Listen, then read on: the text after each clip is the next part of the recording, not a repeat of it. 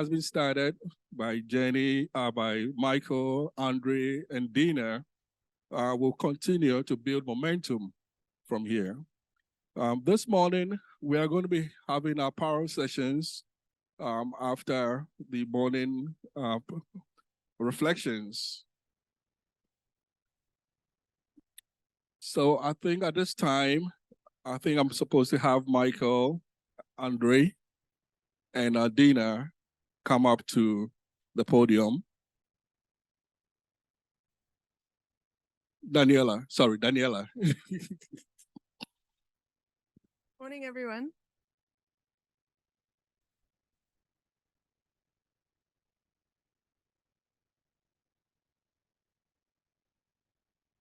So I've been asked to offer some reflections on yesterday, and I would really like it if we could use this time to all reflect together. So I would love to hear from all of you, any of you, as your own thoughts, feelings come up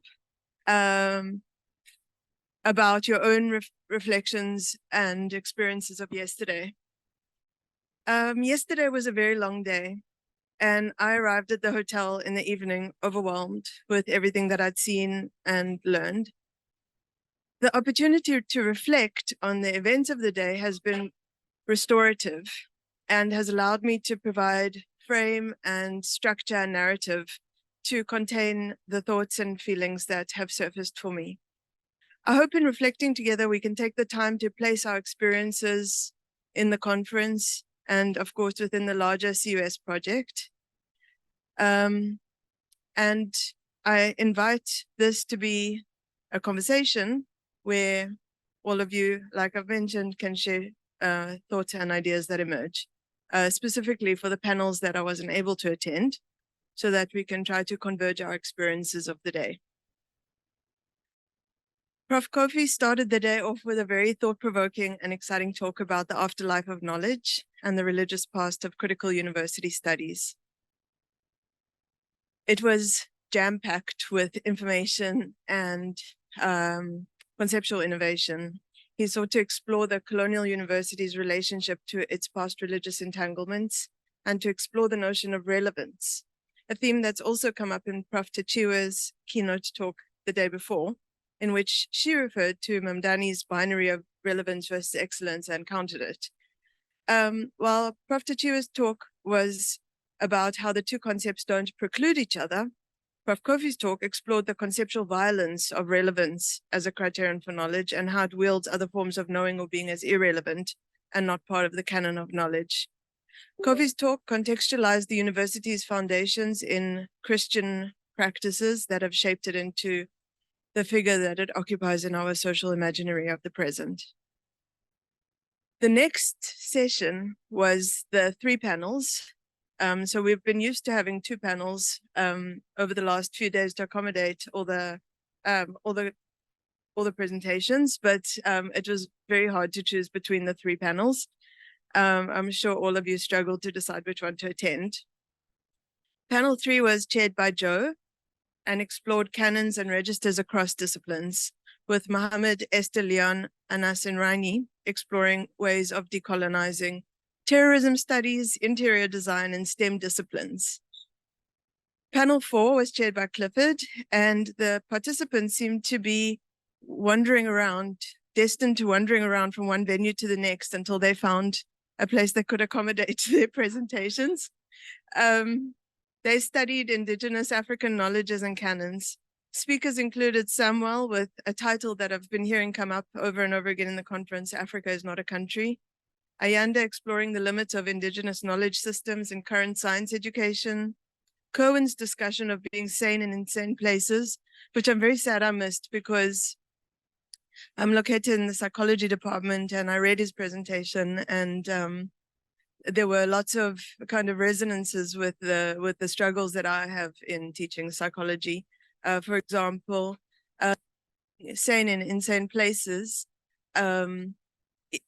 emerges from what he described as Rosenhan's 1973 experiment, where people went and booked themselves into psychiatric clinics and foregrounded the construction of the psi disciplines and the role that social structure, the social framing of psychology and psychiatry have in creating and sustaining mental health challenges. Of course, critical psychology has used this to recast mental health challenges as social challenges in defiance of a biomedical model that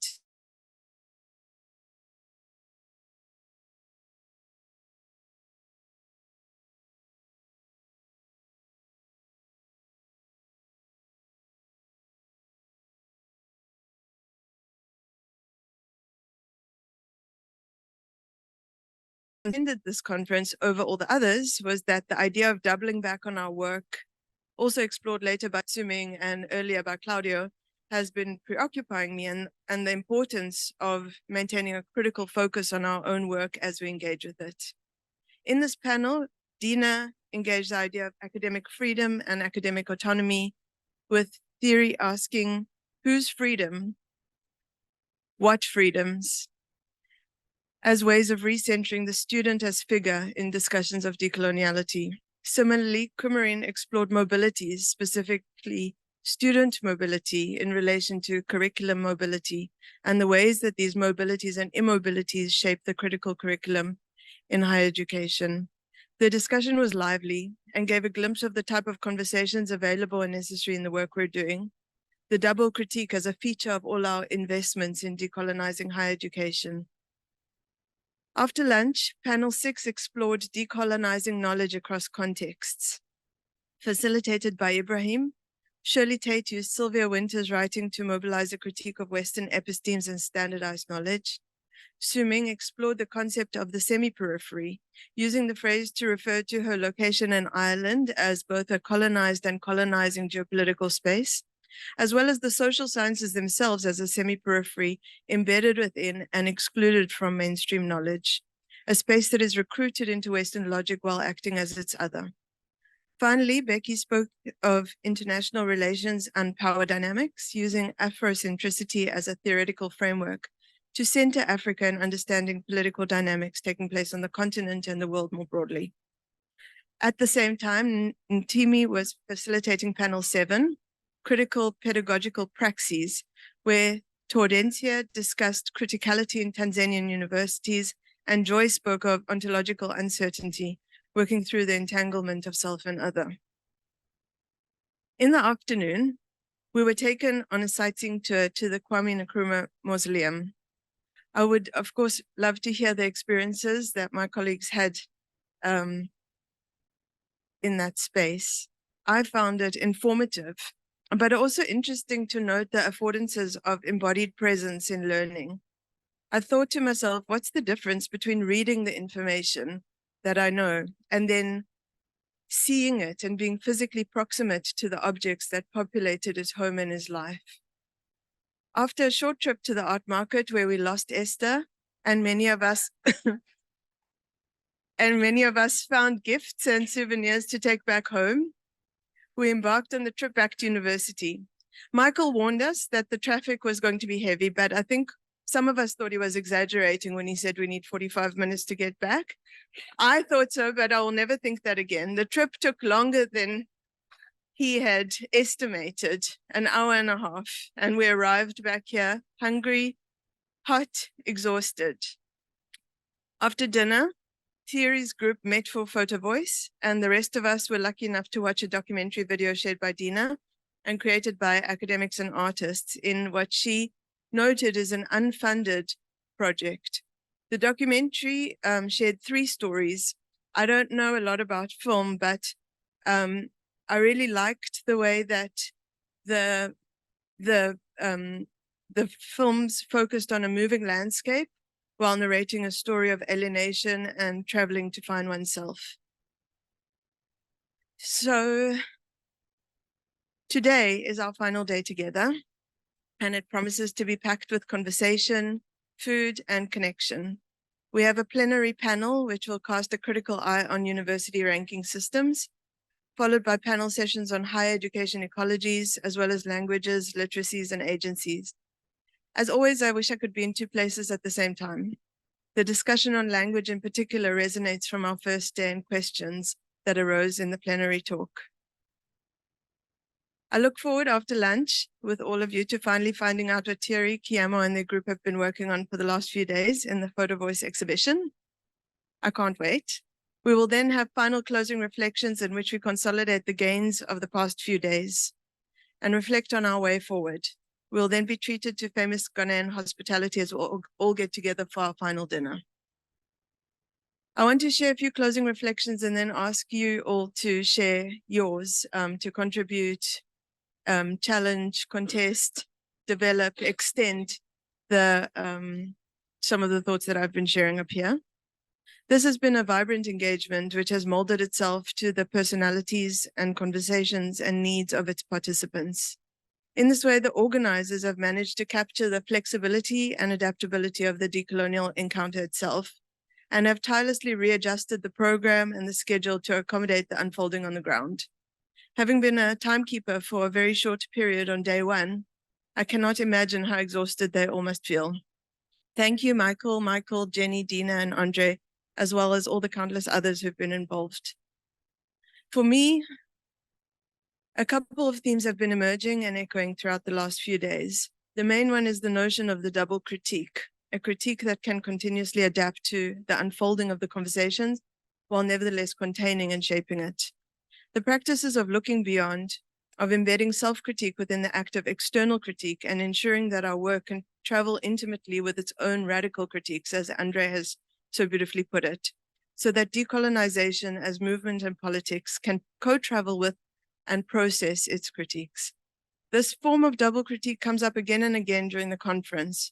What ideas, values, and discourses have we invested with ideological certainties that may benefit from thinking and rethinking? Su Ming used the framing of decolonization as double translation and Africanization as double repair. Double translation she describes as the act of epistemic humility, encouraging us to critically engage our own epistemic framings. Double repair is a way of creating autonomous spaces for reflection and discussion with the imperative of rethinking thinking. Perhaps one way of ensuring that our work is able to create spaces and ruptures for continuous new possibilities is to travel with our own critiques, to maintain our epistemic humility. To this end, I invite all of us as we enter our final day to think about the concepts which we hold most closely and with the most certainty in our own nationality as scholars, and to offer them tentatively to their own counter possibilities, to think them otherwise as a scholarly practice that ensures our own flexibility as thinkers. Thank you.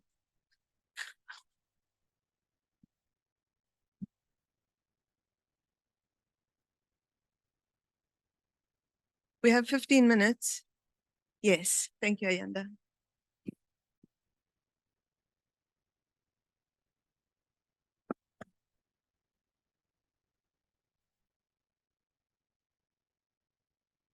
Thank you very much for such a wonderful reflection of what happened yesterday. I just want to share one of the inputs that we raised in our indigenous grouping, that as part of the early career researchers, we would love it if this particular platform of ACUSAfrica can help us to share the things, when I say the things, the engagements, the particular focal areas of decolonization that we are focusing in our different countries, so that we can have a community whom we trust and know that we speak the same language to. Because waiting for publications, as we know that it takes a long time, you get rejected and so on. So you don't really get the platform where what you do is shared with others and then you publicize it. Just as I'm about to go off, like for example, for me, I'm a teacher. When I teach science in the classroom, I'm not waiting for that theory to be there. At Mandela in science, the curriculum, what I'm doing it is already in the curriculum. I'm changing it there. I'm particularly in sexuality, because there's a challenge, gender-based violence, and so many social issues. If you've got young learners who cannot know how to call a vagina, like because of cultural taboos, and then what do we do with that knowledge? Is there in the research studies, but it's not translating into the classroom. Who's whose duty is that to be, is for me as the teacher to teach this current generation of teachers to be knowing how to do that. So if we share how we do that with other countries, so it means that this particular network will be able to spread and bring a change that we want in Africa, and perhaps get back to that chapter that we want to do in the book edition. I wanted to just share that. I would love to have a space where we can share our likeness together. Thank you very much. I'm Ayanda, by the way.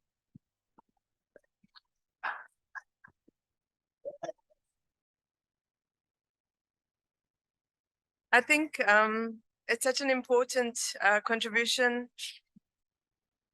The question of what do we do with the knowledge that we're producing here? What do we do with the praxis that we've developed in small ways? I know that there's a hope that we might be able to bring some of the knowledge together that we've generated here and find a way to share it. But the question remains of what do we do with the knowledge? How do we institutionalize it so that it becomes available and so that it becomes visible? And hopefully this conference is one space where we can start to share and to incorporate the gains that that we're all contributing. And hopefully, you know, reaching some critical mass where things start to change. Awesome. Okay. I just feel I'll be amiss if I don't convey my gratitude to our hosts. We've been hosted so well.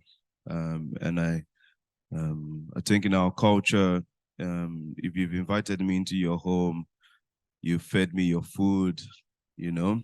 I don't chop, I don't belly full. And even now, I've even bought some Ghanaian clothes.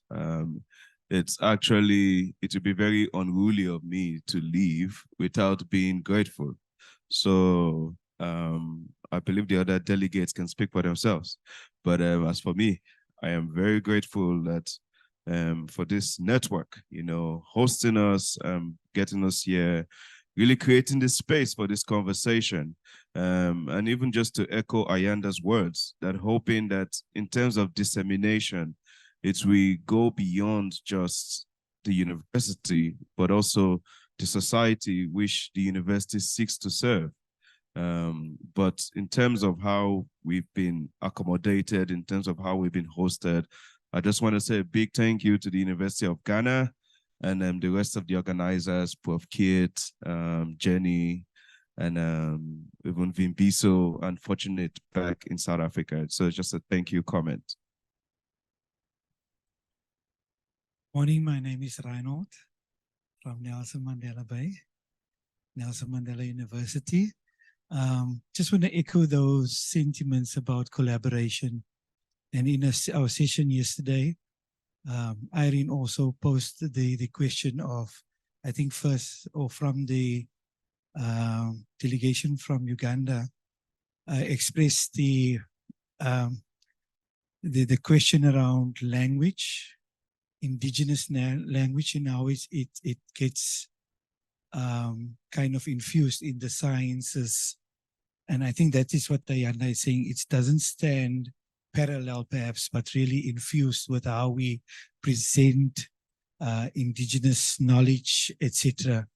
And then secondly, about the question of, I think, around the politics of institutions and how often the strongholds that people keep in their disciplines. And I have a real experience with that when we, at the moment, with recurriculation and that, and the question from Irene as well. So how do we overcome these?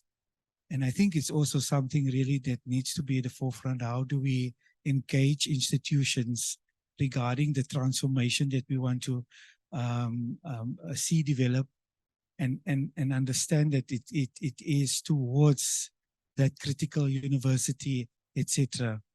And so for me, I'm also going to say thank you so much. I'm really feel really so comfortable in your space, and everything has been really super. But a special thanks from my side to Michael at the back for all his efforts to actually get me here. And really want to thank him from the bottom of my heart for all that he's put in. So for me, it's really, I'm honored to be here among all of you. And I must say that the intensity, I need to sleep at night. I cannot consider other things.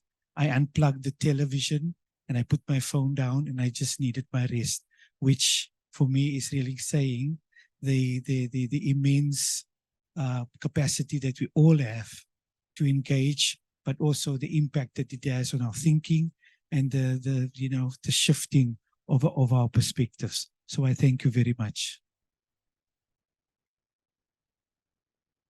He had promised me that he's going to do something today, but I didn't know it was this one. Yeah, my name is Peggy. There are a couple of things, colleagues, that I would like to appreciate, basically corroborating what my colleagues have been saying. Let me start with the serious stuff and then at the end talk about the less serious stuff.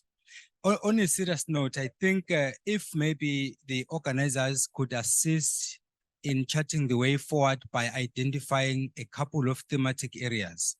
Let's say, for instance, we talk about decolonization and Africanization for starters, because we can't do everything at the same time.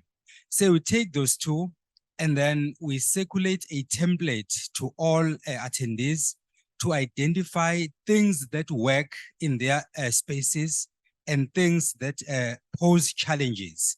Then we'll be reading from the same script, because what is a problem for me or a challenge for me might in fact be a solution from another person. So if you could do that, just a 2-column a template, things that are working on those concepts, and then things that are not working from a practical point of view, then we'll be able to find a way forward.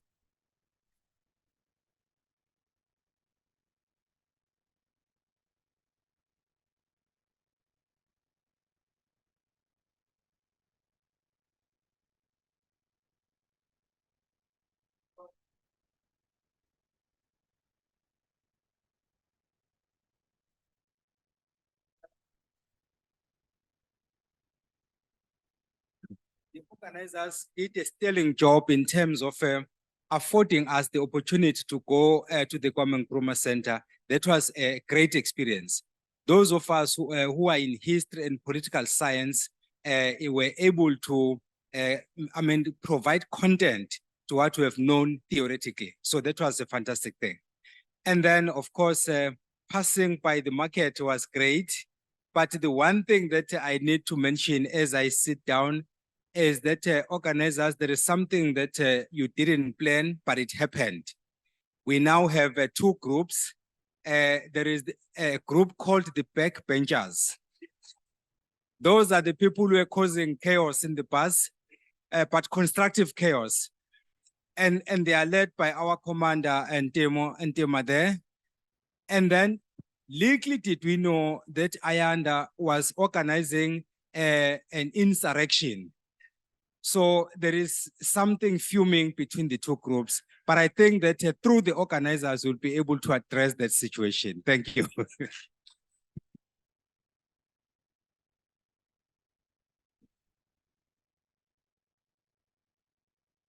This is going to need to be the last comment, I think. Thank you for taking this.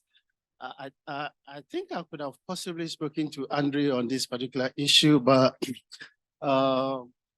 Ayanda and my colleague Becky seem to have given me a reason to possibly speak about it. The issue is sometimes I do get into spaces related to decolonization and related themes. But my observation, and that is why I'm specifically speaking to Andre and Michael and probably you and Jenny, that please, it's just a plea. I've observed something about the talk around decolonization. It seemed to be particularly limited to political science, the humanities, and the arts. And strangely, much of what is happening now is also around STEM and STEAM, science, technology, engineering, mathematics. And now, because of that shift. We are really calling in arts, and yet we hardly really extend conversation around decolonization to STEM and STEAM, particularly STEM. And that is why I am really pleading with you. I'm talking and I'm looking at you, Andrew, because I know you lead this critical conversation around the university and colleagues. For that matter, I'm pleading with you to probably really consider what Becky is saying in terms of various teams that would include STEM. And in future, we have an intentional attempt to bring in our colleagues from the sciences, from the technology, from the engineering and mathematics. Until then, we would all continuously frown against STEM and think that STEM is taking over everything. And that is actually not true. But then if you look at, the grander scale of things, you would realize that STEM or STEAM really covers virtually everything that we do. Yet when we speak of decolonization, we hardly actually hear of any of these branches of STEM that I've mentioned. And I think that's one of the observations I've sort of been going through, not just this particular space. I've seen it in many other spaces where STEM seem to be relegated. And yet, if you go through the annals of history and currently going forward in terms of the developments that are going on, excuse me to say, much of the talk is around STEM. And yet we don't speak about it when it comes to decolonization. Somehow STEM has caused a great damage to us when it comes to colonization and stuff. They've used it in many, many ways. Most aspects of STEM, science, whether it's physics or whether it's mathematics, is being used in causing great damage to us. And how do we reverse this particular damage? We're not talking about it. And so if we don't talk about it, how do we really then address all of the damages that have been caused in the past? And hence I'm saying, Michael, Jenny, Andre, and the rest, please begin to think around the issue of STEM and STEAM, because there is a strong push away from STEM to STEAM. And if we don't start talking about that particular conversation in terms of decolonizing the entire system, it will be very difficult to have humanities or arts in the space of STEM. Thank you very much.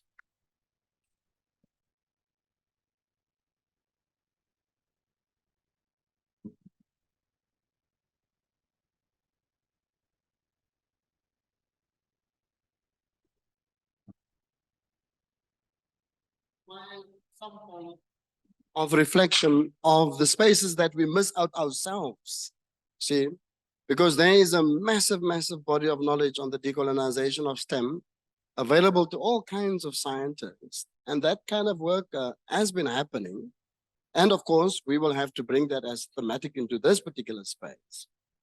So Anas, I can certainly say to you with Professor Zeni's leadership, both the question of the decolonization of the engineering sciences and that of science, technology, and mathematics, those questions are certainly, but I'll chat to you on the side around that. Perhaps we should then include that as a thematic for the Makerere event next year. Don't worry, there is lots. Thanks, everyone. Enjoy the rest of the day, and I look forward to more exciting conversations.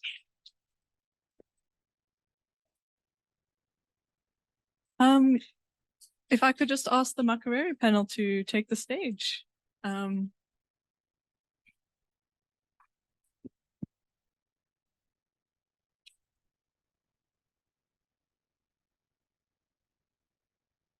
Good morning, ladies and gentlemen.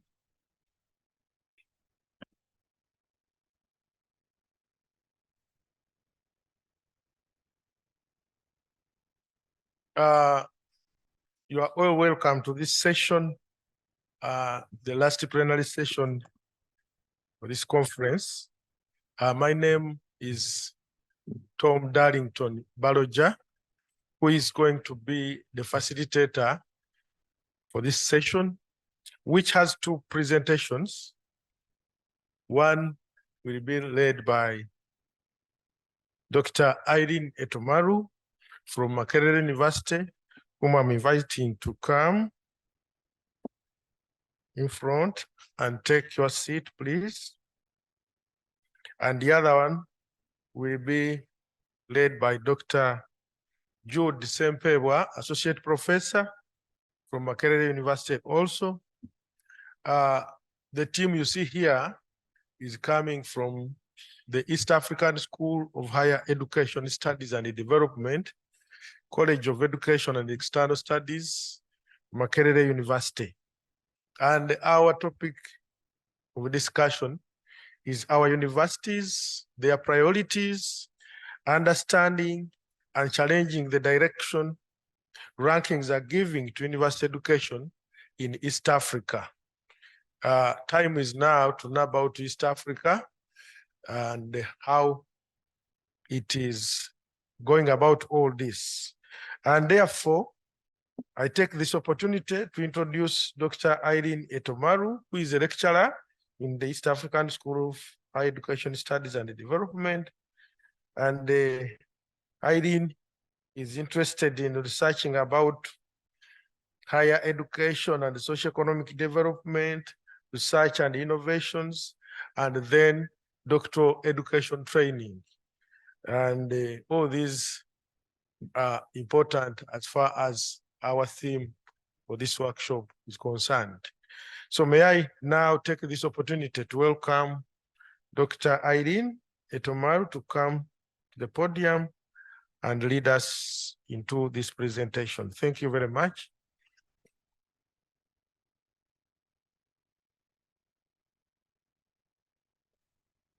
Thank you very much. Good morning, everyone. I want to start my presentation by expressing my gratitude to the initiators of ACUSAfrica for providing us with this platform to share our ideas, and the organizers of this Ghana conference that has brought us together. Thank you very much. My presentation is not really a research paper. I'm sharing with you a conceptual paper, ideas that I have conceived over time as I have engaged with research on the role of higher education, socioeconomic development, and issues to do with the research and innovation in Africa. And as doctoral education and training is part and parcel of research and innovations, so I have been reading around and engaging with a lot of literature. And that has led me to ask questions which provide a background to this conceptual paper that I want to share with you, linking issues around developing research and innovations to how the global university rankings are now giving us certain direction in which we are focusing our attention in research and innovations. Can we move? Is this one working? Sorry. Yes. I want to start my presentation by asking a question, and I will also end by asking another question, which I believe will make us to think together about the issue of how we can best develop research on the African continent. The question is, who decides what is excellent, valuable, and relevant research for Africa? And that is in regard to how we steer our research agenda, the audiences to which we direct all the research that we do. And in all this, do we foster African relevant research, African relevant research culture? All through, we have been talking about decolonizing knowledge. And I am so grateful to the organizers of this Ghana conference by coming up with this idea of charging forward the issue of critical canons in knowledge production. Now, I want to put this in the context of research and innovations. As we charge, as we want to decolonize, are we looking towards building an African relevant research culture? if that is the direction in which we are moving, how are the global university rankings leading us towards that? Are they leading us towards that, or they are rather misdirecting us from that kind of focus? These are the thoughts that came to my mind as far as these issues of ranking. I don't know. Am I pressing the right button? Can you help me to check me through the slides?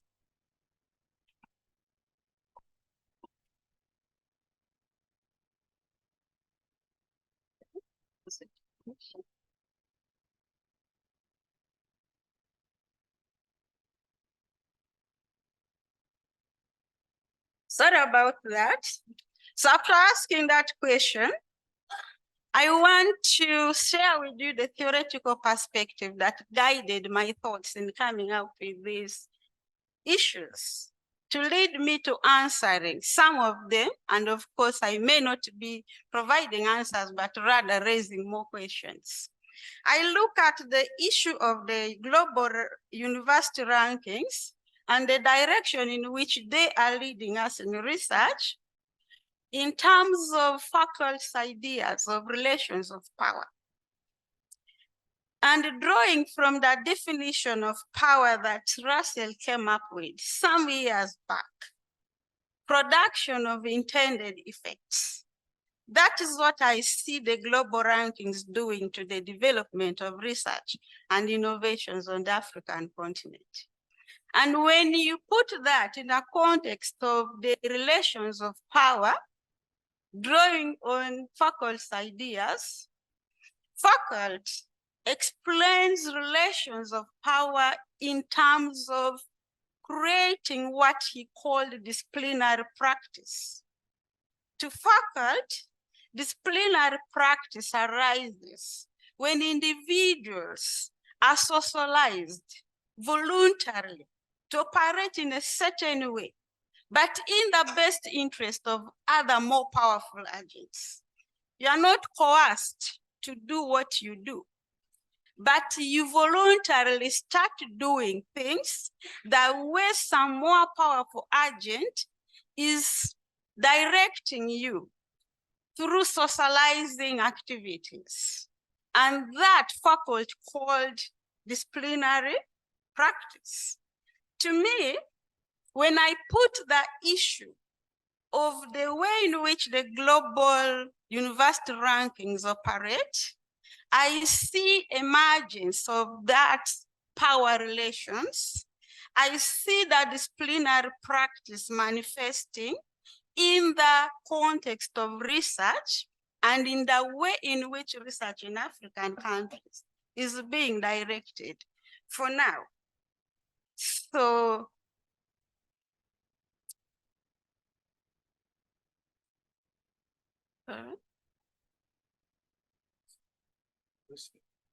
this one. Yeah.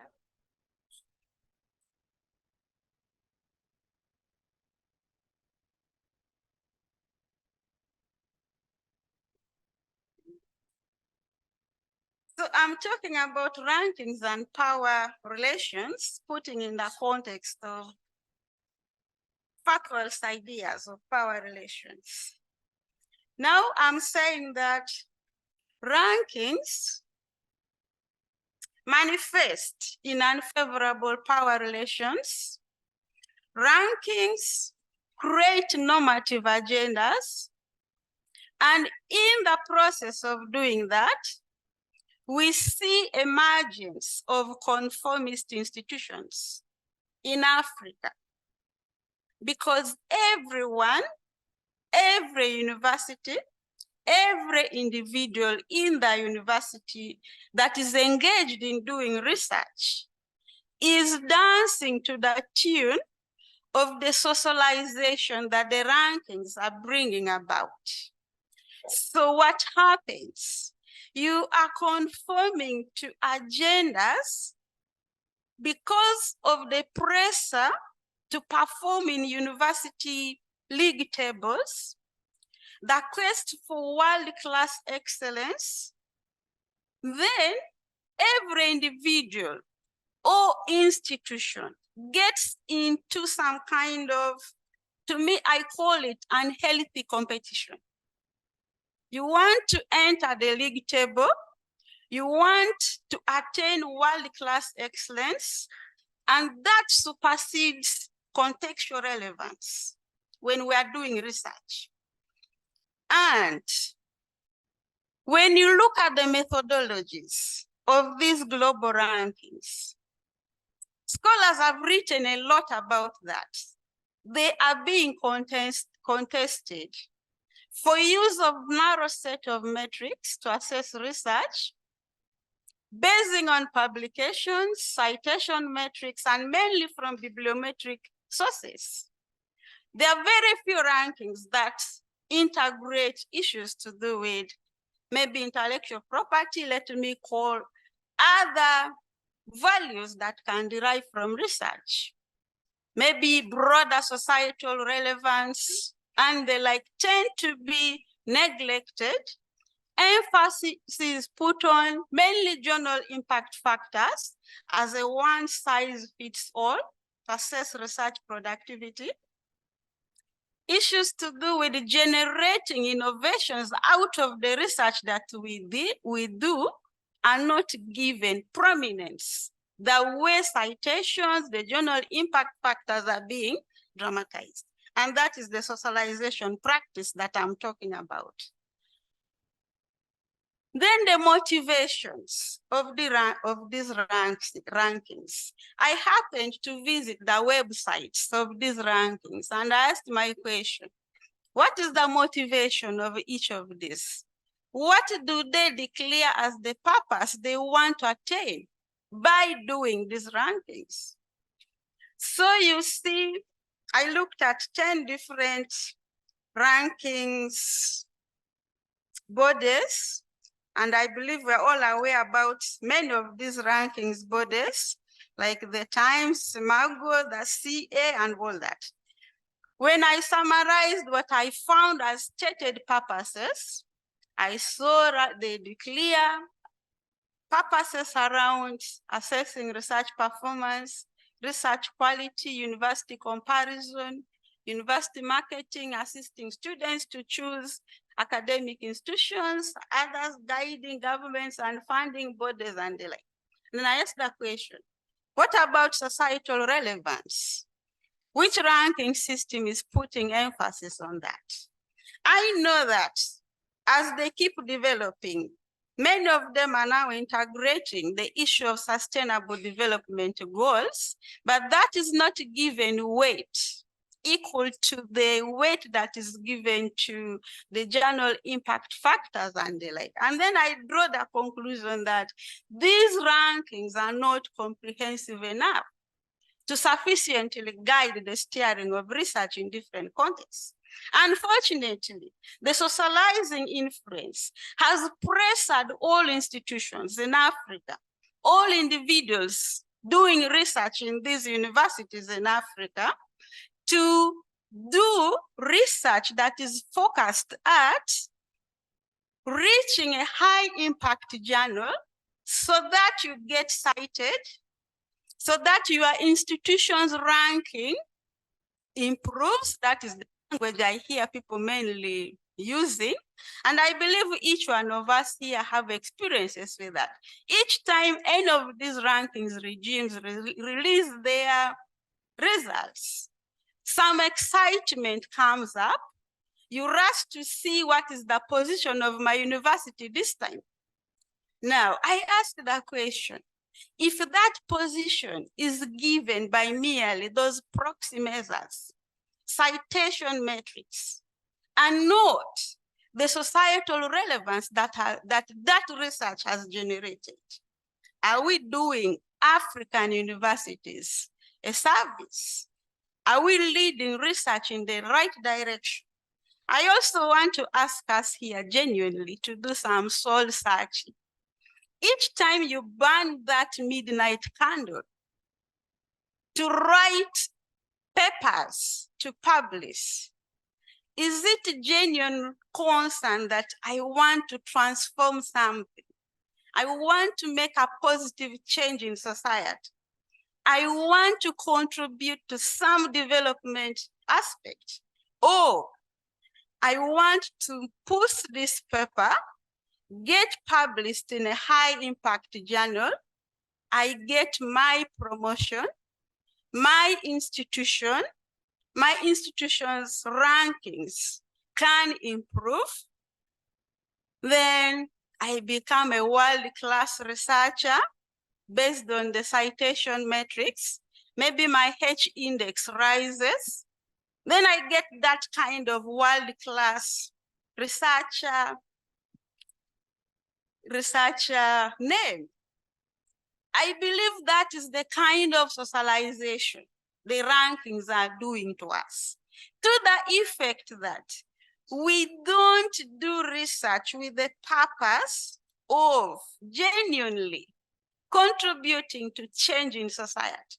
We talk that language, but in practice, I believe when we do that soul searching, most of us burn that midnight candle to get that journal publication that is going to be cited and that is going to give you your promotion and all that.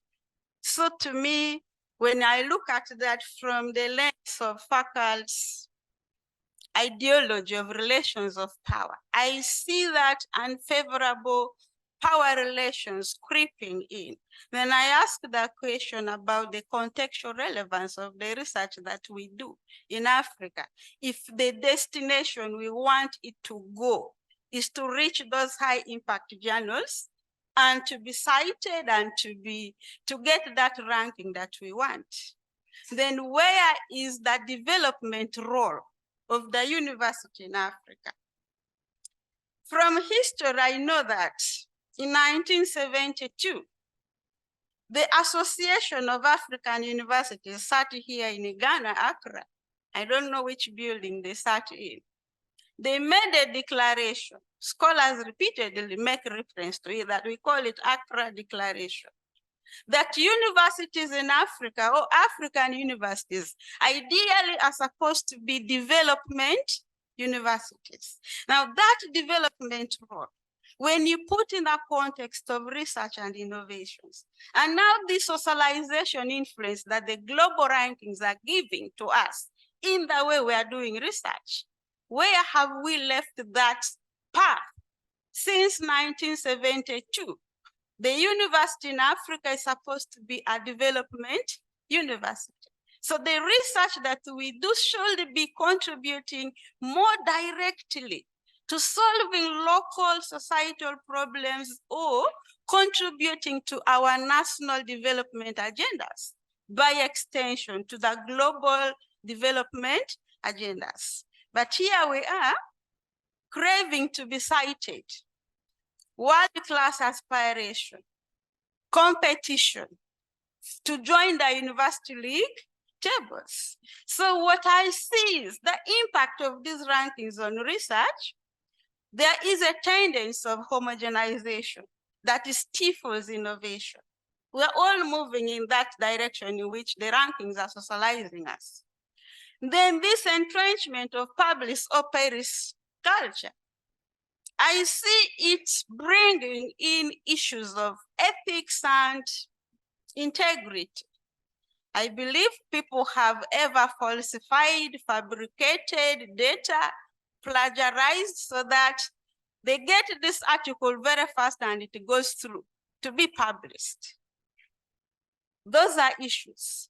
Then stifling transition to open science, open innovation, because now the socialization is misdirecting us from that direction. Then the unsustainable pressures that the rankings are putting on researchers. Now the unequal resource distribution. Right? Okay, I'm going to summarize.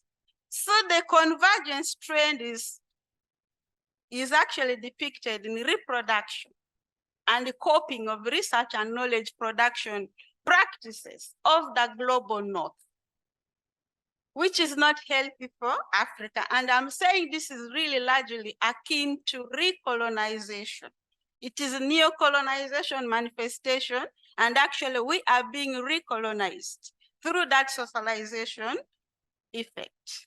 Now, the bottom line in my arguments is the rankings are stifling the development of indigenous knowledge. We have been talking about this, the need to do that. But I see rankings stifling that.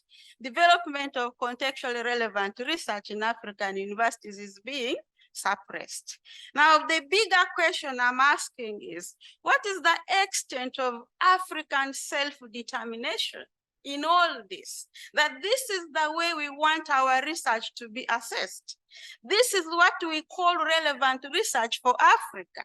Where is African self-determination in creating the relevant research culture?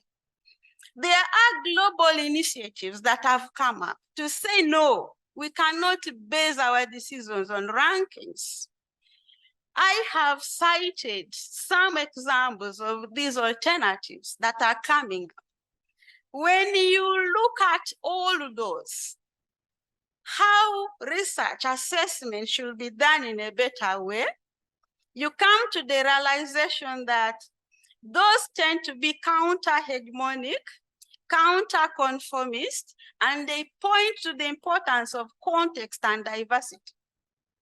That do not, like the RQ plus, Research Quality Plus, openly says don't base on global university rankings to judge research, to assess research. Use broader metrics, integrate diversity. So what are the African emancipatory initiatives? Those that I have mentioned, really the origins are not African. People in the other different continents searched together to come up with these ideas. I did not see one coming from Africa. So maybe the ACUSAfrica group is going to come up with one for Africa. So to me, African self-determination is the ability of the universities to make choices, to take greater control over research ethos in their peculiar contexts. The contexts are varied. So that choice, that ability to take greater control, but not just following what the global north is telling us to do. So there's that lack of, I'm again speaking the language of lack of. I'm saying lack of coherent African relevant ethos and models to steer research in African universities. We are following global north. Faculty is saying disciplinary practice and socialization. That is where we are moving in research and innovations.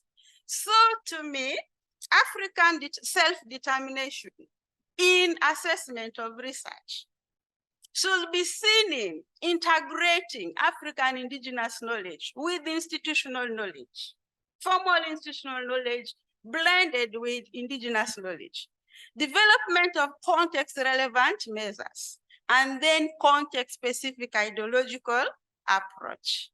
So that is my last slide.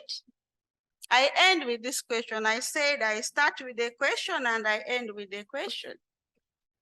We need to explore emancipatory alternatives. And I'm asking whose responsibility? Other areas, other continents have come up with theirs.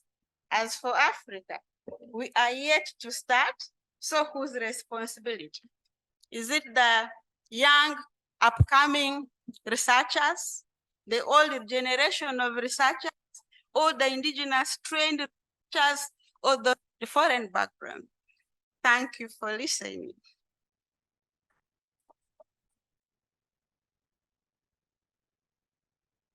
Thank you very much, Dr. Irene Etomaru. Please take your seat. I think these are questions which are intriguing and which everyone would want to have a response to.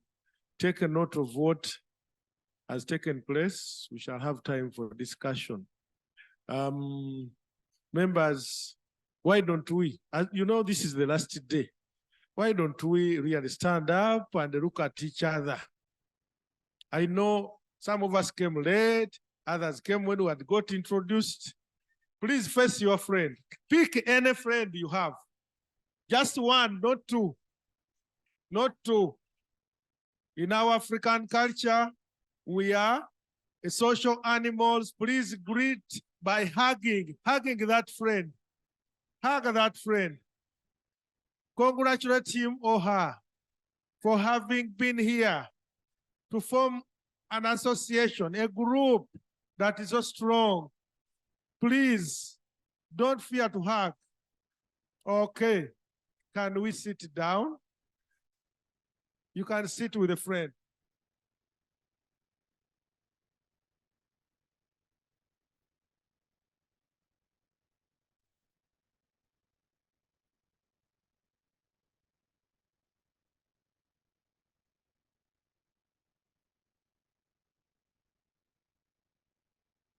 You can see we are even enjoying an offer. He's offering us some sweets, but can you come and pick one? But those who are allergic to peanuts, you may not pick. Otherwise, come quickly and pick. Pick. We are enjoying. It's our last day. Pick. Pick as I introduce.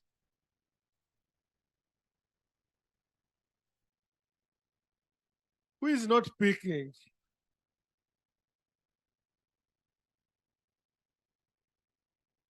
And at the end of the day, we shall get a testimony whether it has been sweet or it has not been.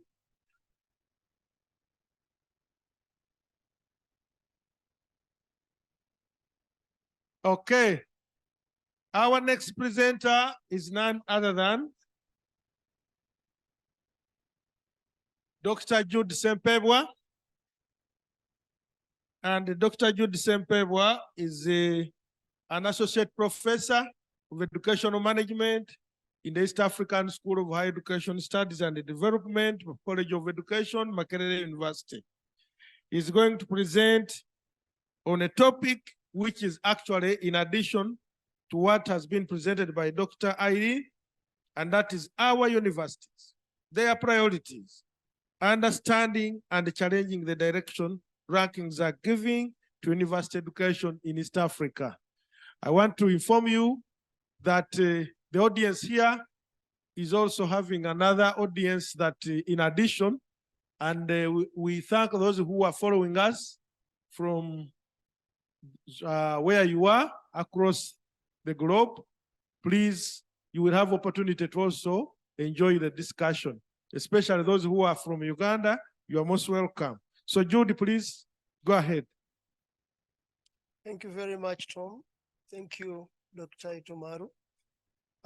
Thank you. Our hosts, thank you, Professor Kit, Jenny, everybody. Good morning. Understanding and challenging the direction rankings are giving to university education in East Africa.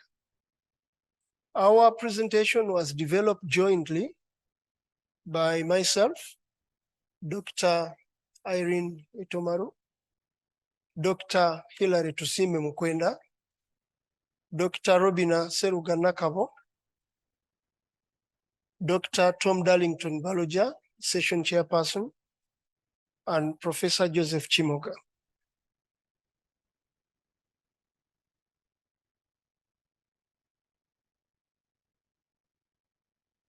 In our paper, and indeed in this session, we ask one question. We attempt to put our heads around one question. Are rankings a neo-colonial structure pressurizing universities in East Africa to pursue priorities that are irrelevant to the region's development needs, to the university's social service mandate? We demonstrate that available evidence discredits the widely held view that this is the case. That although perceptions of victimhood encourage skepticism against them, Rankings are neither against universities in the region nor without benefits. That despite their unarguable shortfalls, rankings have enormous power and are directing the development of university education worldwide. Universities in East Africa and in Africa cannot wish this power of rankings away. However, the universities are not without agency. They could ensure that they are validly ranked to leverage the power of rankings to advance their missions. However, the universities have not done this because they suffer from weaknesses, and we argue that these weaknesses, rather than the rankings that mirror them, are the problem. Therefore, at the end of the day, we urge attention to the weaknesses as a required first step towards Afrocentric rankings.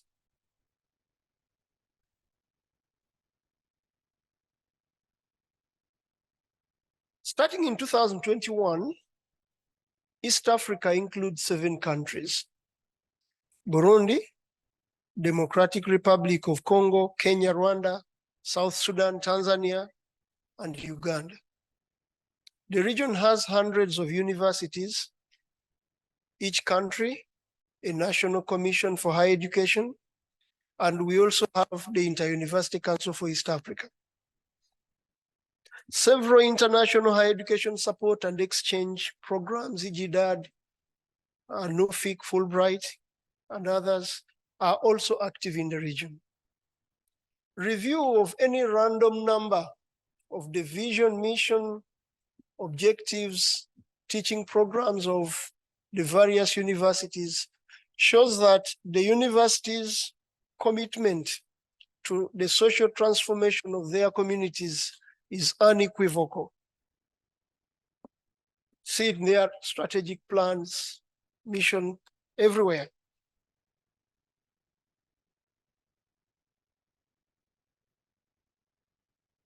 In each of the countries, the first of the universities, Makerere University in Uganda, Nairobi in Kenya, Dar es Salaam, University of Kinshasa, University of Rwanda, University of Burundi, University of Juba, they were founded or they metamorphosed out of institutions that were founded during the colonial era. Hence, in structure and character, these first universities were inevitably modeled along universities in the colonial masters countries. In fact, at the onset, institutions like Makerere were affiliated to the University of London and even others. So that's the genesis. In turn, the newer universities in the region, both public and private,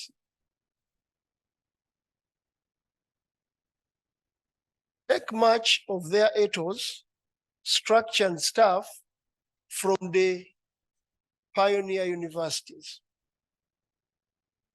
Despite innovations here and there in the way they work, much of their ethos, staff, and even aspirations mirror those of the pioneer universities in the various countries. But in the private category, they are international universities. And those are unique in a way that is relevant to the discussion that we are trying to build. For example, the Catholic University of Eastern Africa, which has a pontifical charter from Rome, the United States International University in Kenya, which is accredited by the Western Association of Schools and Colleges in the United States, and the American University of Kinshasa, which is accredited by the Middle States Commission on Higher Education, again in the United States. Naturally, the constituency and indeed aspirations of universities in this category, the international, exceed their national borders. They may be in Kenya or DRC, but they have stakeholders in North America.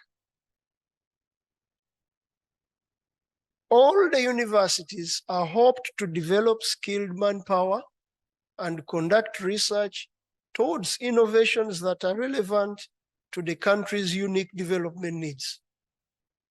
However, funding and indeed direction for many of their training and research programs is provided by partner universities and donor institutions in the global north, often within the framework of their country's development aid or borrowing programs.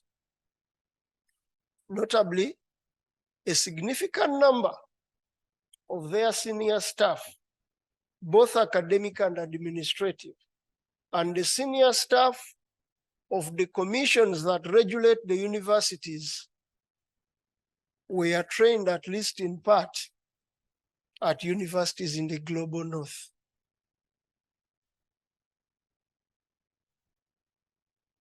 Rankings in universities are comparisons of universities, departments, programs, but also academic staff, with the view to give them positions in series of interest: research productivity, reputation, internationalization, funding, student satisfaction, whatever. It's a ranking. And as of 2023, the main ones of the rankings included the Webometric rankings, CIMOD's top university, academic ranking of world universities, Times High. There are even others. When we talk about rankings, often people seem to think it is one ranking, but many. Some focusing on institutions, others on subjects, others on academic staff, whatever, many. The key issue there is there are many, unlike the common view to think as one thing.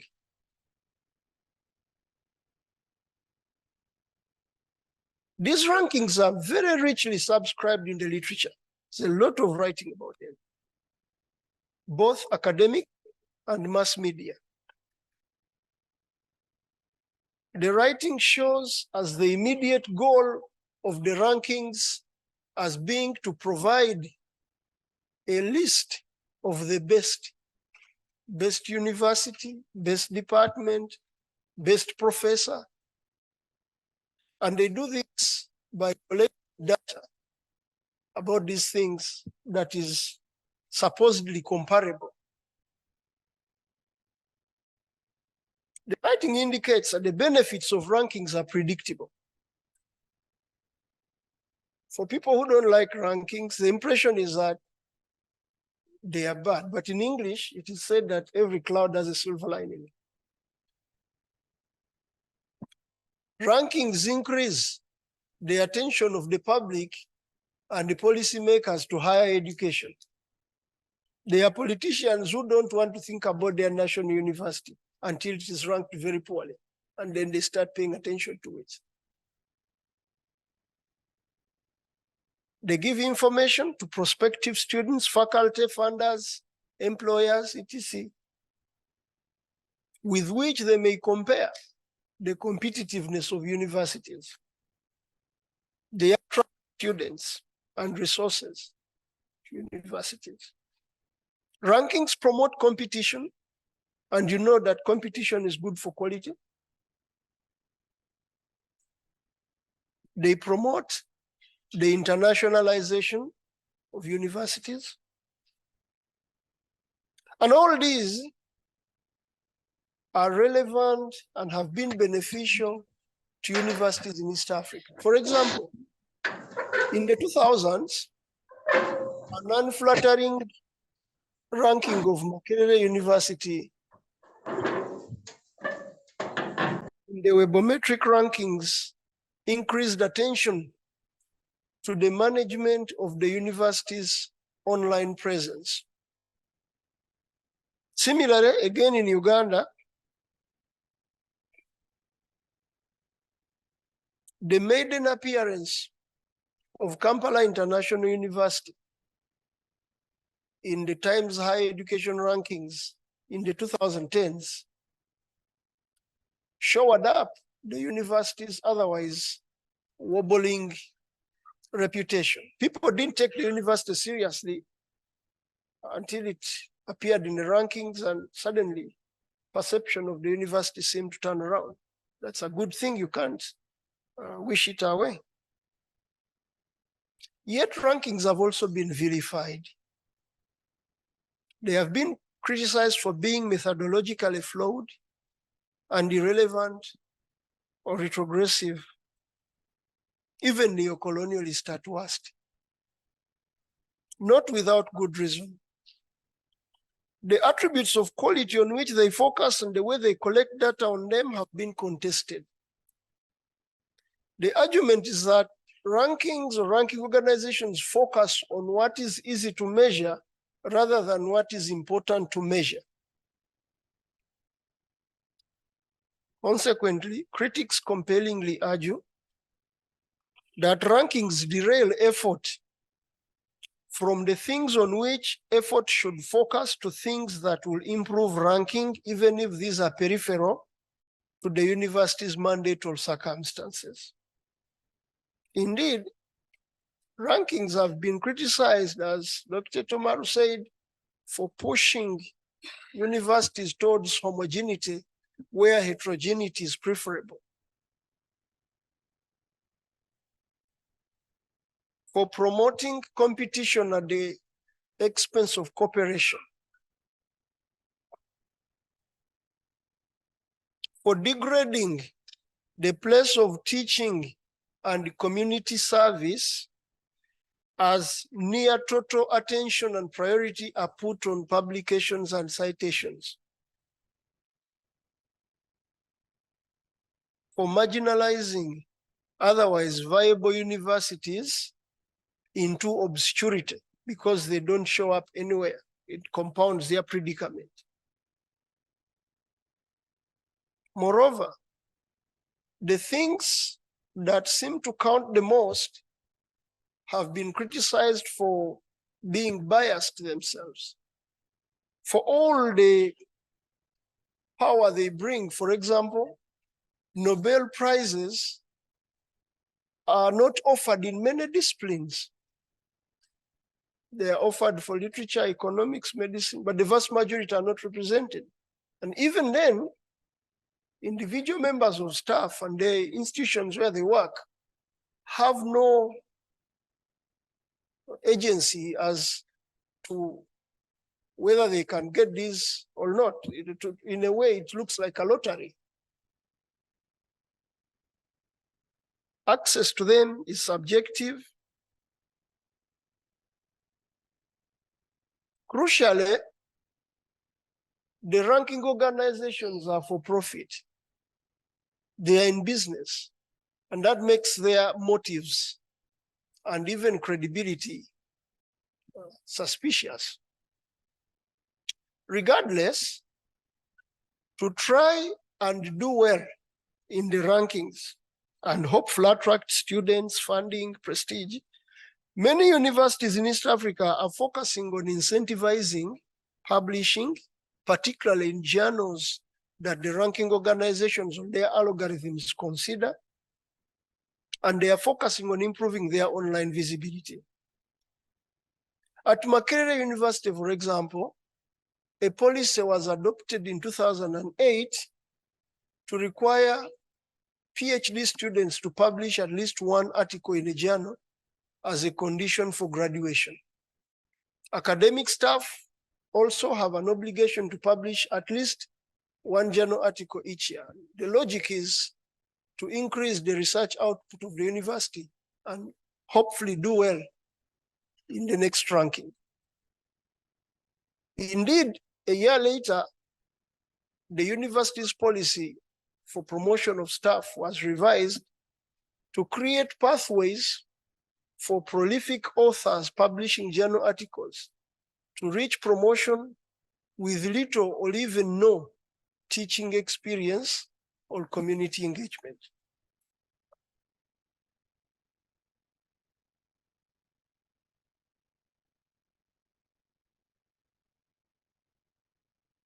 On their part, academic staff are focusing their best efforts on publishing, including in predatory journals, and increasing the citation of their work so that they can be ranked favorably in the next issue of H-Index or Clarivate, whatever. Hence, criticism is rife that the rankings forcing the universities to do all that are neo-colonial structures, pushing the universities to pursue the ranking organizations' profit-making or domineering priorities rather than their own priorities. Indeed, for all the controversy that they stir, it is unsurprising that negativity against rankings is as strong as some people boycotting or urging removal of attention from them. At Makerere, for example, the Vice Chancellor is quoted as saying that schools and medical schools withdraw from various rankings, citing credibility. We are going to review our participation in each of the rankings. We will subsequently decide whether to continue participating in some rankings or not at all, the Vice Chancellor said. However, review of related literature shows that the proponents of that view overlook two questions that deserve critical reflection.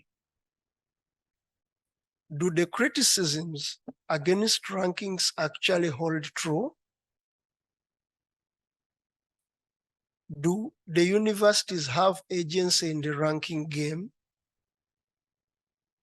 Review of related literature and observation lead to the conclusion that the answer to both questions is the same. Yes, they do. And no, they do not. The review also lead to the conclusion that the universities and related organizations have outstanding work to do. I hope some of us here will take up that work. It is true that rankings could focus on more important proxies.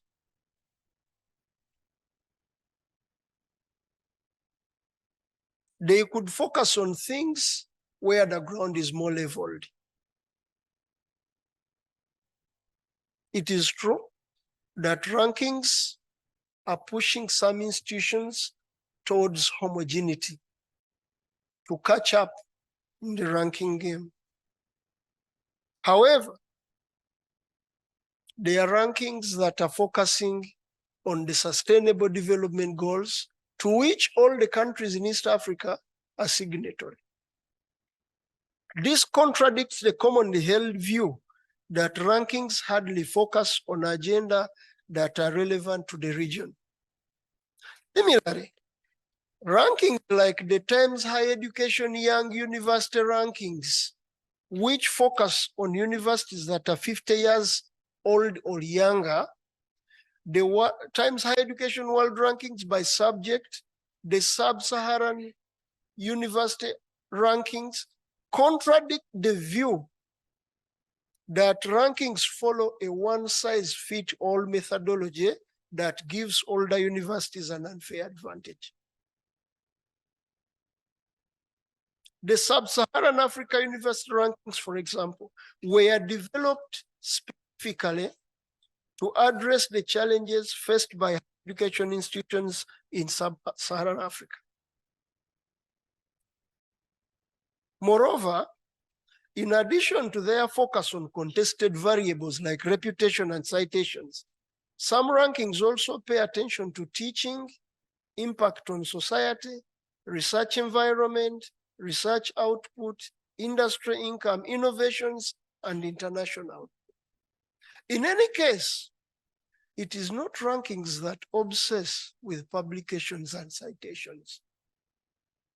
Rather, the infamous culture of publish or perish, which predates modern rankings.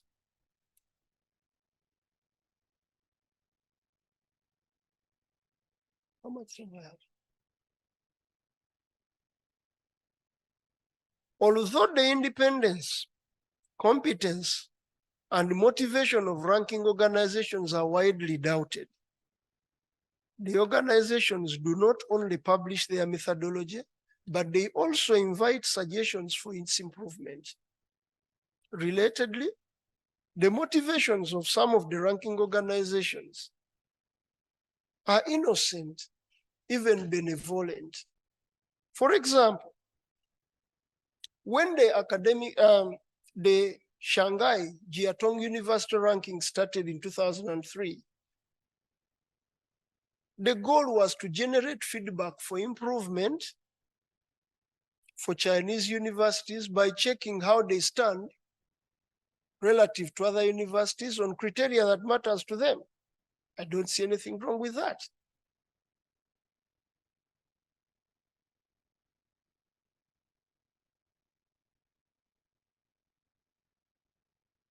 Importantly, the inherent inapplicability of rankings from outside Africa to universities in East Africa can be overemphasized. Whatever their cogency, arguments that universities in this region are or should be too different for global rankings to be applicable to them are paled by the fact that aside from their Eurocentric roots, the universities continue to be part of the global network of universities and related institutions. They receive a significant part of their funding, training, and other support for their programs from universities and other organizations in the global north. The knowledge they teach, the languages, methods, and technology with which they teach it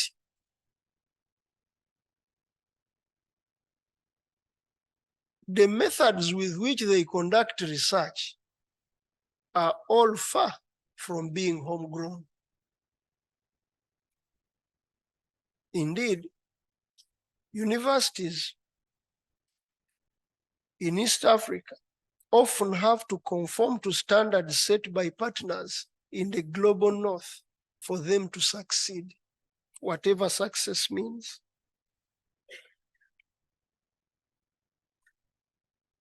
The argument that, that rankings are neocolonial structures that are imposing the power of the global north on universities in East Africa is also paled by the fact that rankings are controversial also in Europe and in North America.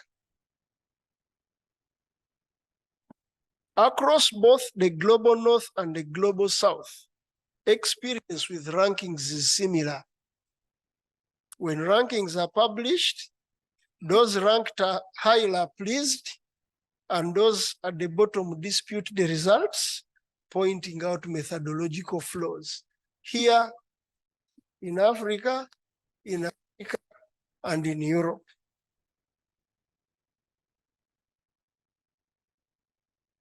Higher education cannot choose whether to have rankings or not, only whether the rankings will be good or bad. Several authors reached or lead to a similar conclusion. Universities, like their students and the wider public, pay attention to rankings even when they are significantly uncomfortable with the way they work. And reported to have been done as early as 1870, 1920, 1900, 1925, and through the subsequent years, rankings of higher education institutions are part of the human experience and as controversial as the UNDP's Human Development Index, the World Happiness Index, the Forbes World Billionaires list, or any other ranking. A key inference here is that in East Africa, as in universities elsewhere, universities should embrace the concept of rankings. If not for their benefits and validity, at least for the truism that education is a mirror of society, and the educational institution is society in miniature. After all, abuse does not take away use. However, the universities don't have to embrace the direction into which rankings are derailing them. 2 minutes. On this, they have agency. The right answer to bad rankings are good rankings, not avoiding the rankings.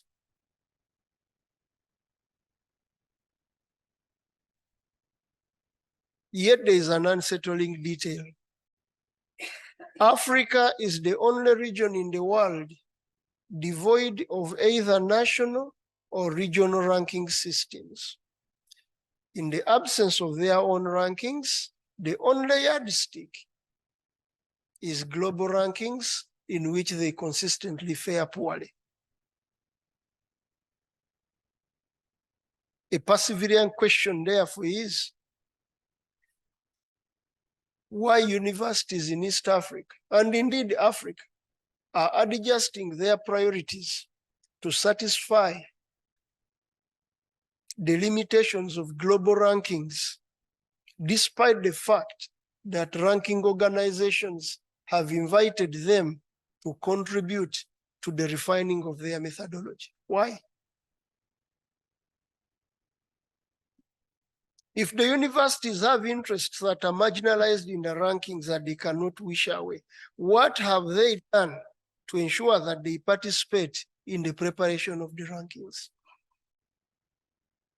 For all the complaints that they have raised about misrepresentation of their priorities and circumstances in available rankings, why haven't universities and similar organizations here offered even a single alternative? A ranking that promotes progress towards the development university that the Association of African Universities envisaged as early as 1973. If homegrown academics and researchers have a better understanding of the problems facing Africa, why haven't they taken the mantle in developing alternative measures of excellence? In our view, answers to these and similar questions have potential for producing Afrocentric rankings. By demonstrating that rankings are not the problem, but the various contradictions and challenges in the university education sector, which the rankings mirror as is, the answers could pinpoint the node in the higher education system at which efforts towards improvement should start. I thank you very much.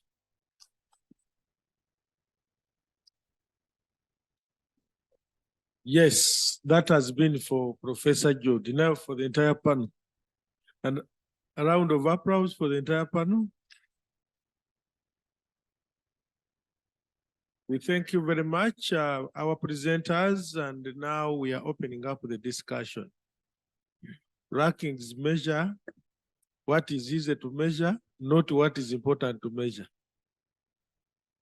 That is one question and one paradox. What is easy to measure and what is not important to measure? Can we have people who are ready to? Yes, hands up. Okay, we have him first, 2, 3, 4, any other? 5? I think those are the ones. Thank you. Thank you very much, colleagues. That was a very insightful presentation. I'm not particularly against ranking, right? No, publishing in probably Q1, Q2, Q3 type of journals. Was having that conversation earlier on with my colleague. But I think having listened to almost your last questions that you posed, which you rhetorical didn't really give answers to, I'm wondering whether this conversation should rather not move towards establishing alternative response to that, as opposed to critiquing the system. Because for me, whether you question the fact that Africa is the only continent that hasn't got regional, what's the name of it? Quality check in that form or not. I doubted whether that should be the key thing. I think just generally, we depend so much on the outsider. Could be anything, manufacturing, service, and so on and so forth. So this conversation, and probably in your practice, and just before I stood up, I was actually looking at Andre. I think he's just gone out. And I did that deliberately because he's the DVC, and possibly there are other senior management here. Have we, in your conversations around African universities and so on and so forth, have we not started talking about alternative responses to some of these things? And if you have, how far have we gone with such particular endeavors? Otherwise, we would consistently be critiquing the system and yet not establish alternative response to that. Thank you.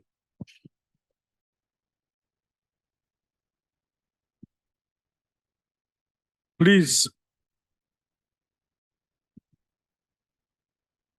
Thank you so much. So when I was seated here and listening, I got conflicted by the two talks.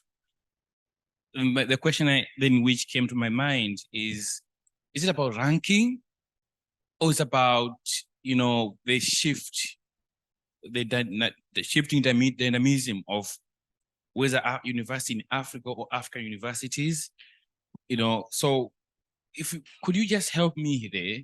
Is it a question of ranking which is dictating all this, shift, or there's more beyond that?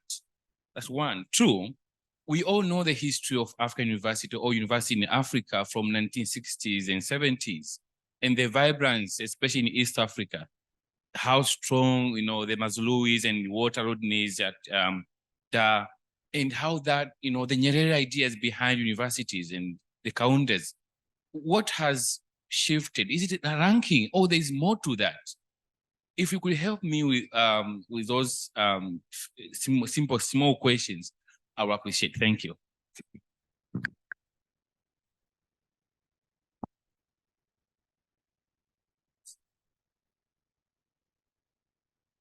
Thank you very much, colleagues, for these very thought-provoking presentations.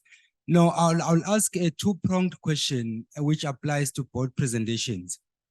Given what you have just outlined, would it be ideal for Africa and African universities to develop their own journals, which they will control, but still bring in international scholars? And then in the same token, would it be advisable for Africans to devise their own ranking mechanisms so that we don't keep complaining about the ones that are already there and don't serve our purpose? Thank you.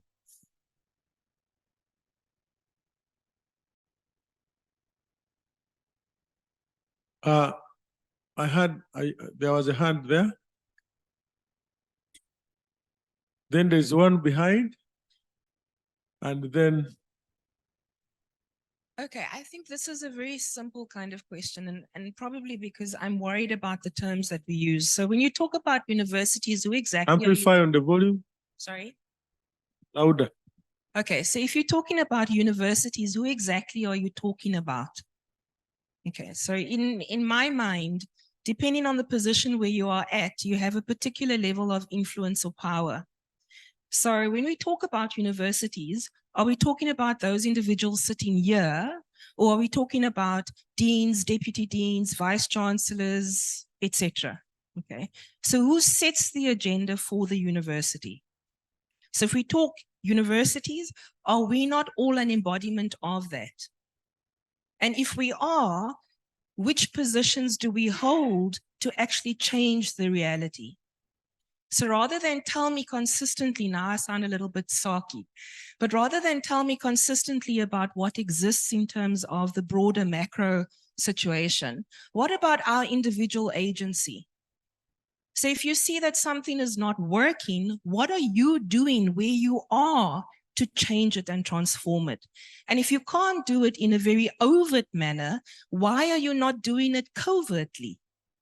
So instead of arguing for all the strictures and the structures, take the agency to shift and change the needle, move the needle, because it is within your power.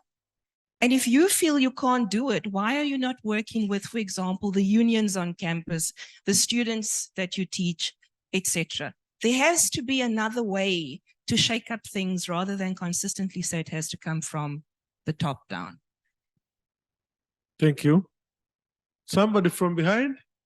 Yes, that was me. I put my hand up on behalf of the Zoom. So Sue, you can unmute your mic for your question. Oh, thanks very much. I think one of the things that we might be a bit misled by is the geographical differentiation of global North versus African, and to think that there's differentiation between global North universities and African universities, because there is a worldwide attempt to reform research assessment that Irene talked about, which included measures such as DORA, Leiden Manifesto, and the INORMS group. And this has coalesced into something called COARA, the Coalition for Alternative Research Assessment. Now, Jude pointed to an inconsistency between good and bad global rankers. And this is because the Shanghai Jiaotong, the good ranker or the not evil ranker, is a university ranking mechanism devised by a Chinese university to benchmark their own performance. The other global ranking mechanisms, however, are not academic. They are marketing and consultancy organizations, highly monopolistic global media corporate enterprises who make their money from media advertising, and the rankings are part of this media advertising and competition. So what they're doing is they promote competition not of scientists to achieve excellence, but competition of institutions to achieve brand prominence in a global market. Now, this is not actually good for science. So there is this a global coalition, COARA, and at the moment there is only one African signatory, which is the Zimbabwean Young Academy of Sciences. Africa is underrepresented in this organization, which has already tried to reorganize and make proposals to align different research and science desires within national and the European system as a whole, understanding that the global mediatized consultancy rankings are part of what the economist Mariano Mazzucato would call the big con. Yeah, it's a consultancy con, and it's not actually delivering public goods or scientific excellence. So there are so far about 350 organizations my university has signed, but the university leadership don't really understand what it is that they've signed up to. There is still the opportunity to respond to a call to constitute working groups by the 9th of November. Since the call for working groups was issued by COARA, I'll put it into the chat, the link. The call was issued in the end of July, and the call is still open until the 9th of November. My suggestion is that ACUSAfrica and the different groupings, hubs within ACUSAfrica, the Ghana, the East African, and the South African hub, might collaborate to put together a proposal to form a working group for Afrocentric rankings that would still be aligned with a global science initiative to follow these initiatives that Irene has already outlined. I'll put into the chat the line. So sorry for my long blather, but I think it's a very important point and the timeline is quite short for action. Thank you. Although we lost you a bit somewhere, but let me hope the presenters have picked the message well, they will respond. There was a hand there. Yes? Your hand is, they were covered. So we can bring it here and then we get responses. ICT team, I think there are some people who are raising issues in the chat. You may need to help us know what they are saying. Yeah, thanks very much, Chair and the presenters. I want to associate my experience with what the two presenters have just talked about. That back in my university, I requested some team members to join me so that we could work on a paper together as a team of 4 people. And I got a very interesting feedback that no, we don't need to be a team of 4 authors because the ranking regulation by the university would give me very few points. So I need to climb by being a sole author. And I was like, are we seeing such kind of indicators for performance of scholars or professors to be isolating people from team building or from collective generation of ideas, where we are seeing perhaps these indicators as perpetuating selfishness that also is diminishing growth, because I believe that ideas that are not discussed or that are aimed specifically for earning marks and not, as Irene puts it, and not to address the key issues or relevance or with context, might be meaningless if only we want them for being seen as best teacher of this. What do you think could be the best option for us to have creative and innovative process and still be relevant within the world systems? Because I don't think we can be in isolation and get quality. Our quality, yes, is good, but to know that, yes, this quality is comparable to other qualities that exist. Thank you. Okay. Oh, the discussion is getting extended. We're not doing well on time. Let us have those two.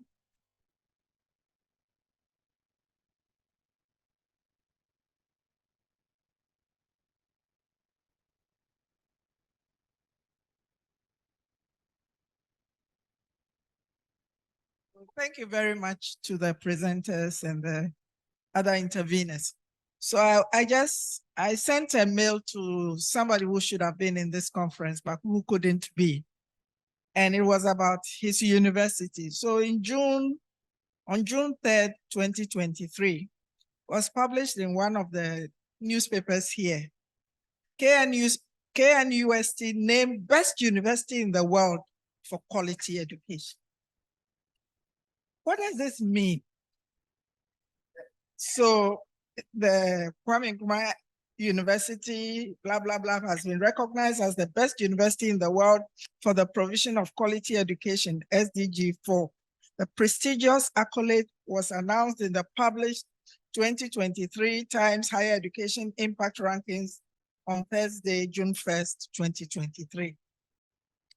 And I think that we should be troubled by such announcements, okay?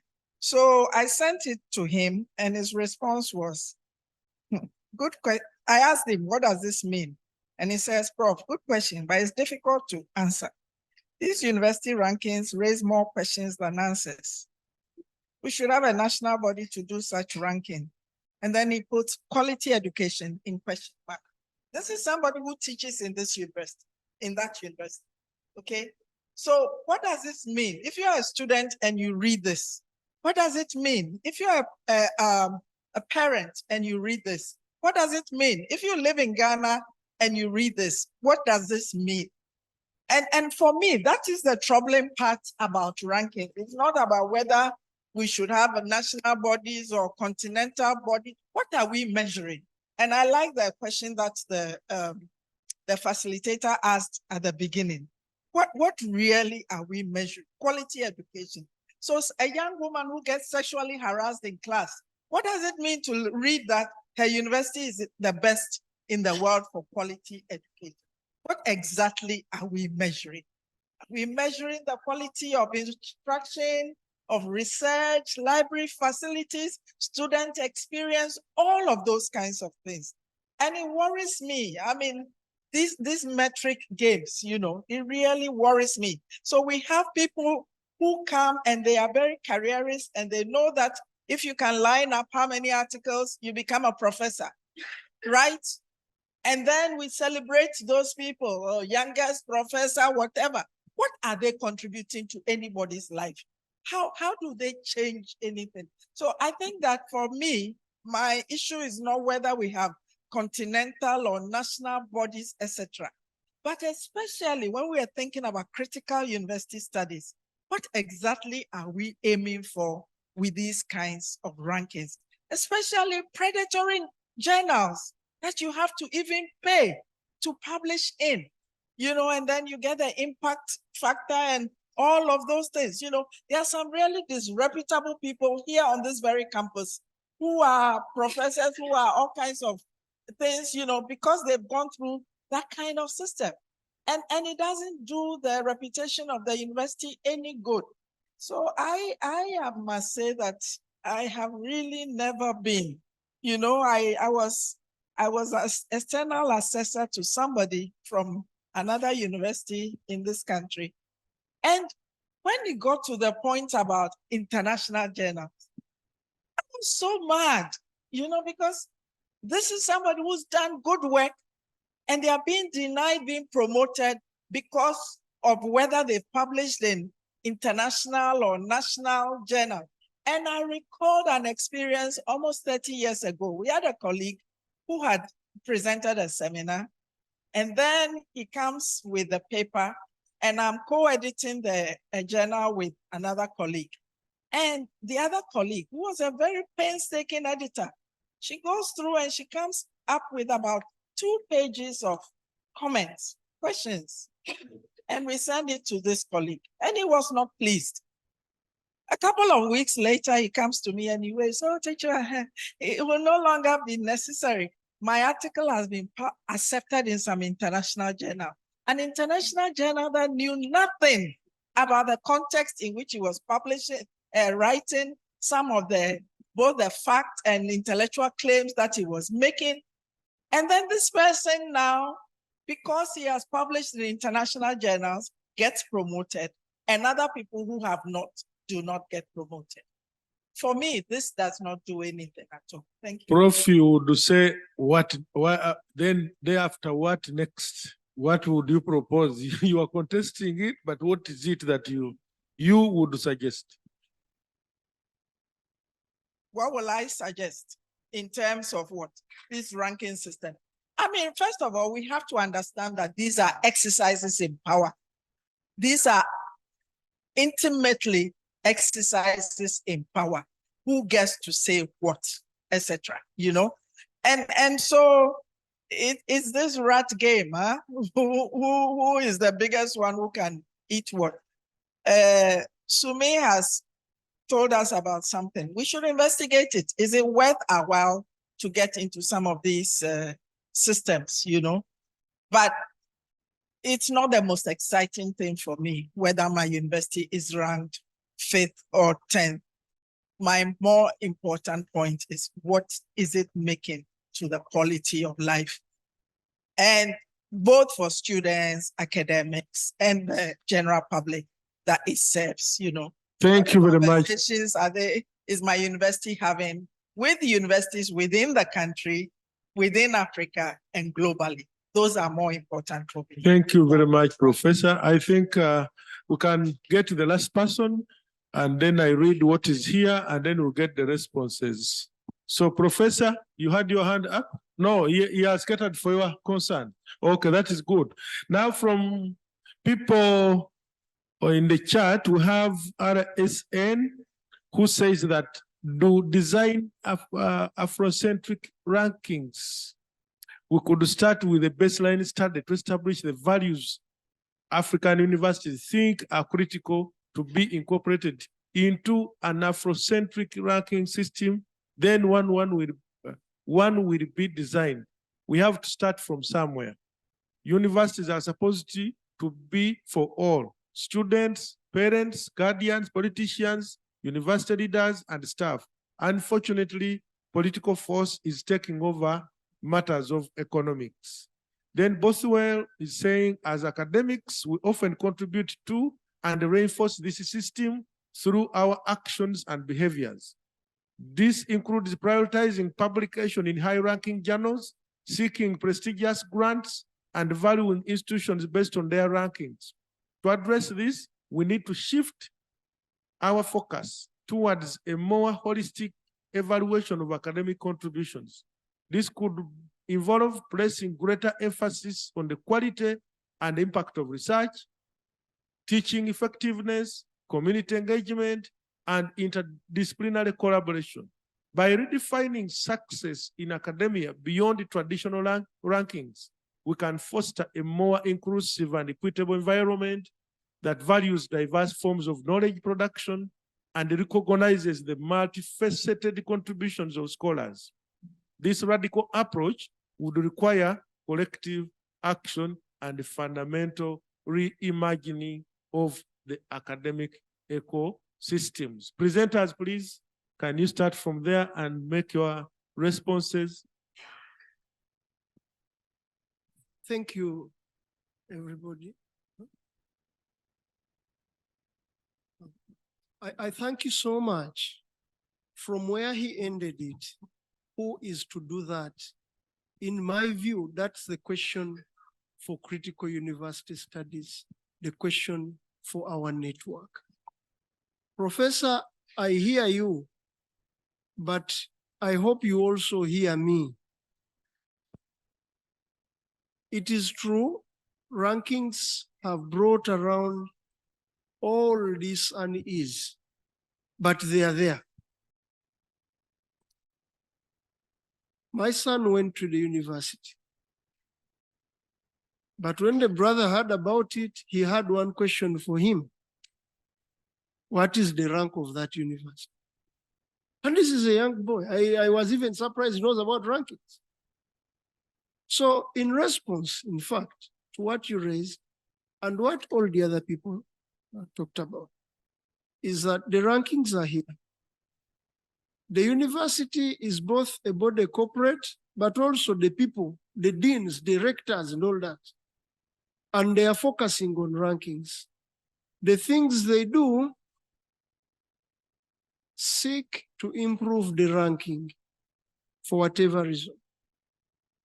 The literature leads to the conclusion that that's a given, by the way. Even powerful universities do not yet have the power to say no to rankings. But we are making the argument that the critical question is not one of whether rankings will be there, but one of whether they will be good or bad. And we could contribute towards the evolving of a ranking that prioritizes the things we value. And then that one can be the ranking we subscribe to, and we are happy to do well in. In fact, we will even be able to say that if we rank like this in that ranking, it means this. Unlike what Professor asked about, the ranking is there, it is driving funding, collaboration, enrollment, but nobody understands what it even means. My call is one towards agency rather than one in the narratives of victimhood. Thank you very much. Thank you very much for all the questions that have been raised. I want to look at it from the angle of, like my colleague there was questioning, what is all this about? Is it about the university? Is it about the individual in the university? What exactly are we looking at? My understanding in the context of what I presented about research, how the rankings are driving research. At the institutional level, when you see what is happening, like you look at the reward structures, they tend to push people towards a certain angle. So I call for urgency at that level. If reward structures are made more favorable to develop a research culture that suits our interests. I talk about the fidelity of research to context. If the reward cultures lead us to doing that, to attaining that, then I can say that we will be able to move in the right direction. Then for the individual agency, I asked this question already. When you engage in doing research, what really is your motivation? So there, it starts from that individual. Now, already there are movements. There are already steps taken globally, like Su Ming confirmed from what I had talked. There is the movement for responsible research assessment that is going on. There are many that are coming up, like the San Francisco Declaration, which they call DORA, Leiden Manifesto, the Hong Kong Principles, Latin American Forum, the International Network, which has come up with what they call the scope framework, more than our rank framework, the metric tide, and the most recent that Su Ming talked about, the coherent, research quality plus, and all that. These movements are calling for responsible research assessment. Now, my biggest question is, as we gather in this conference, we are saying we want to look at things from the critical perspective because we want to change the way things are to suit our interests. In this context, we want to attain that fidelity of research to context. Now, when you look at these alternative, let me call them the emancipatory alternatives that are challenging what the rankings are doing, I find it challenging that none of these movements is African in origin. Su Ming was calling for participation, that they are inviting working groups to join so that Africa begins to talk more strongly about how research can be assessed more responsibly. So here my interest is, as Africans, why are we not proactive? At the individual level, what are we doing at our different capacities? Do we have to just join working groups whose origins we don't know? Or we start a working group from our own context based on what we have experienced and what we understand best? So to me, to say that Africans join these already established groups that are working on responsible research assessment, why don't we start our own? So for me, this kind of gathering, like ACUSAfrica, should it be a springboard for us to start doing that? And we said this is how we want to attain the fidelity of research in our own African context, not just joining the bad wagon, because we don't know what motivated those. Our motivations may be different. Thank you so much. Thank you, thank you, thank you, thank you. I think the last remark concludes it all. ACUS, where are we? Secretariat, can we come up with something, some document, some benchmarks, some checklists, some points we have raised, and then provoke all the others to join in and we discuss. I thank you very much for your participation. And here we are coming to the end of the session, and I hand over to the MC. Thank you. Thanks very much. And thank you so much to the panel. Really enjoyed that session. We'll break for tea now at the usual place, and then we'll split into the final parallel sessions. One will be in here, one in the seminar room upstairs, and then there'll be lunch. And after that, we will have the photo voice exhibition and some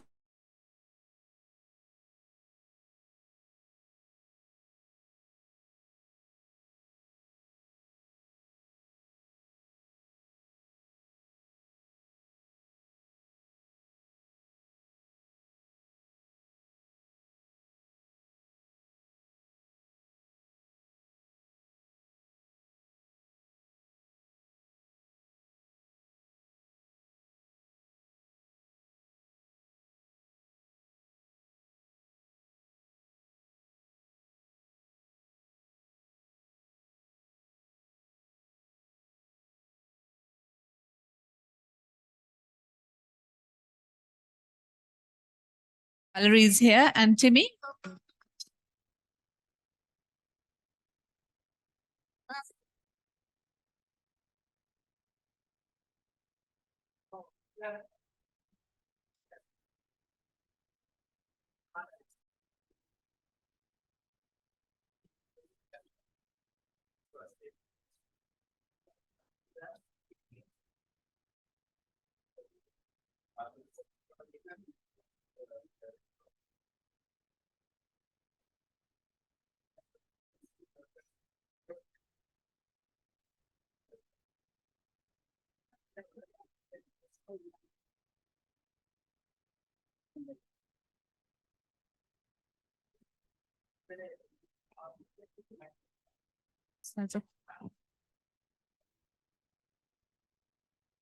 So just to introduce our speakers, we're starting with Timmy Mataba. Is that how I pronounce your last name?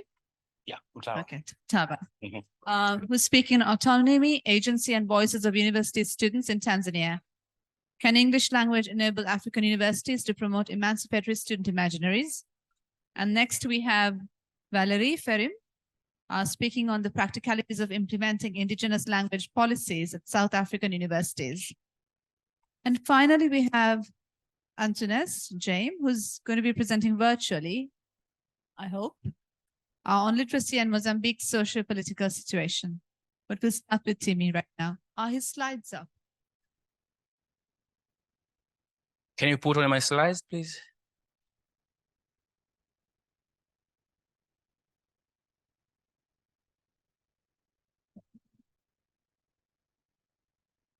Thank you. Thank you so much. As a chair of caucus, I'll try to be very specific to what I want to speak about. So this is, it comes from my personal experience and but also speaking to different kind of people. I spent about 18 years in South Africa, half of my life.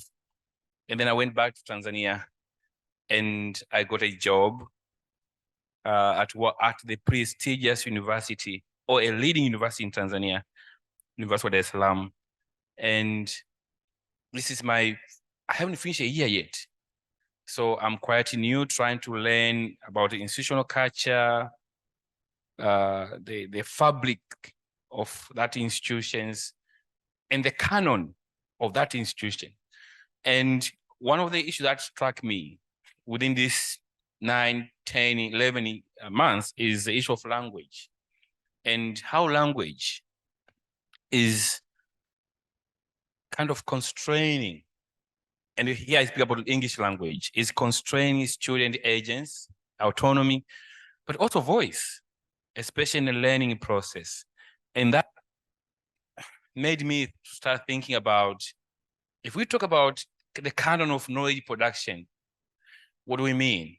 If the language that we use is still colonial, is still limiting our students to think or to express what they think.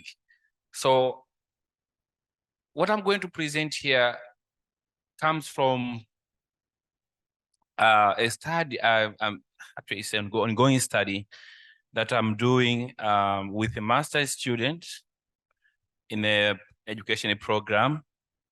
And I was teaching them for 1 year. And I thought, let me do something and see what will come out of it. Next slide, please.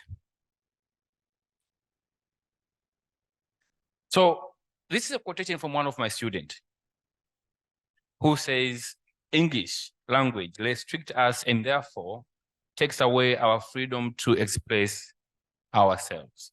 And something interesting is he says, or she says, there's a saying in Zimbabwe which goes like, had there been another way to sit, the buttocks would be happy.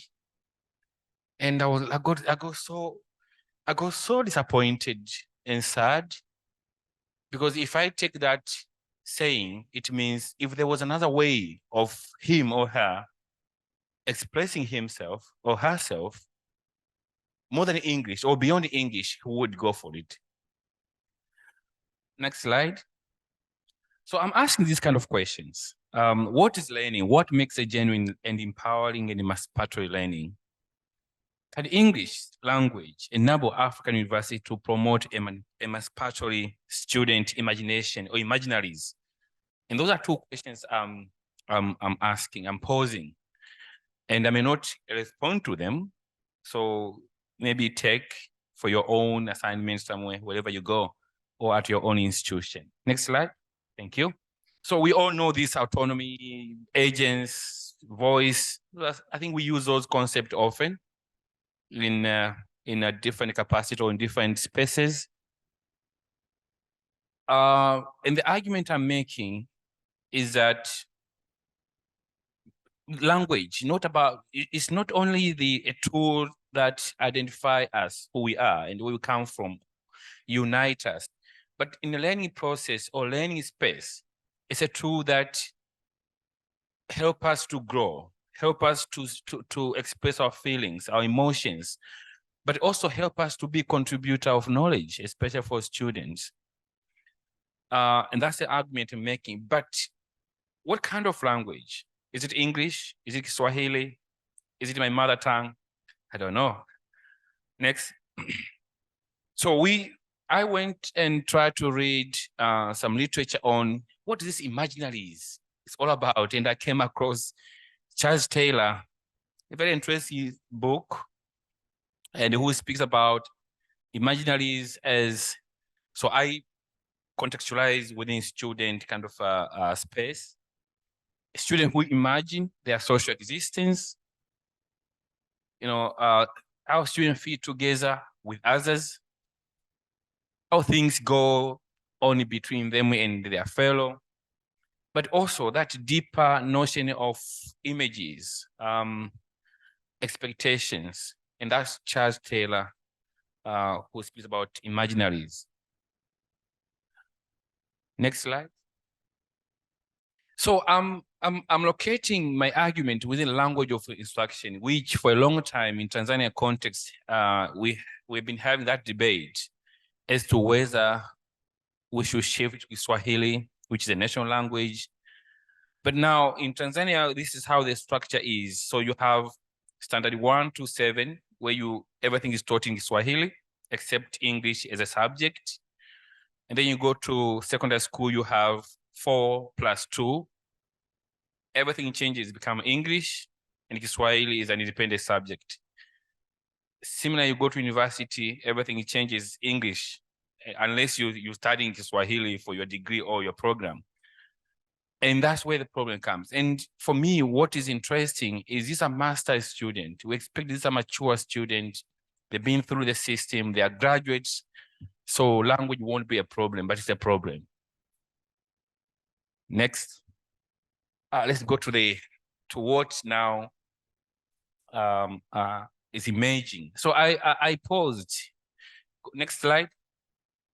Oh, here, just before. So what I did is to use open-ended questions, just give a student questions to respond, but I also ask them to keep diary, to record a moment where he or she felt like saying something, but couldn't, and how did they feel about it? But also doing observation. Next slide. And these are two questions that guide my what I would call data collection. As I say, it's a work in progress. So it's just part of what I'm trying to do. Next. Now, from my findings that I'm getting, one is English do limit the freedom and expression. And we know in learning process, freedom is very important. How you express yourself is very important. If you can't, then learning becomes oppressive. And this is what they are saying, some of these voices from students. Next slide. Oof, I don't know if I'll be able to read everything. But basically, what they're saying is English do take away, their freedom to speak, basically because of the competence or lack of competence or proficiency in English. But if we remember the first keynote from Prof. Can't remember her name, it's quite Ghanaian name. She spoke about the issue of language, and I was very interested to hear more about it. And we often don't speak about it, especially in African context. And this for me is interesting because this one says with no doubt, English has confiscated our freedom of expression. When people express themselves in English, they are stammering. And she spoke about stammering issue a lot, which makes them unable to deliver their message properly as they have wanted the message to be received by others. And the message here is also about that, how do they feel? What kind of things do they value to deliver? How do they see the learning process?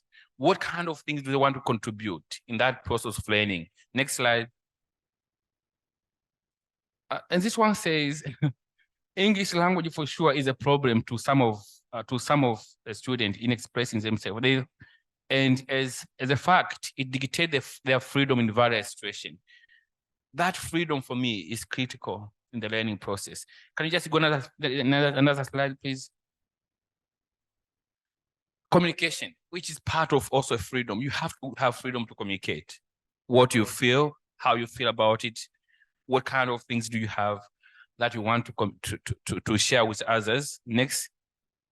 Now, this one says, as a foreign language, English has been stumblingly restricting our expression. As many of us, it's a second language. Just a confidence to stand in front of others and communicate is a problem. And this is very clear when you're teaching, and this is my observation. And often they do a lot of presentation, group work. Often you find the same person is presenting all the time, and you ask why. They don't want to, to be part of that process of presenting because of English. So they would want to sit back and, all the time appoint somebody to go present. So you see same face all the time. And when you try to bring in, can you say something? They say, no, I'm fine. He just said it, or she said it. Next. Okay. I only have 5 minutes, so I'll try to be quick. Okay, this one says, while speaking and understanding individual words may not be a problem, connecting ideas to create a coherent and meaningful story can be a problem. So connecting ideas and creating a meaningful story, which is part of knowledge production, is a problem. Although they may know 1 or 2 words, and we know with vocabulary, you cannot create a story, you cannot write, you cannot communicate your ideas. Go to another slide, please. This one. There are a lot of Kiswahili stuff there. I'll try to explain them. So this one say, you find somebody is stammering and the word is not coming in his head or her head. because of poor background in English. So the pronunciation of grammar, speaking and hearing properly is a problem. Next slide, please. Another one. Yeah. Issues of confidence and fear and shame. Some students feel that, if I speak with broken English, there's that fear, how my colleague look at me or sees me. But also there's issue of shame. So some are ashamed to speak because of language. And this one say the big issue is our background. Most of us, English is third language. So even to those who think that they are good in English language, it cannot be as they think. If there will be if they would be good in writing, the problem comes in speaking, in pronunciation. So it's an issue of fear, which is very strong in these voices. Next. Okay, this one says, fortunately, we sometimes had a lot to view out our view, but the language remains an obstacle, as we responded previously. Okay, next. Yeah, this is the last one, I think. Yes, and most of the time when I feel like I can't contribute something in English during class presentation, I always feel sad. But what I do is either stop from giving out what I was thinking of or asking an instructor to allow me to use both Kiswahili and English. So you can see there's issue of sad. They feel sad because they want to speak, and those are issues which I wanted them to keep in their diary, to record those moments when they want to say something. How do they feel about it? Next slide. Now, see some of the emerging issues, and as I say, it's a work in progress, and so I'm just busy collecting my data. So this is just preliminary findings. So we're seeing English contribute to epistemic injustice, which we've been talking about it, but also undermine what Prof spoke about, and this I took from Prof, where she said about the system of thought, thinking, but also imagination. Also the issue of freedom, agency, voice are constrained. Students become passive, not active contributor of the learning process, but of the knowledge creation. But also the issue of violence towards students. That's a violating student rights, but also their well-being. But also limits their ability of experiencing learning as a developmental process. So this is how I conclude my preliminary conclusion, that if African universities are to become critical in genuine canons of knowledge production, they need to rethink or to think about how language excludes students from being active contributor of different forms of knowledge. Thank you.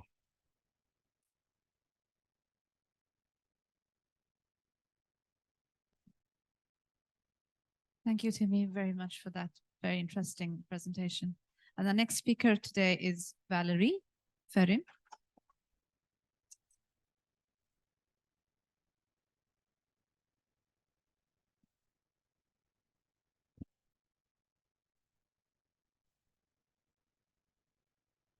Good morning, everyone. My name is Valerie Ferim. I'm from the University of Fort Hare, Department of Political Science and International Relations. One of the challenges of being amongst the last to speak in a conference as this one is that much of what you've presented or prepared to present would have been presented by earlier presenters or discussed in subsequent interventions. So I kind of spent a large part of my morning chopping off the fat from my presentation so that I don't come here and say, skip that slide, skip that slide. So I'm trying to go straight to the business to ensure that I don't regurgitate what has been discussed in earlier presentations.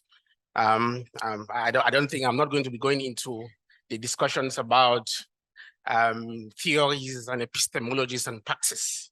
I'm going to go straight to business. Even though occasionally I'm going to refer to some of the earlier discussions just for reference. Much of what has been discussed here today is, I kind of tweaked my title a bit. So it now reads as the practicalities of using indigenous languages in teaching and learning in South Africa. So much of what has been discussed in the past is that focus on this arrogance of Western rationale, right? I'm going to skip this slide because let me use this. Is this working?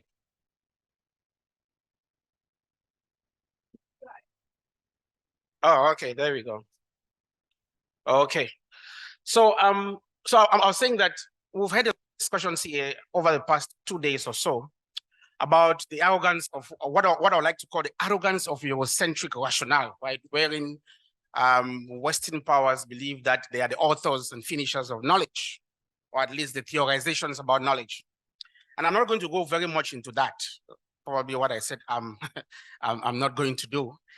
So I'm going to skip this slide because it talks about this civilizing mission by European powers, thinking that they have that right to come and colonize African countries and mentor them on how to achieve modernization or growth or development. So there is an abundance of literature which points to the fact that the teaching and learning curriculum in most African universities are, or for the recent past, have been very Eurocentric, right? And there's a need to promote more Africa-centered paradigms. And I think that's one of the reasons why we've convened this conference, to explore those alternatives to knowledge. Now, very specifically to South Africa, these calls for decolonization found roots in what is called the Rhodes Must Fall movement. I think it's the next slide, yeah. The Rhodes Must Fall movement. And this movement started in 2015, or gained traction in 2015, wherein there were calls for the removal of an apartheid-era status and statute in the University of Cape Town, which protesters considered to be something which was symbolic of institutional racism.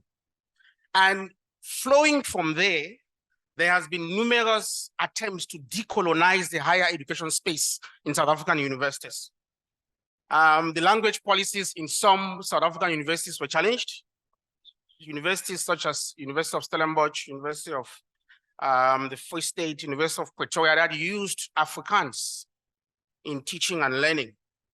And that's partly probably what informed the Department of Higher Education and Training's enactment of a language policy framework for public higher education institutions in South Africa.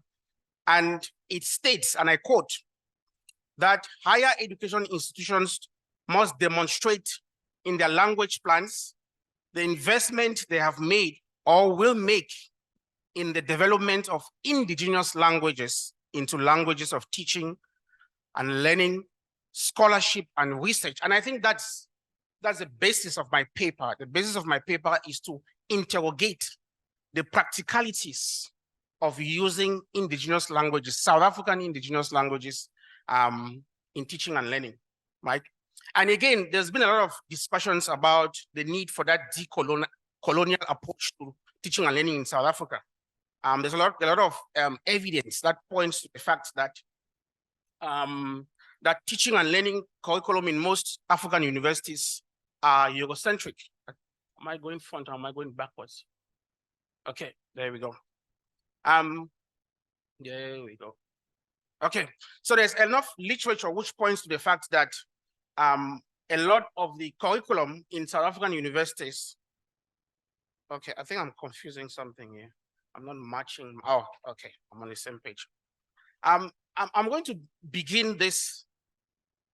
Yeah, I'm going to begin this decolonial approach by I coincidentally met a very renowned Ghanaian author called Professor Kwesi Pra in a conference in University of Mpumalanga a few weeks ago, about 3 weeks back. And he said something in his presentation. He said, the language of the conquered in the mouths of the conqueror is the language of slaves, right? And that's what also informed me to start to critique whether we should continue using English for the most part, as a medium of instruction in our universities. And again, there's a lot of literature which indicates that teaching content can best be understood if the language of instruction is a mother tongue, right? And an author called Banda argues that the poor matric results and general lack of academic skills and intellectual growth among Black and high school and tertiary levels have most often been attributed to the use of English as a second language medium of instruction in South Africa. And there are also issues about translating speech to text. So students have to kind of think in an indigenous language and then translate that indigenous language into English in order for them to express their views either in text or in speech. And therein lies the problem. The problem is that in spite of this overwhelming evidence that clamors for the use of indigenous languages in teaching and learning, most South African universities, if not all South African universities, the overwhelming majority of South African universities still conduct lessons in English, right? And a recent survey that was conducted by Statistics South Africa showed that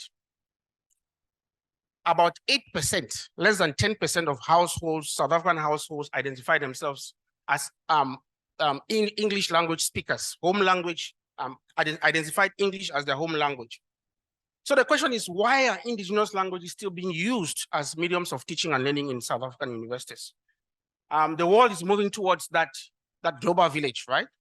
And there's still the dominance of English language. It's probably the most widely spoken. If you were to take non-native speakers, is the most widely spoken language in the world, right? So the world is moving towards using English as a unifying medium for communication at both the local and global affairs. And critics have lambasted that globalization as being synonymous to westernization. But the question is that contemporary reality, which speaks to the dominance of the English language, is it reversible or is it even desirable? Now, I did a little bit of survey.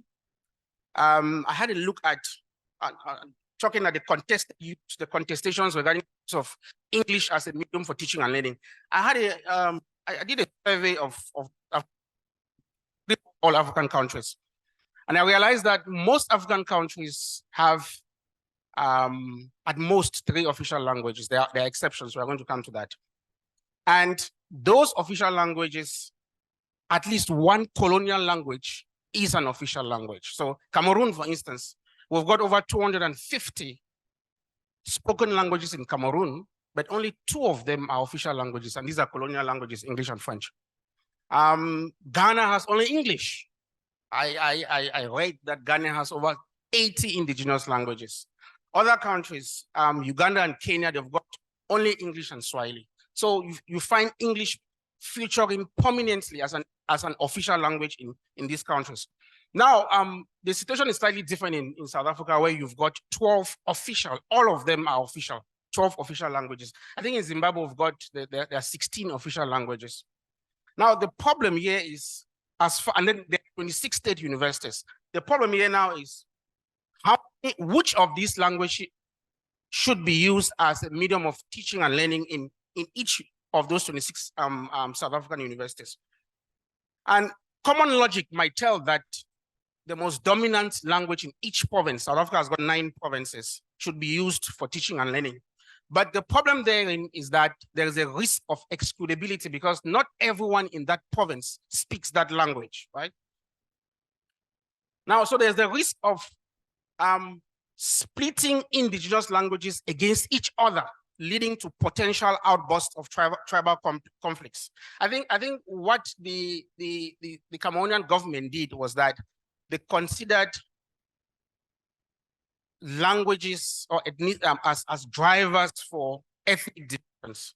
And they argued that in order to build the nation, instead that narrative might be, let's eliminate all these indigenous languages at the official level and simply stick to French and English. So nobody says, why is my language not being represented up there?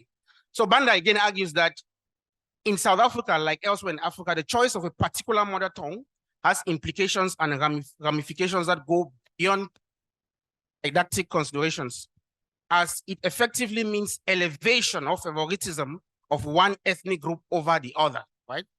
So we've seen the language policies of universities like Stellenbosch being challenged in courts because of the exclusionary nature, even though statistics show that Afrikaans is the most widely spoken language in terms of plurality, not necessarily majority in the Western Cape province. So again, universities are heterogeneous spaces, multilingual spaces that accommodate wide variety of students from all walks of life and different countries. Let me see how fast I can go.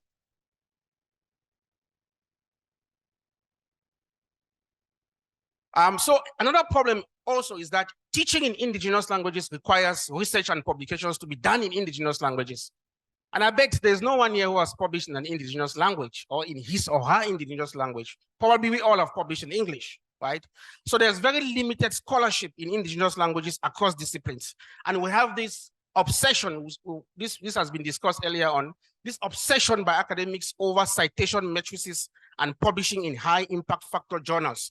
The Department of Higher Education and Training in South Africa has a list of what they call accredited journals. And the overwhelming majority of those journals published in the English language or other non-African indigenous languages.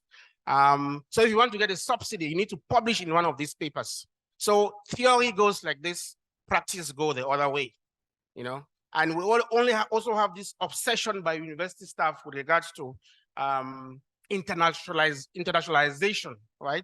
Which also compounds the problem of entrenching indigenous languages in teaching and learning. So there are a wide range of other issues regarding skill shortage problems in South African universities, where most of the universities in South Africa, a good number of the universities in South Africa are struggling to recruit suitably qualified academic staff with PhDs. It's a very common problem across South African universities. And then there's also the issue of lost in translation. I remember there was an instance when they recently drafted or introduced banknotes in South Africa. And I think there was a Tonga translation on the banknote, which talked about the Reserve Bank. And there were lots of callers saying that's the translation of the Reserve Bank in Tonga. I don't know if there's any indigenous word for Reserve Bank because that's a very contemporary Eurocentric invention. But people were complaining that that's not how you say Reserve Bank in Tonga. So translating this contemporary scholarship has the risk of getting lost in translation if you want to translate them into indigenous languages. And there are whole issues about people, research showing that English is being perceived as a more elitist language, or just like French or colonial language has been perceived as more elitist language. If you're fluent in these languages, or if you're not fluent in these languages, kind of points to your reasoning capacity. So there's an emerging literature which shows that people prefer to learn something different and more useful rather than sticking to what they already know.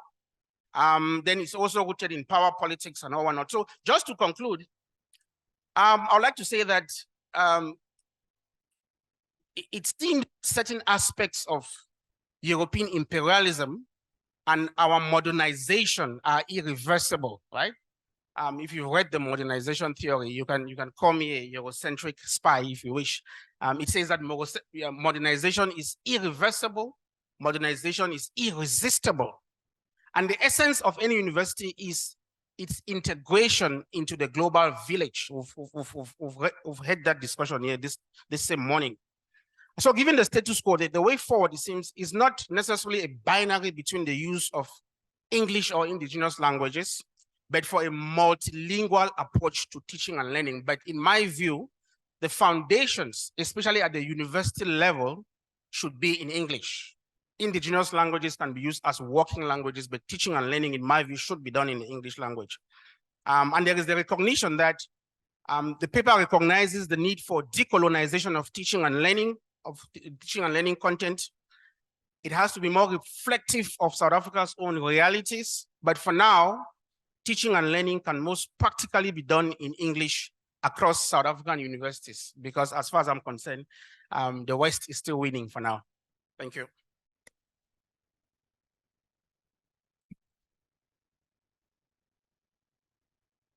Thank you very much, Valerie. Our third speaker today is Antoinette Jane, who is presenting virtually. Jenny, I was just wondering, is he online?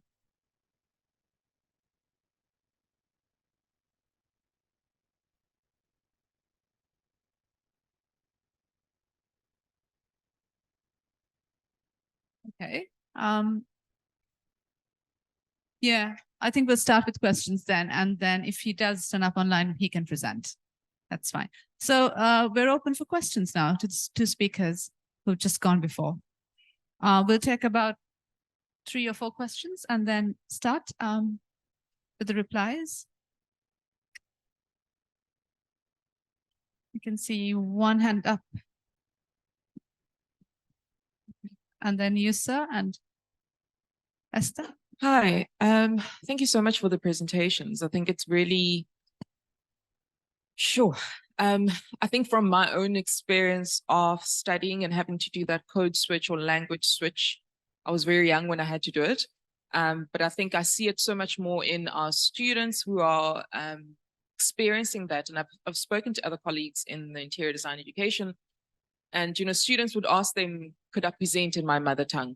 Rather than, you know, having to speak in English because there's things I can't translate, you know, or express. So it's really interesting, and I wonder if there's a cheat to it or a way that students can get around it, because in that student speaking Zulu, for instance, it then alienates the Sotho speakers or whatever it might be. So we know we have to kind of, and it's unfortunate that English is, well, not unfortunate, but you know what I mean, that's the happy middle ground that we're not happy with, the middle ground we're looking at. But I wonder, and I think, Ntimi, to you, in your students, and maybe to you as well, Valerie, is there room for like a English 101 or something to be able to bring the students to kind of understand the academic expression of English, and that it's different from that conversational English? How do we help them? How do we assist them, rather than just telling them you have to do it in English and that's it? Is there a way we can scaffold maybe that learning or that engagement with the language in a way that is academic? Yeah, and I don't know if that's maybe already happening in your educational contexts, just to be able to help the students a bit more. Thank you.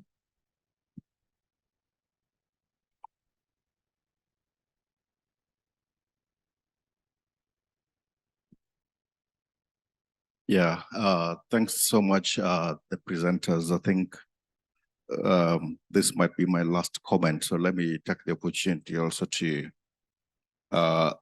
thank again the organizers for this creative venture that I find to be a big solution or an interrogation of many of the challenges affecting our academic lives. I've been struggling with this issue of language. And I think there's one of my previous articles where I technically responded to the publishers when they challenged my language instead of the ideas I was trying to express. But I find it very common in African languages or in African settings. Like yesterday, someone was asking me whether I could take a chair that was next to me here. And he was asking me, someone is here. And I was like, okay, did he say someone is here, or was he asking a question? And I said, okay, fine, no, there's no one here. And he sat down. In the context of English, that would be really something challenging, and the person would not understand if they were fast speakers of English, because they would say, okay, is someone here? If you ask me in many primary schools where we come from, you ask someone's name, you say, your name is who? And that's a question. Just changing your voice makes that to be a question. And someone else would say, oh, that's wrong. Now, is there a way we could, now to the presenters, is there a way we could have hybridity of language systems to champion our dissemination of knowledge? Or do you think there is an option now of doing away with foreign languages? In other words, is there a way we can distinguish between having indigenous knowledge in our indigenous languages without the language of the colonizer? Or is there a way that we can have this moving together and still giving space to our local languages? Thank you. Thank you so much, our presenters. When in Ntimi, the commander-in-chief, was finishing his presentation, I was going to ask myself,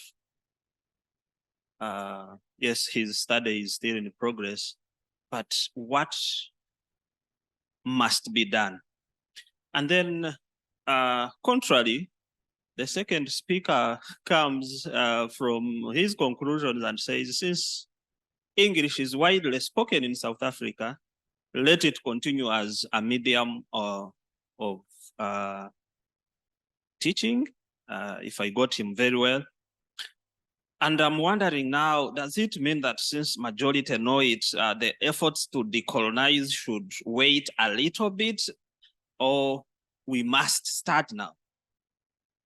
In Uganda, the policies are there, and I'm happy that your study is about questioning the practicability of whatever is happening in a language. If you come to our language policy, specifically in education, primary 1 to primary 3, they are supposed to be taught in mother tongue in Uganda, which is not the case. I hope I'm not wrong, Prof. They are being taught in English even in primary. And actually, the majority of the schools, I happen to have a background of teaching. Actually, if you don't speak English, up to now, there are punishments. Vernacular speaking, from my context, you understand that. Students are punished in schools because they have spoken mother tongue. If you don't speak English, then you are not a good student. So there are a lot of connotations, a lot of biases with our indigenous knowledges. So what should be done? And I think that has been the question of every person. Apart from talking about the situation, what are we doing? I would like to hear from Tim. I think this is a very good study, identifying all these challenges, lack of freedom to express themselves, constrained communication, limited confidence. Where should we go next? In Uganda, even as per our constitution, we have 2 official languages, but English is given number 1. Well stipulated in the constitution. English is our number 1 official language, and Kiswahili is the 2nd official. But the practicability is not there. If you go to our offices, all our national celebrations, all our national events, go to schools, go everywhere, it is English as it is given number 1 in our constitution. So I want to understand now what should be done practically. Thank you. I think there's one more question here from Jude over here.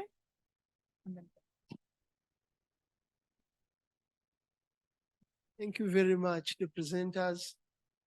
I like the nationalism that you exude with your presentation, rooting for our languages. I have a short question. Who has stopped us from using our languages in our schools? Thank you. I think you're ready to answer that. Thank you. We will speak from here, if you don't mind. Okay. So let me start with Nelson. Nelson, whether we like it or not, English continue to colonize many aspects of our lives, whether we like it or not. And sometimes you go for a job interview, you have good English, but you are stupid in your mind, you get a job. Because you can speak good English. You agree with me or not? That's true. Already you are colonized. For those who are doing interviews, they're colonized as well. So language is a tool of oppression, but also education is political. But also there's a politics within language, and which language should be used and for what end. It's a very political question. And here I'm not trying to dismantle those structures that continue to perpetuate this. I don't have that power yet. What I'm trying to throw, let me use Afrikaans word, I'm trying to hoy. Hoy is to throw things. I'm just trying to throw things so that we see what's happening. Then what can be done? I pose another question, which I did not bring it here, which I say, had you been given opportunity to speak or to use Kiswahili, how would you feel? And the response are very interesting. I'll express myself differently. I'll have confidence to speak. So there's that room for that, but do I have that power to do that? There are other structures which may limit me to, and I don't want to go into that politics of language. And I'm not a linguistic or a language person. I'm just trying to look at these experiences and how do they dehumanize our students in many ways. So maybe through different structures within our institution, we may begin to push for this agenda of how do we then create room for students to, to have a chance. Like in South Africa, I remember since I studied there, there was a time when your abstract would be written in English and Afrikaans. And we thought about that. We said, we don't want this. But it's part of what maybe they're trying to push for something different. I don't know, but it also has its own politics. So I won't give you a definite answer for that, but I'm just trying to point out how things are and how they constrain the kind of graduate we want to have in our society. Okay, Judy, that question, I'll leave it to Valerie. I'm running away from it. But let me go to Sister Esther. We're issuing a statement very soon, me and Becky, about you. Is there alternative? I think we also have responsibility as educators, lecturers, to create space for alternative ways of helping students. And this is even like, for instance, personally, when I'm supervising a student, I don't supervise as if I'm teaching class. I mentor that student. This is how you should write. This is how you should think. Oh, this is the direction you should be heading to. That, and I've seen that change. You will see that they are growing. I may not do it to 100 students, even if I do to 2 students, and I save them, for me, that's good contribution I'm making. So maybe we also need to look at ourselves, what do we do, or what can we do to help them just develop, even in a smallest way. Thank you. Thank you. I'm going to answer, I think, the first question, which was a bit more specific, then kind of generalize on the others. What kind of support systems exist for university students in English? I believe practically all universities I've visited or that I have experience with have an English 101 course or some language module, which is compulsory for the most part for all first-year students.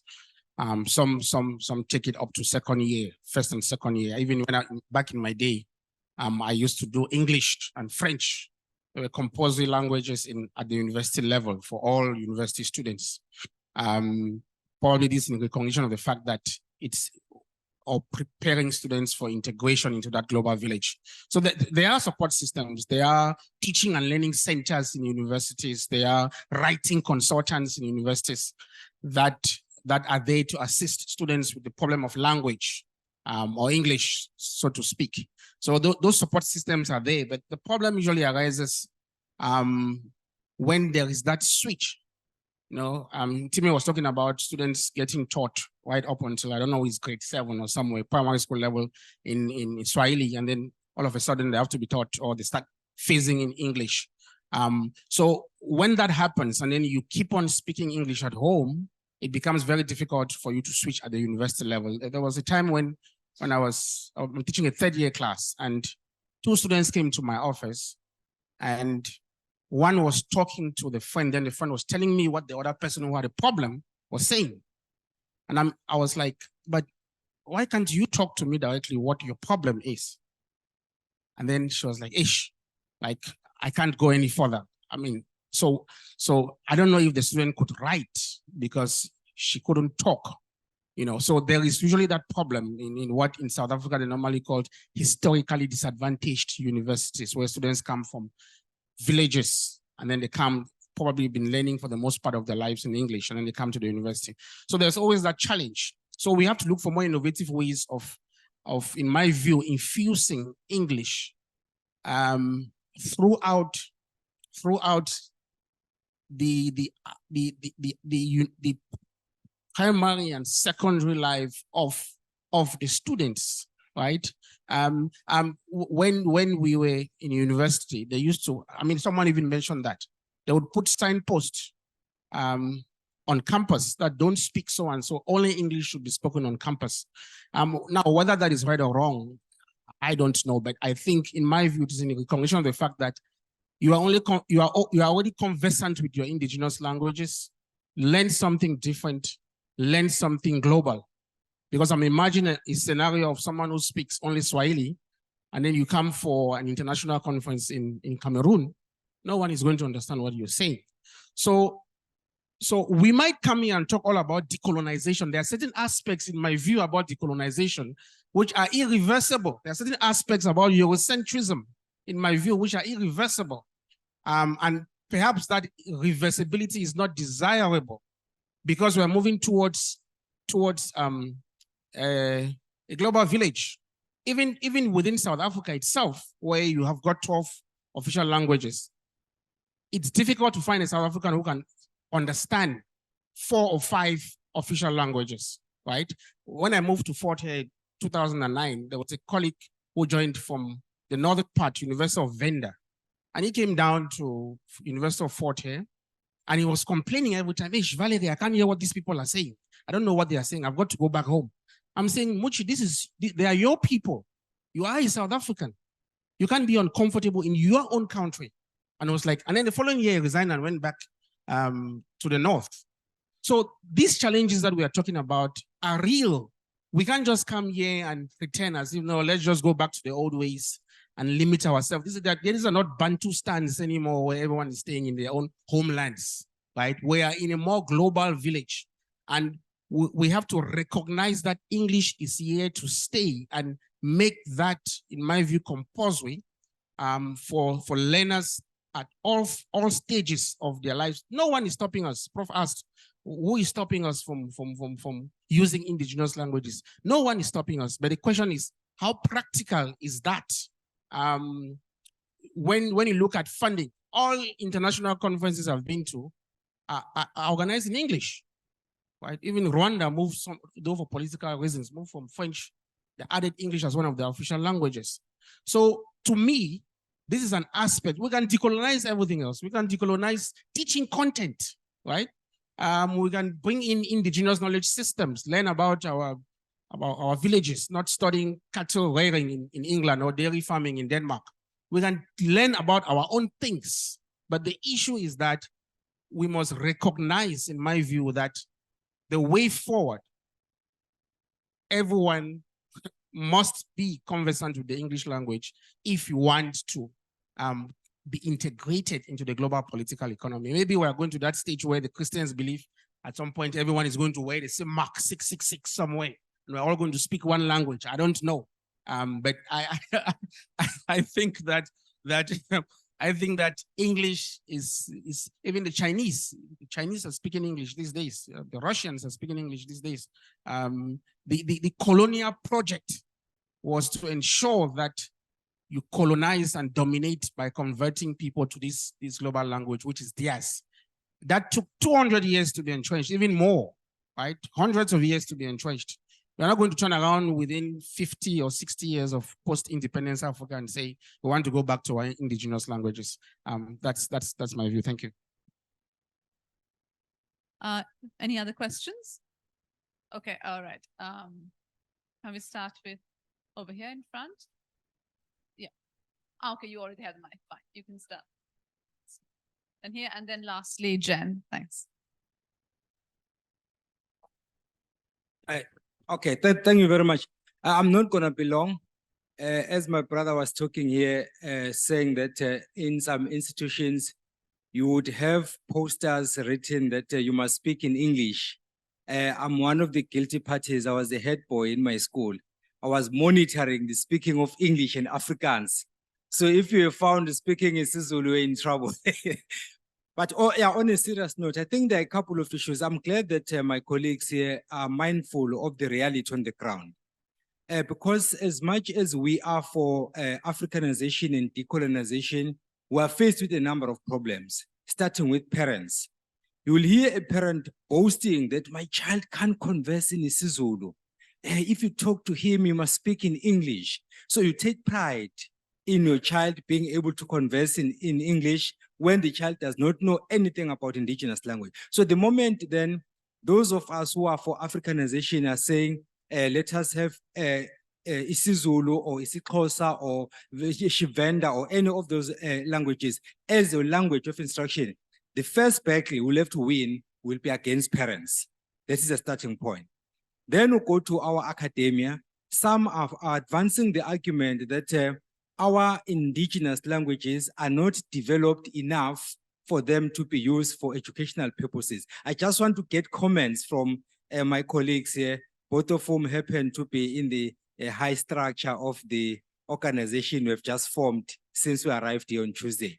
So I just want to check then what their comments are to those who are saying that our indigenous languages are not developed enough for them to be used scientifically. And then the last one, which is a very quick one. One of the professors at the University of Zululand started experimenting by saying that if you are able to converse in isiZulu, you are allowed to submit assignments to him written in isiZulu. So he would still use English as a medium of instruction, set questions in English, but then he would give students a leeway that can respond either in isiZulu or in English. There was a problem there. At the University of the Western Cape, students were allowed to write their assignments either in English or in Afrikaans, and then those who were speaking isiXhosa felt excluded. So if I can have comments on that. Thank you. Then over in front. Thank you.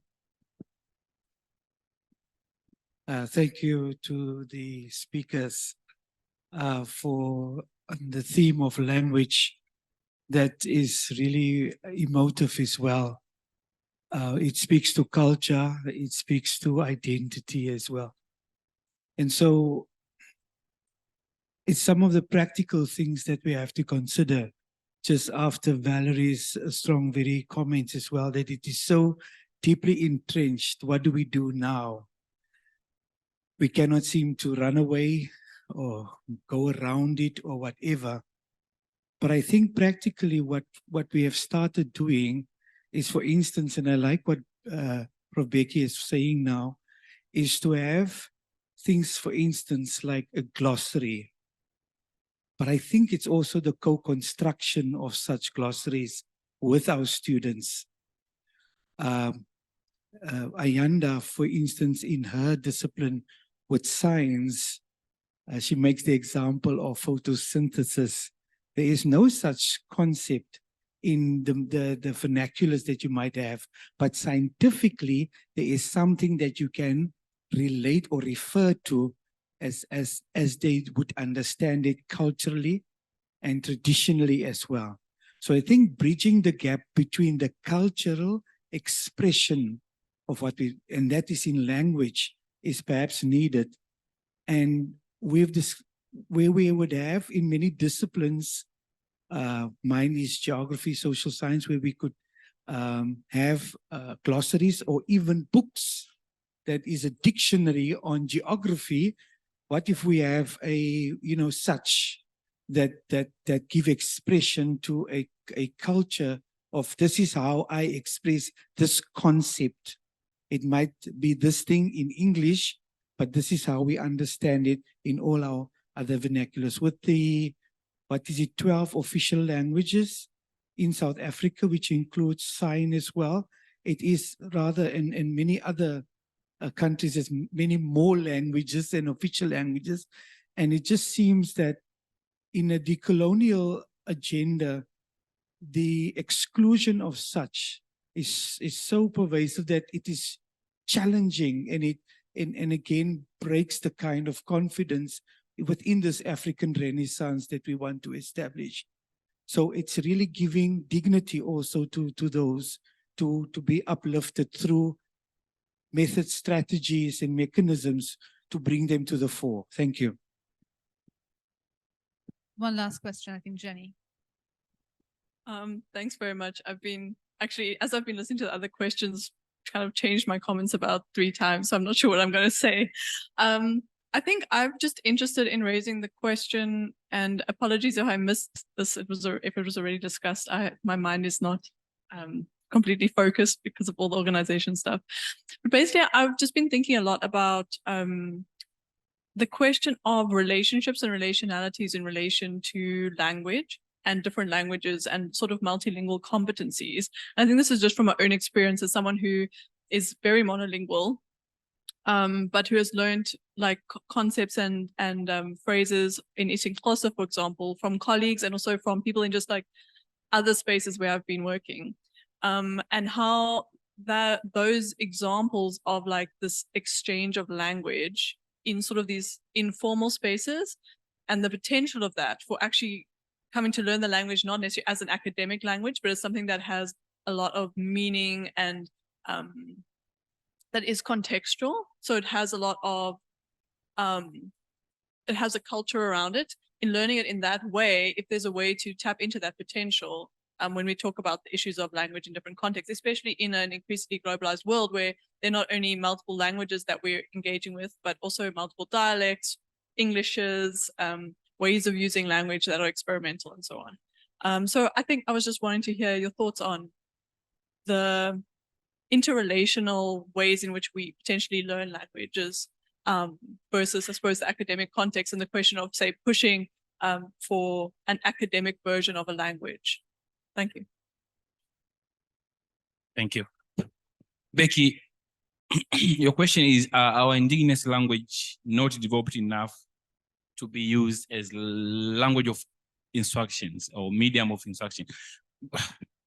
I think this is very much contextual as well. And I will use example of Tanzania. Kiswahili is well developed, by the way. If you go to government website, they have English version and Kiswahili version. And if you're not versed with some of those words, you won't even understand what do they mean. So you have to check, what does this mean in English? What does this mean in Swahili? So they are well developed, but there's this political reluctance, but also intellectual reluctance to switch, to say, okay, now we are going to use Swahili across the system.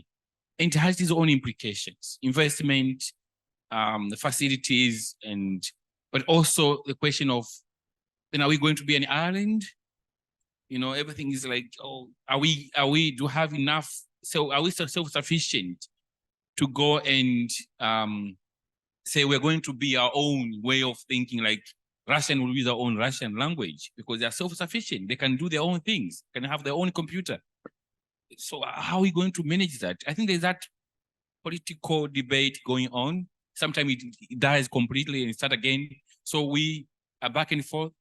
And it's possible. Kiswahili well developed, in my view. And you did some work in East Africa, you know that. But who want to do that, make that final decision, that reluctance? Okay, thank you. Again, to the first question, if our indigenous languages are not developed enough. I wouldn't say they are not. It's about the complexities of the translation, right? So, like I said, in South Africa, 12 languages, official languages, Cameroon, indigenous languages, 250. Now, if we say so modern science evolves very fast. Scholarship evolves very fast. There are new inventions, there are new terminologies, solar powerhouses are being built, greenhouses. Who would have the authority to translate those nomenclatures into all these different indigenous languages? It might be easy in China. A bunch of Chinese, they would sit and say, okay, let's agree on this, where you have a more unified language. But where there's a plurality of languages, and I gave the example of the currency, the Reserve Bank note, the new South African bank note that was changed, that was introduced, and the Reserve Bank put a Tonga translation, and everyone said, that's not how you say Reserve Bank. You understand? So those are the contestations with regards to translating to indigenous languages. But if someone says solar power, I don't think anybody will say, that's not how you say it. You invent it, you name it, and you move on. But now when you want to translate it somewhere else, it becomes a problem. So it's not that they are not sophisticated enough. It's just that it will be a train smash to try to catch up with the evolving nature of contemporary science, which in my view is based largely on the English language. I even remember the Minister for Science and Technology in South Africa, Naledi Pandor, said, we are not prioritizing the arts. We are looking for scientists. We are not prioritizing the arts, the translators, whatever. We are not. That's not our priority as government. We are looking at science and technology, how to move forward. So not like they are not developed enough, but there will be so many contestations. And part of the problem might also be that there is not enough scholarship in the indigenous languages. I mean, who is going to translate all this geography, literature, textbooks into all those indigenous languages? Because that's what teaching and learning in universities entail. About submitting assignments in an indigenous languages, I won't go there because I mean, I'm clamoring for more engagement with the English language, so not the other way around. So I won't adopt that as a strategy in my class. Certainly not. What other question was there? Should we push? Okay, Jenny asked about whether, yeah, I'm all the way for that. I'm not dispelling that. I'm not saying that we should throw away all our indigenous languages. They have their role. They have their, maybe in culture, folklore. They have their own uses. But to me, mostly at the local level, not so much at the global or international level. Someone can come here and crack a joke in Xhosa, right? And it's very funny. And the Xhosa people who understand, they laugh about it. But when you translate it to English, you'll be like, and then why is that so funny? So it's those shifting forward and backward, in my view, that makes the plurality. I'm sure there are over 1,000 spoken languages across the African continent. That makes it very difficult. We can focus on maybe a few key ones. And again, the problem of politics will come in. If the African Union says, let's use Swahili, I mean, it's there in the African Union, Swahili as an official language. What would stop the Xhosas to say, but why can't we use Zulu, right? What would stop the vendors who say, no, but I don't understand Zulu or the Tswanas, let me use the Tswana or something.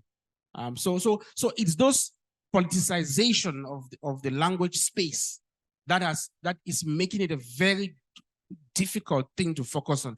Like I said earlier on, there are different aspects that we should fight to decolonize. There are different aspects that we should fight to claim back, right? And to me, teaching and learning in universities, in South African universities, or in any university for that matter, in an indigenous language, to me, I'm afraid to say that it shouldn't be one of our priorities for now. Thank you. Thank you very much. Jenny, I was wondering, are there any questions online for the speakers?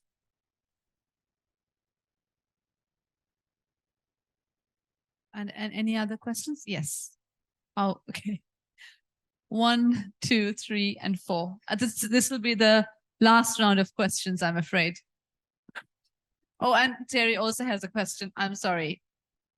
We're coming to you definitely. So last five questions, and that will be the end of this session. Yes, thank you so much for giving me this chance, and thanks for the presenters. When I listened to these responses, actually something came to my mind. I'm asking, is there anything like decolonizing the use of English language? Because I'm seeing that for us to start talking about the issue of us using indigenous language, we have to first start by decolonizing how we use English and when we're expressing it in written form. For example, I always ask myself, why do we fail our students, like graduate students, for merely not following APA citation style? They will say use Oxford, use Harvard, when University of Ghana. If we are still doing that, how far can we go with indigenous language? Thank you. Irene, if you don't mind repeating your main question, is there any way of decolonizing the use of English language? Right, thank you. After that, Terry. Thank you very much. Just when the presentation was going on, a lot of thoughts were running in my mind with regards to language. The issue about language has been a contested issue, maybe even around the 1980s. Professor Ngugi wa Thiong'o has written a lot about it. Now, my concern is that, is there really a problem with the use of English language as an official language? As one of the presenters have just reiterated, is there really a problem? I think that there could be a problem, or there might not actually be a problem. For example, Professor Ali Masria recounted an issue that happened in Mozambique around the time of colonialism. He mentioned that when the Portuguese arrived and they wanted to colonize the Mozambicans, they started using Portuguese as language of colonization. And when it failed, they resorted to using the indigenous languages. And it worked well. In fact, the enterprise of the civilizing mission, most of it was done with local languages, or they were done in local languages. So our indigenous language itself could be used to colonize us. That is the truth. Depends on the intention behind the use of it. Now, I am in the area of philosophy, and Professor Wiredu has worked did a lot of work on this area about decolonizing concepts. He calls it conceptual decolonization. And his idea is that we should rather, instead of denouncing the use of the English language, we should rather think in our language and disseminate our findings in English. So this brings to mind the question I want to ask. Is it about just speaking English that is the main problem? Or is it about thinking English that is the main problem? Or thinking in English that is the main problem? I can give you an example of a concept in a very common concept in philosophy about we call it the mind. The English rendition of the concept of the mind, borrowed from René Descartes to now, is the idea that the mind is an object, right? When you have the mind could exist on its own without a person who owns the mind. But if you come to the Akan language, for example, you can't have a mind separated from the person.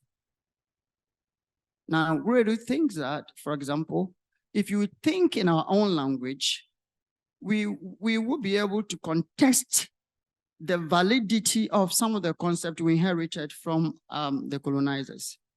So then we cannot disseminate our information as a way of fostering cross-cultural engagement with others. So my question is this, as simple as that. What should we do should we have to think in our language, in our native language, and disseminate information in the colonizer's language, or we should think in the colonizer's language and speak it? Thank you. The mic goes to Thierry now at the back, please. And can we ask right at the back there, and can people keep their questions short, please, so that, because we're kind of running out of time now. Thank you. Thank you so much. Thanks for the presentation. Thanks for this session. There's some very rich data there. Particularly, I listened very carefully to Ntimi. Thank you. And there are two things that came up for me. The one thing is that I think when it comes to the question of language of instruction and so on, and especially if you do instruction in a non-mother tongue language, if I remember right, one of the preconditions to actually learn and be able to conceptually think and so on in a second language is the grounding that you have in your mother tongue. And so I think that's where one needs to start engaging, and that's where the question comes in. You know, once you have got a very high level of mother tongue capacity, mother tongue capability, it's easier to switch. Ich habe mein ganzes Leben in Deutsch gelernt und inzwischen kann ich auch auf Englisch reden. So I learned everything in German. I only did my university education in English. And I think it is after having a lot of stop and start at university and doing English for academic purposes and so on, and struggling a lot with English as a learning language, eventually I was able to, you know, express myself reasonably in English as well. And now actually, 30 years later, I don't think I would be able to write an academic paper in German the way I can write it in English. But I would be able to acquire that if I wanted that. So I think that is the balance. And so I was wondering, when you then concluded, when the students were saying, you know, learning in English is an unfreedom, right? It's an epistemic injustice. I wonder what they would say if they learn everything, for example, in the Tanzanian context in Swahili, and then end up coming to South Africa. They would probably say, yo, I was disadvantaged, right? Or I cannot actually. So the thing is, there's no problem with mother tongue instruction, but one needs to then have in parallel also, you know, learning in other languages, so that one can express themselves in other languages as well. The conceptual, theoretical, expressive ability that one has in the one language, that it can be translanguaged into another language. And there, I think there are a lot of things. So the whole question around justice, injustice, freedom, unfreedom, it's kind of, I think you need to almost look at it in that way of, well, what if it was going completely the other way, you know? So I think there's this need for this balance, you know, so that in the end, what you want is to empower. So the question of epistemic access, right, is the first thing. So create epistemic access, and the question of language, being able to express in a second, third, or fourth language, then becomes another thing. That's just a kind of a comment on the excellent presentations this morning. Thank you very much. There's one. Was it?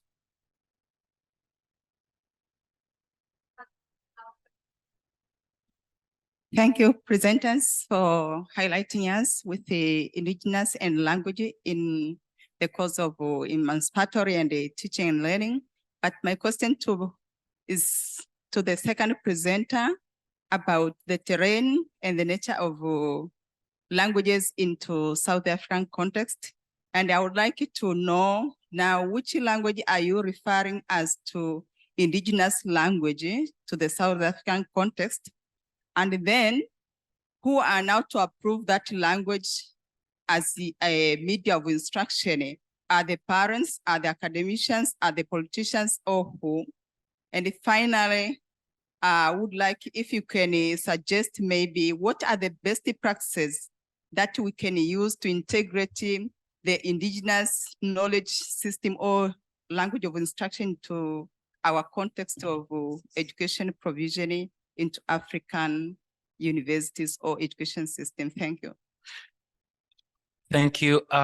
Thierry, thank you for your comment. I think I have a similar experience like you when I came to South Africa after my advanced level of secondary school, and I had to switch completely to English, everything. And it was so scary even to face a lecturer to speak. But I had to immerse myself. In fact, I spent most of my time with people from other parts of Africa and out of Africa, not my Tanzanian colleague, because I wanted to move away from speaking Swahili all the time with them. So that helped. But if you tell me today to write a piece in Swahili, I don't know if I'll be able to. So, and that's why I did ask a question of asking students, if you are given opportunity to write in Kiswahili, how will how do you think you will be able to do it? And for them, it's easy because they are in the same context and they speak Swahili all the time. So they would give you different experience. They'll say, no, I would be more comfortable to write in English, but in Kiswahili. So, but I don't know if it is scientific writing, how would that look like? That I don't know. And I think I need to go deeper than that to find that balance. To you, my brother, I don't know what's your name. I think it's both. Language helps us to think, but it also helps us to communicate what we are thinking about and what we want to communicate. So, in my view, it's not about, in a learning context, it's not all about speaking. It's about also thinking conceptually, but also your thoughts and how do you present them? Do you have that language? Do you have the vocabulary? And that's what the prof was talking the other day. That, if you don't have vocabulary, you can't communicate. So in the learning process, which is a developmental process, which has to have some sort of autonomy and freedom, you have to have the language to do so. So it's just beyond speaking, in my view. It's also thinking, but also being able to speak or communicate what you are thinking about. Whether is anything decolonizing language, I'll leave it to Valerie. Thank you. Okay, thank you. Let me try to be quick. The first question about, can we decolonize the use of English? Yes, we can, but the question is, why should we? It's someone else's language. There was a time I was teaching and a student logged into my class, and the name he used to log in was Black Jesus.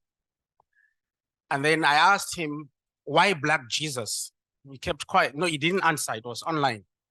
I said, I don't have a problem, but you need to explain to us why you're calling yourself Black Jesus. This is someone else's God, right? You can name your own gods. Imagine someone comes and says White Shaka Zulu. It's someone else's tradition, someone else's language, someone else's heritage. You can't just claim it and then turn it into something else. They can turn it into something else for their own respective reasons, right? And they've done so. It has been decolonized, so to speak. Here in Ghana, they speak Pidgin English. You go to Sierra Leone, Liberia, Cameroon, Nigeria, right? They adapt it to the indigenous languages. Someone was saying something about the Portuguese colonizing in the indigenous languages. Yeah, so you colonize in the indigenous language, but over the course of colonization, you replace that indigenous language with English over the period of 200, 300, or 400 years. So the issue is, yes, we can. It's possible for us to tweak it, insert local words there. I'm sure the Pidgin English varies, that are spoken across West Africa varies from all this Nigeria, Sierra Leone, and Ghana or whatever. So it's possible, but why should we? I think the whole idea is, if you want to beat the colonizer, beat him in his own games, right? If someone uses soccer, don't say, well, I want to change soccer. Learn the soccer and beat him in that soccer. To me, that's the most appropriate form of colonization, not to try to change something which was not invented by you. Is there a problem with the use of English. There's no problem. That's what I said. There's no problem with the use of the English language. Something about thinking. Should we think in English and think in an indigenous language and speak in English? I can't prescribe what you think in. I don't think in English, right? Well, I think in a multiplicity of languages. I was learning Latin when I was in Form 1. I can barely speak the language anyway, but there are certain slangs which I can remember. There are certain slangs which I pick up from Xhosa and Setswana and all whatnot, which if I think about it, I say, okay, how can I translate this to English to fit the context of what I'm writing? So you think in whatever you're comfortable in thinking in, but the ultimate is that for purposes of assessment or publication or whatever, you have to convert that into the English language. If you're more fluent in English language, I'm not sure if very few Africans would think in the English language if their mother tongue is not English, right? So I think very few. So I can't prescribe which language you can think in. You think in whatever you want to think in, but the ultimate is how to translate that to the English language. Unfortunately, there are a whole lot of software that can assist you in perfecting that language when you're writing. I think speech, I always tell my students, speech is pardonable, right? Someone was talking about someone asking about the chair. Speech is pardonable. When you talk to me, we all make a multiplicity of errors when we are talking. That is pardonable, but to me, writing, because there are a lot of writing assistance softwares, I think you should try to get that right. But I don't generally punish students for making grammatical errors here and there. The last question, I hope I'm not missing anything, was about which languages should be used in schools, who should approve these languages. Look, that's politics. Language is about power, right? Who wields the power and whose interests are best served.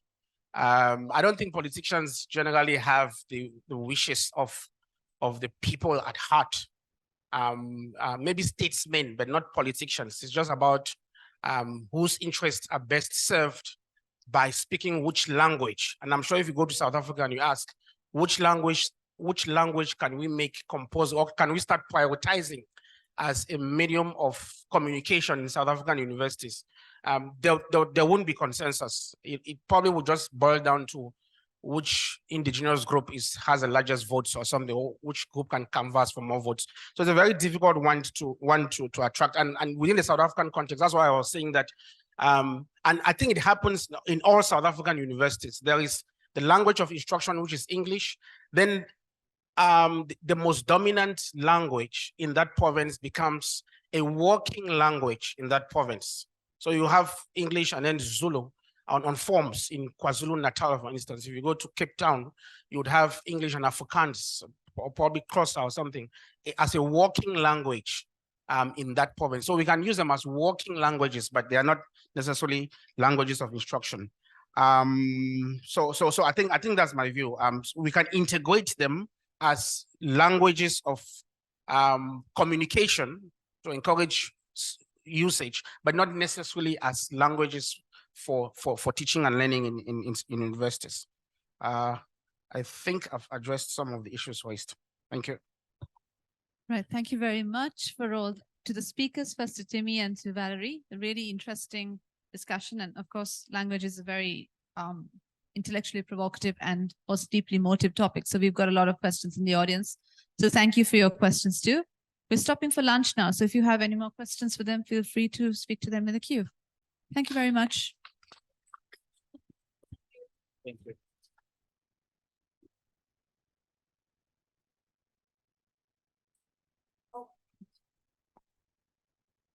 Just a quick announcement for those who are involved in the photo voice workshops.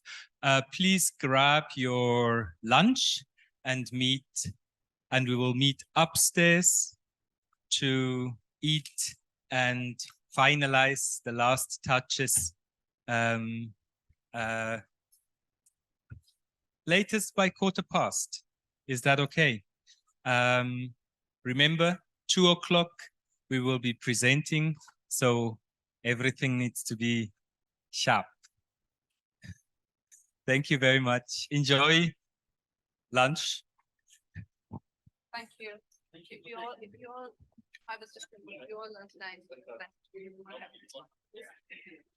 Action.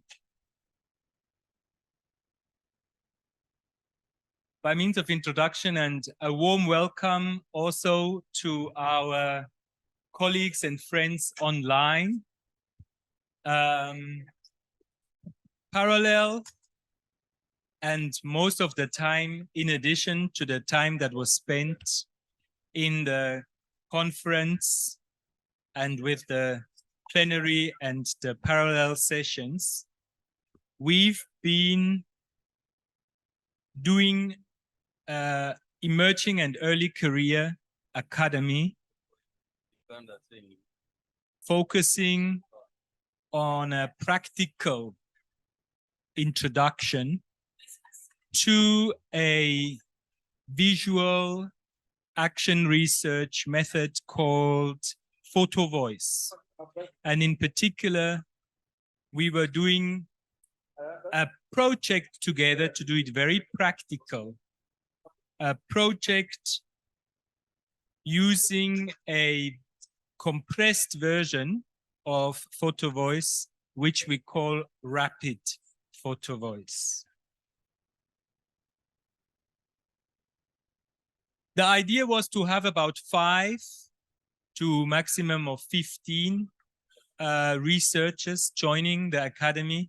It turned out that more than 20 signed up initially, and after 3 days of very intensive workshops, starting before the conference in the morning and ending after the conference in the evening, and having meetings in between, and about 14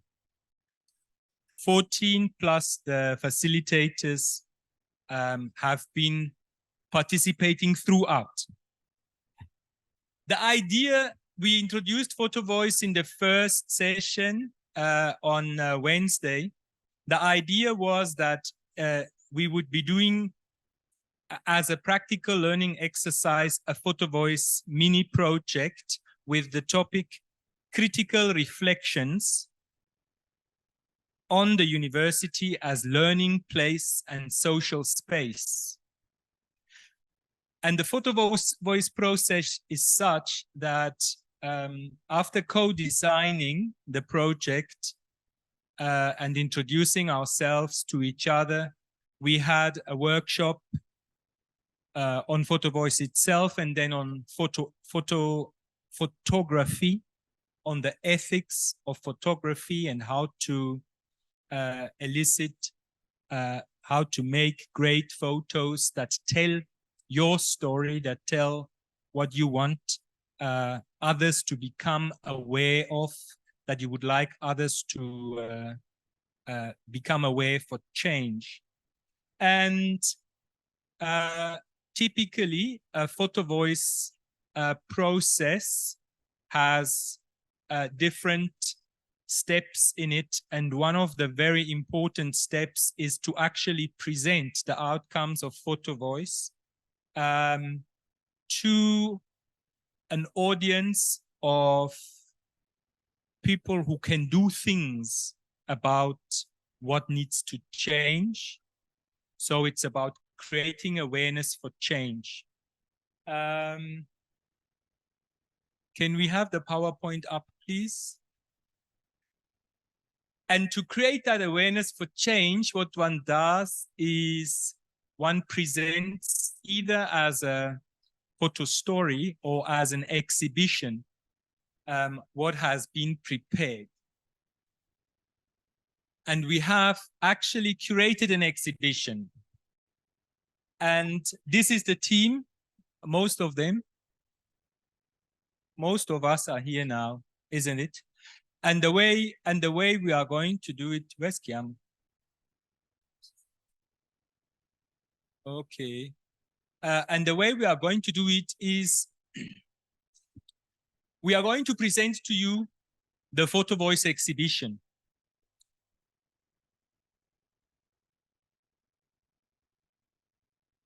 Thank you. We're going to show you what the outcome would be of a photo voice project like this, an intermediate outcome, right? And every time a new slide comes up, the person who submitted that photo and the story with it is just going to introduce us to it. And because one thing that we couldn't do is to make a much more tight selection. We have quite a lot of slides and we have quite little time. So I will ask, please, everyone, not to embellish the story, but to present it as it is, right? Great.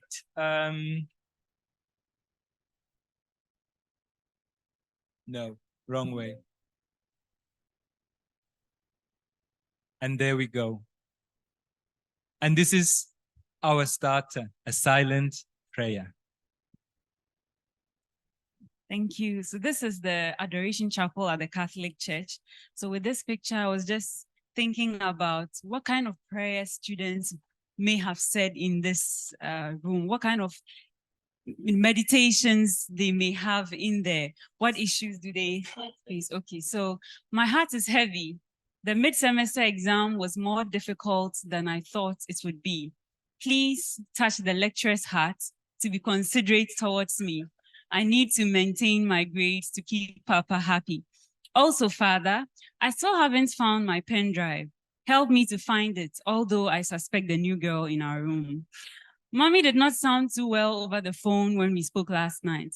Heal her, whatever it might be, so that she can go about her business. Besides, Big Brother is graduating next week, and it will be such an opportunity for the whole family to unite again. Lord, I want to contest for SRC secretary in the next elections. Remember your daughter. You know I will make you proud. And finally, our TA is cute. What if you opened his eyes to notice me?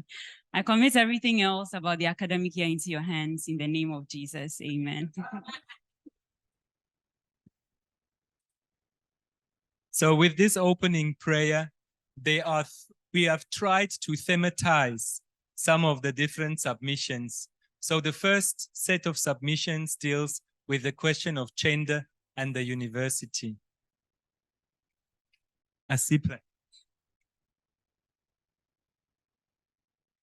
So as we visited the memorial of Kwame Nkrumah, as I'm standing there, I began to imagine how do we then locate women in the revolution, specifically looking at the location of the graveyard of his wife and where he's located.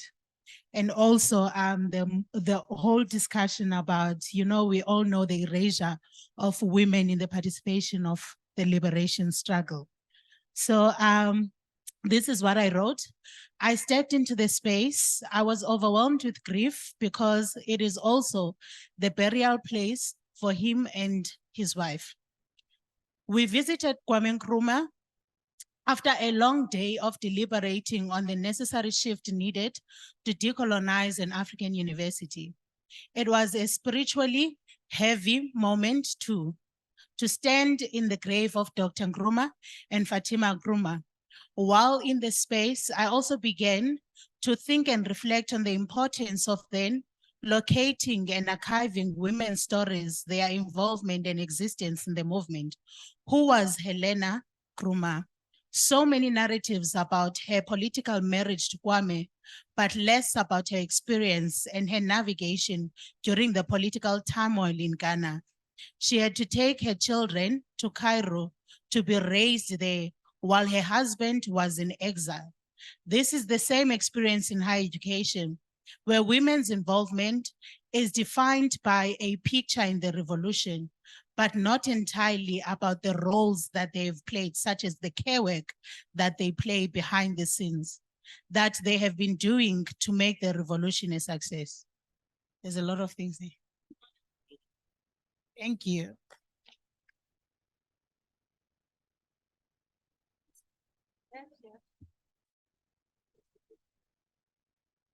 Okay, so this picture was taken when I had done a shooting documentary. We shot the Ghana Dance Ensemble perform.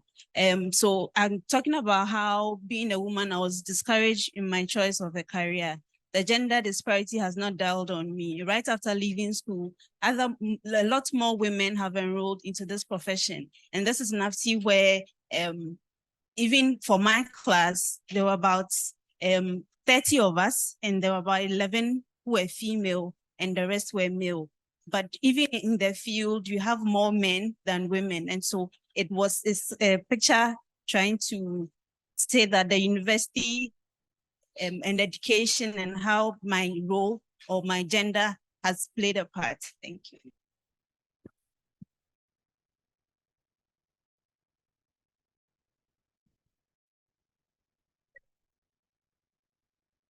Okay, so we had the tour guide telling us about the head of Kwame Nkrumah being saved by a woman.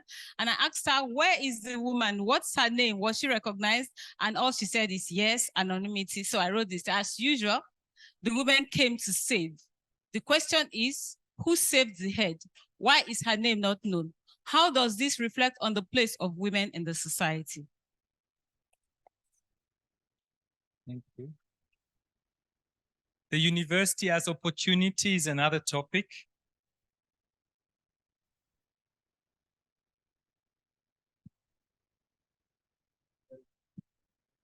Yes, so I took this picture to depict the student-teacher relationship. So I was thinking about academic freedom, especially in our context.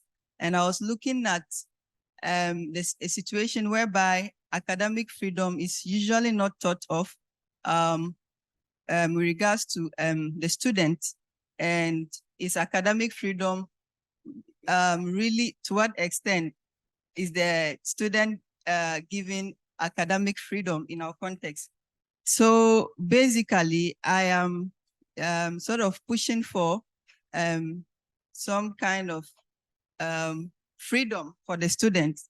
For instance, if a supervisor and then a student, to what extent is the student, allowed a certain kind of freedom to explore his or her ideas, and to what extent is it being accepted?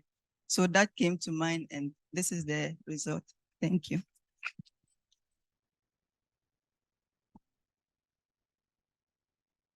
From the top, this is a university office light illuminating the space after hours.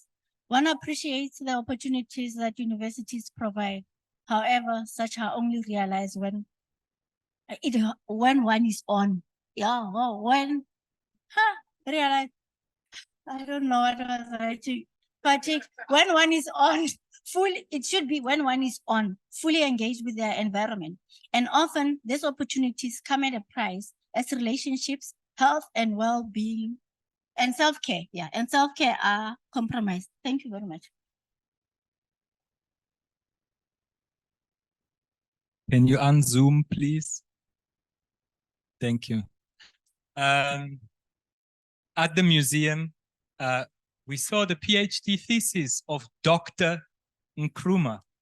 So I was very inspired to see that and illegally took a picture of it.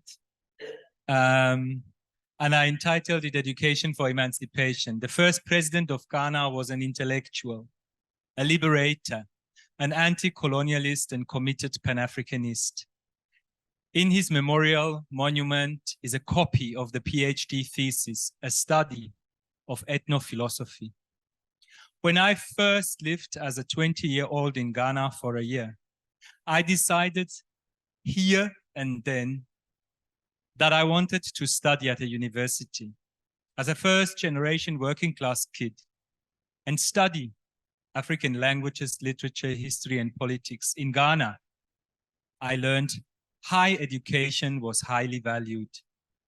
Looking back, I think this philosophy of valuing education highly that I came across in Ghana helped me to persevere through my studies, and now also helps me inspire African and women students that I supervise, that I teach, that I lecture, to reach for the highest, to persevere while also being critical, activist, and committed in their studies and their intellectual lives.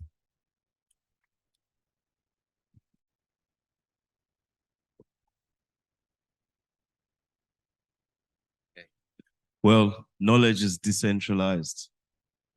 I am captivated by the decentralized nature of knowledge.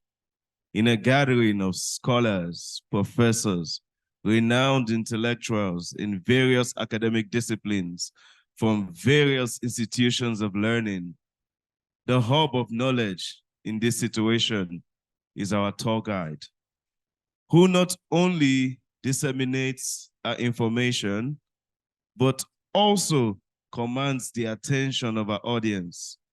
I will forever respond, Amen, when charged, I go. Thank you.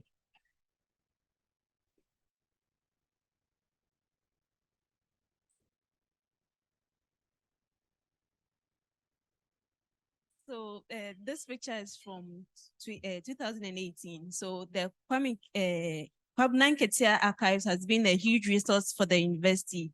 Students from various units come on in tours there to add practicality to their theoretical knowledge. In this photo, a group of students came for a tour. The gentleman behind the lady in black shirt has since chartered a profession in archiving, thanks to the knowledge and space the university gives.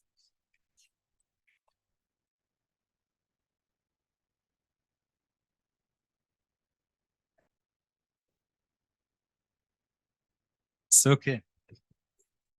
I have an identity problem, which is the challenge of this century.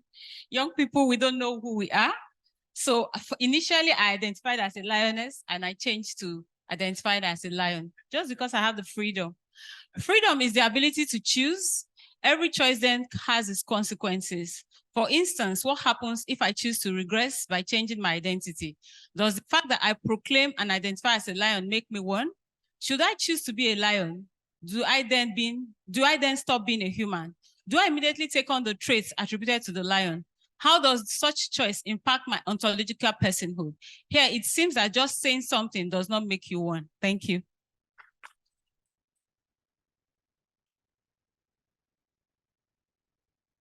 Another theme that came out is centers and peripheries in the university as learning place and social space. And here we've got Josephine. I met with this young man doing his job with a lot of joy, and I got his consent to take his photo. The university is a complex learning space that many people contribute to in order for it to achieve its desired goals. Does the university leadership realize their role and include them in the struggle to decolonize higher education?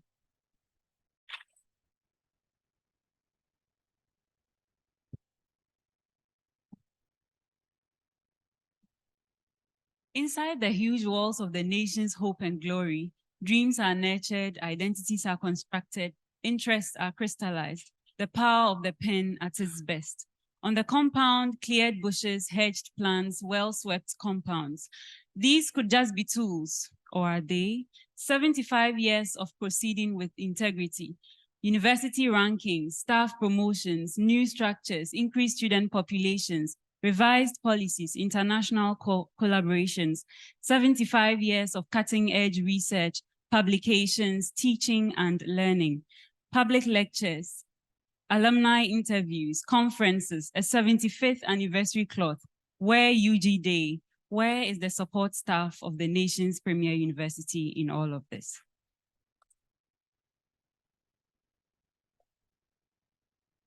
Belinda, you have the stage again. So Kofi Brookman, 2 hours in between lectures, dash to the room, rice, water, salt, a borrowed rice cooker, take a nap, oops, the rice cooker wasn't plugged. A taxi back to the lecture hall. Prof will be 30 minutes late, class rep announces. Fly to the food court, long queues, food not ready. Behind the law faculty are 2 women selling roasted plantain, 1 overripe finger and some granuts. Breaking plantain is for the gentle. Toss granuts in the air, catch them with mouth, bite the plantain twice and it's done. The god of hunger may just have been appeased. I smile at the vendor as she hands me my change. She may have done business, but to me, she just saved a life. There are myriad reasons why vendors on campus do business, and many more reasons for the choice of business they opt for. Sometimes I wonder how they perceive the value of their products and services to the students who patronize these businesses. What fond memories do students have of these encounters?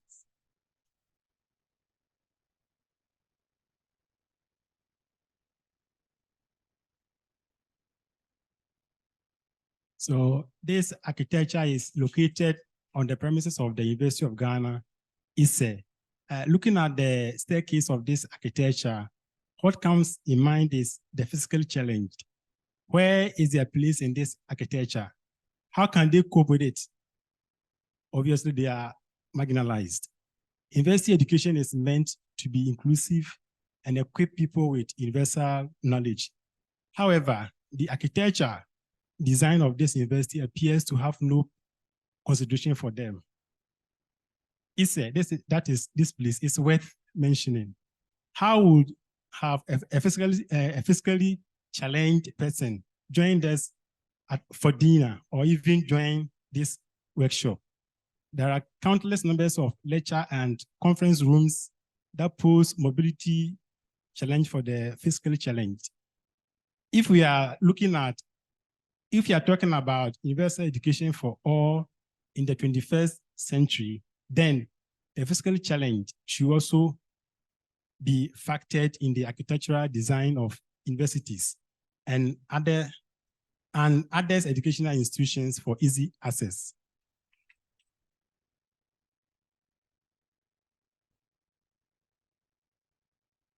Then the theme decolonization also came up.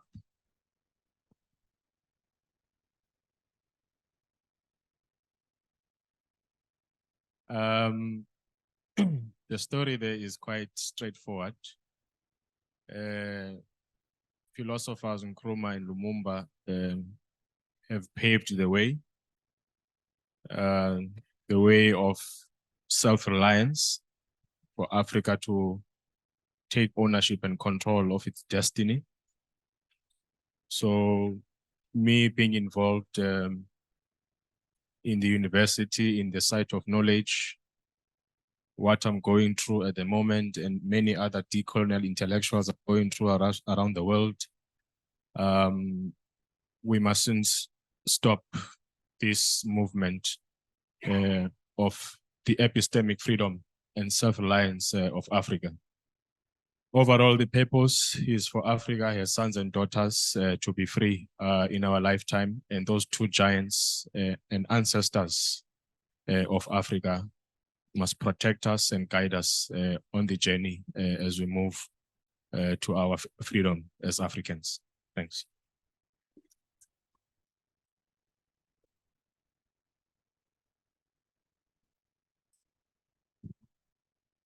Forward ever, backward never. The university as a learning space should provide education that promotes space where Ubuntu is felt and spills over to the community. I am because of what we all are.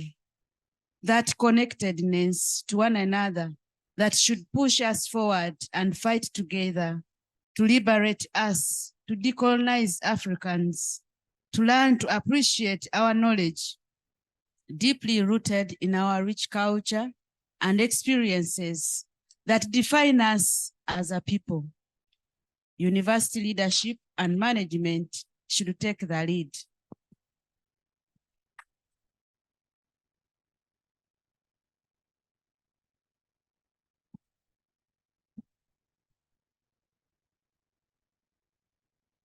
So this is a reflection on the diversity in advancing the decolonial project.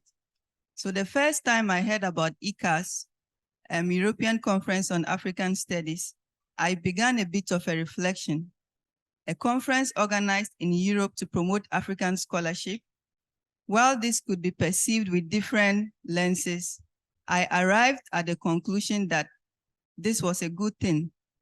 At the same time, I realized it was the same level of astonishment I felt whenever I came across European or American scholars writing about decoloniality.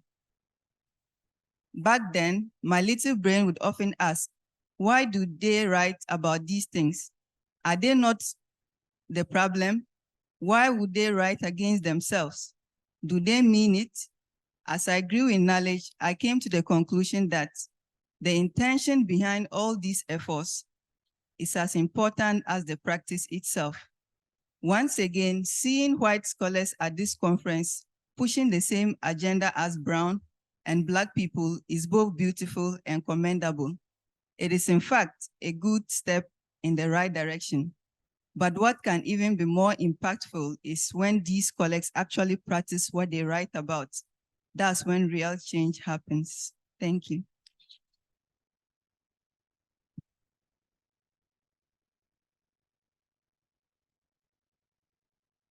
Kevin is not here. Okay, I'll read it then for Kevin. Heavy is the head that wears the crown. The decapitated statue of Dr. Kwame Nkrumah, once an emblem of African unity and decolonization, resonates profoundly in its current state. Heavy is the head that wears the crown.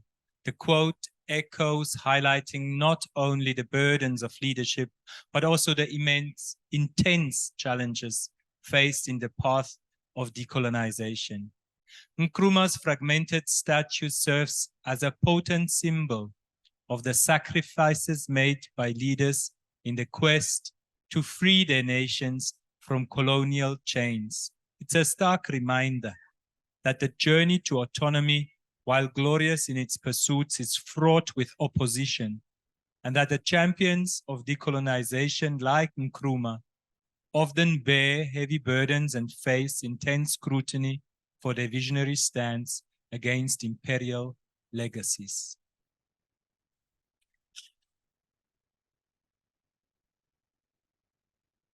And then the theme, university resources.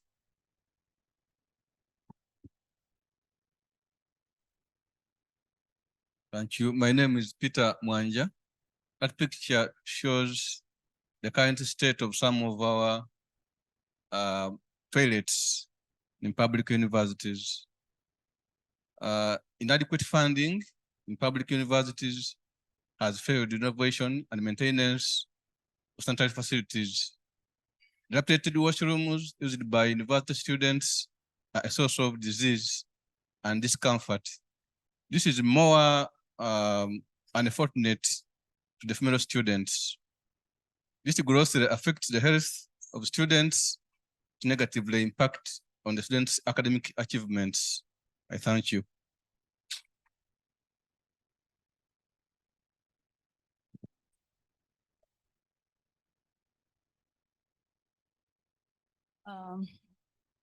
There is a board that is hidden under that typo, but that board represents a limited space that we have in the halls of residence, and so many people wanting to take part of that resource, the board, a number of students, both males and females, that are part of this university but have limited space. And in this case, when it was put in place for the first time, the boys' halls of residence are more compared to the girls. Currently, the girls are almost surpassing the number of the boys, but we are still having the same space. So, and the old infrastructures in place are not inclusive for both males and females with disabilities. Something needs to be done urgently in many higher education institutions to cater for this challenge. Thank you.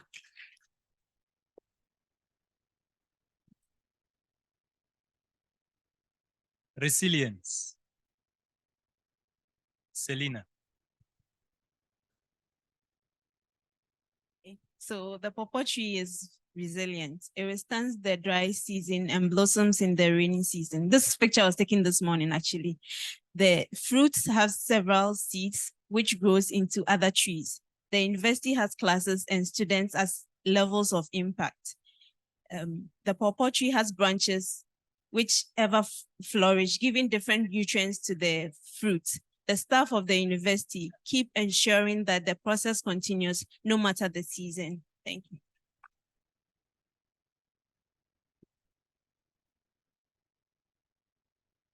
Thank you. Beautiful, strong buttress roots clutched firmly into the ground, hold a huge tree, tall and proud, embracing and clutched to the beautiful people, culture, and language. We can stand tall and take pride in implementing the strategies towards decolonizing higher education.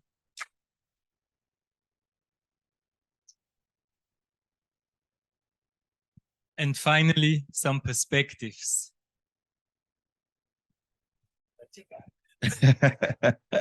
Okay, monuments, landscapes, and multiple meanings. At first glance, we see a chicken strutting past this captivating edifice. However, upon closer look, I am intrigued by the multiplicity of meaning in this photo. I see Kwame Nkrumah's memorial, so majestic. But I also see a chicken going about his life with oblivion of the meaning we attach to this site. And then I begin to even see more.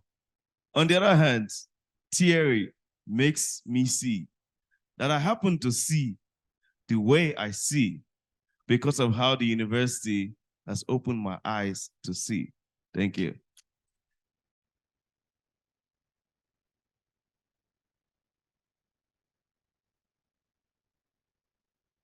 So I took this picture as a reflection on the university as a social space, but also what it means to develop an intimate relationship with that space.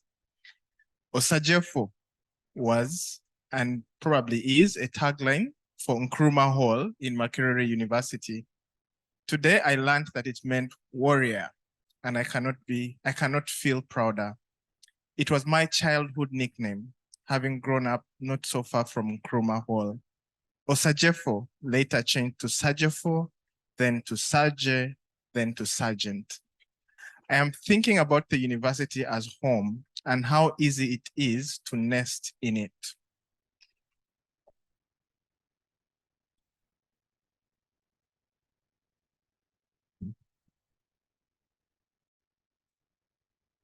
Yes, regardless of the multiple thorns that one of the plants has, it still flourishes and it brings nice flowers. And it coexists with two other plants. And I thought nature was amazing. And I thought the university as an education and social center embraces our diversity, coexistence in the same place. So as we appreciate the thorns in the space, I expect them to trigger the strategies to set the strategies that we should set for decolonizing Africa's higher education.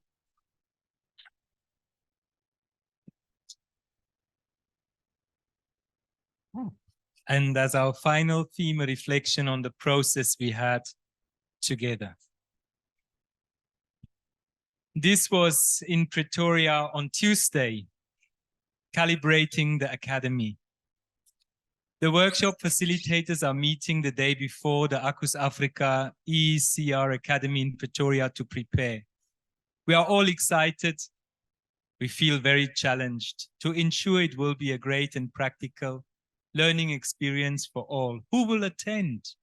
Will we be able to cover all the learning activities in the short time we have? It's a balancing act and calibration of different emphasis, interests, and personalities.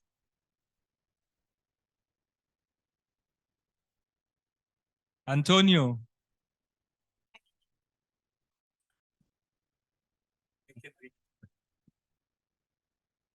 The workshop successfully engaged participants from diverse backgrounds, fostering a sense of community and collaboration.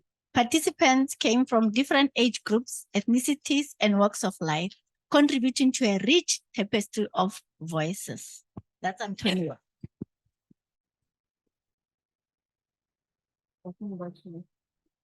From the heart, one cannot help but be awed by the beautiful aura around this photo. Often leaders are portrayed to be inaccessible, aloof, and uncaring. However, in this portrait, Dr. Kwame Nkrumah is having a lighter moment, and the pink color accentuates this precious moment. One cannot help but ask, what will make our university leaders more relatable? Where are these moments in our spaces? Let us from the heart thank our emerging and early career researchers. Thank you.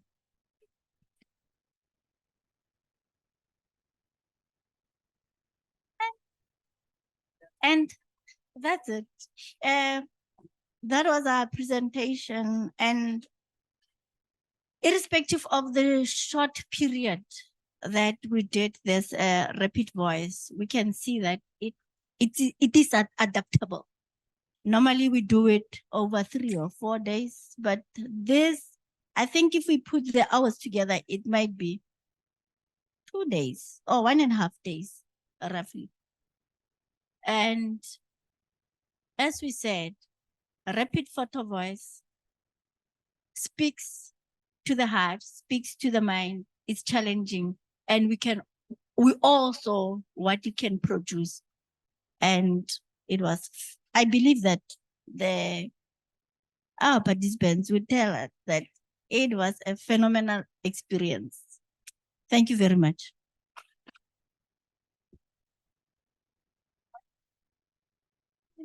So, yeah, so if there are questions, we are open to questions, comments.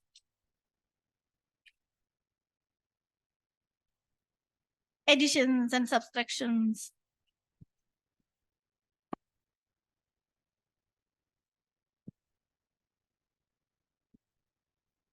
No? We did. Yeah. There are no questions. No. Yes. That's Dina, and then.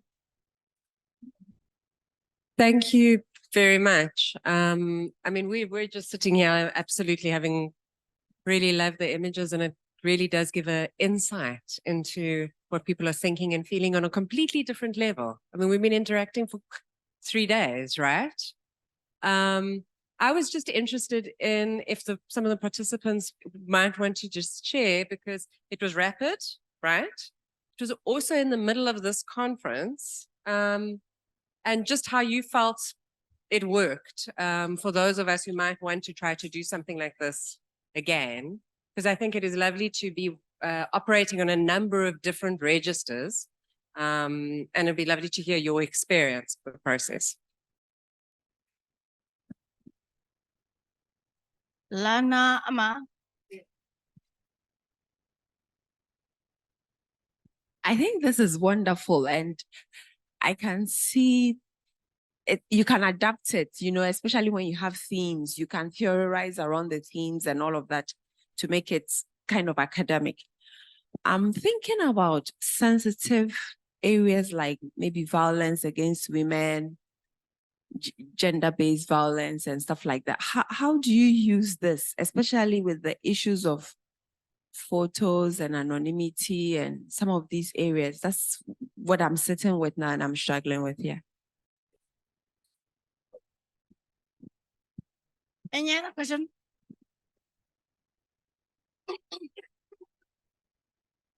Question or comment?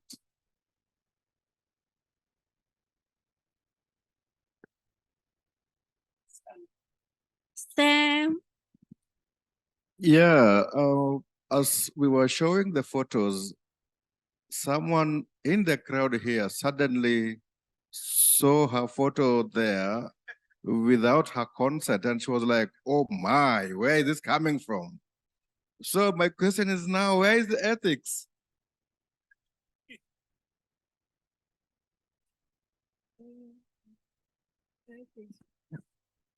Any other question? Who wants?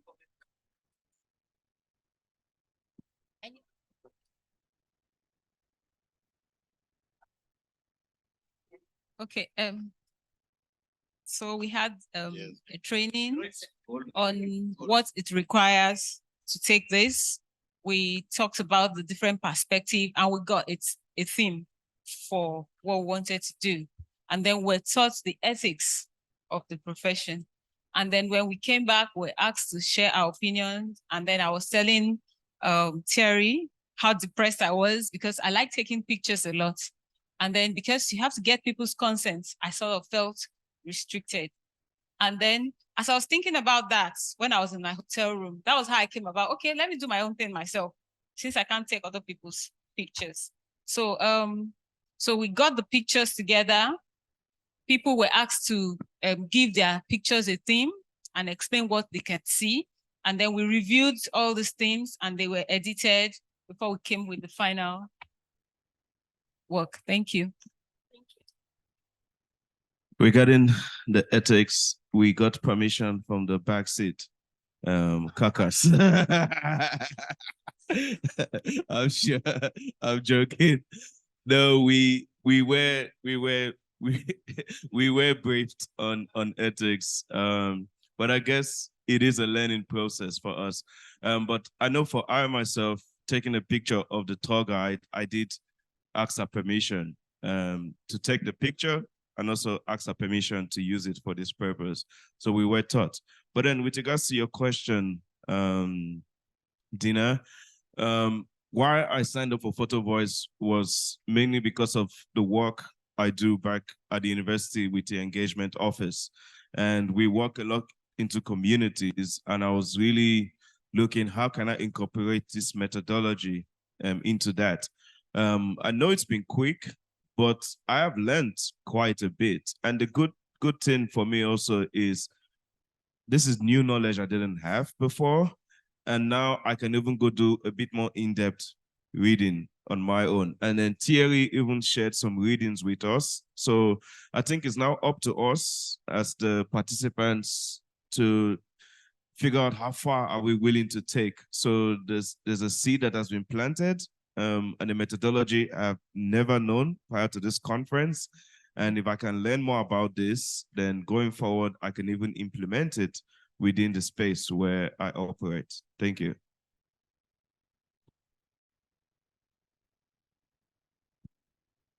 Thank you. So the picture I took of the broom and the shovel was just out there. So after taking that photo, I walked away and then I realized the support staff who uses those tools came around. So I thought, oh, it would be nice to actually have a photo of him. I explained to him what the Photo Voice is about, the project is about. He seemed interested, he agreed. I took a photo of him. But after I did that, I felt this, you know, the power dynamic of having a camera and all of that. He agreed, but maybe if it were some other circumstances, he may not have. And so I decided not to use that photo and then use just the tools I took. So for me, it was, you know, reflecting on, I think we talked about that, having the camera gives you some form of power. And so it's important to reflect, think about what this means for that person, even if they are saying yes. So that was it for me. Thank you very much. I've looked at very wonderful pictures and nice stories and themes that developed during the short session. Thank you very much. It's a wonderful program. One thing that I can see, it's just my own perception, is that the use of that particular photo, it raises an issue that if you have, I be concerned to take photos, then what do you do next with my photo? I think the picture that we're talking about that was projected there in one of the themes is about that. So it goes around all of us that we must be observing the POPI Act. For taking pictures together, don't use my picture anyway without my consent. So this is the point that was showing that it's a very good methodology, but it has got very negative pitfalls like the one that you are doing. So even those who are sharing, they should not go and fall elsewhere. Maybe you see them on Facebook without consenting, and what will be written there, for example, here is being covered in this project, is projected, the other person, you didn't know that the photo is, I'm just making a story, not a big one, but it's the bottom line of Photo Voice. It's a beautiful project, I'm happy, thank you.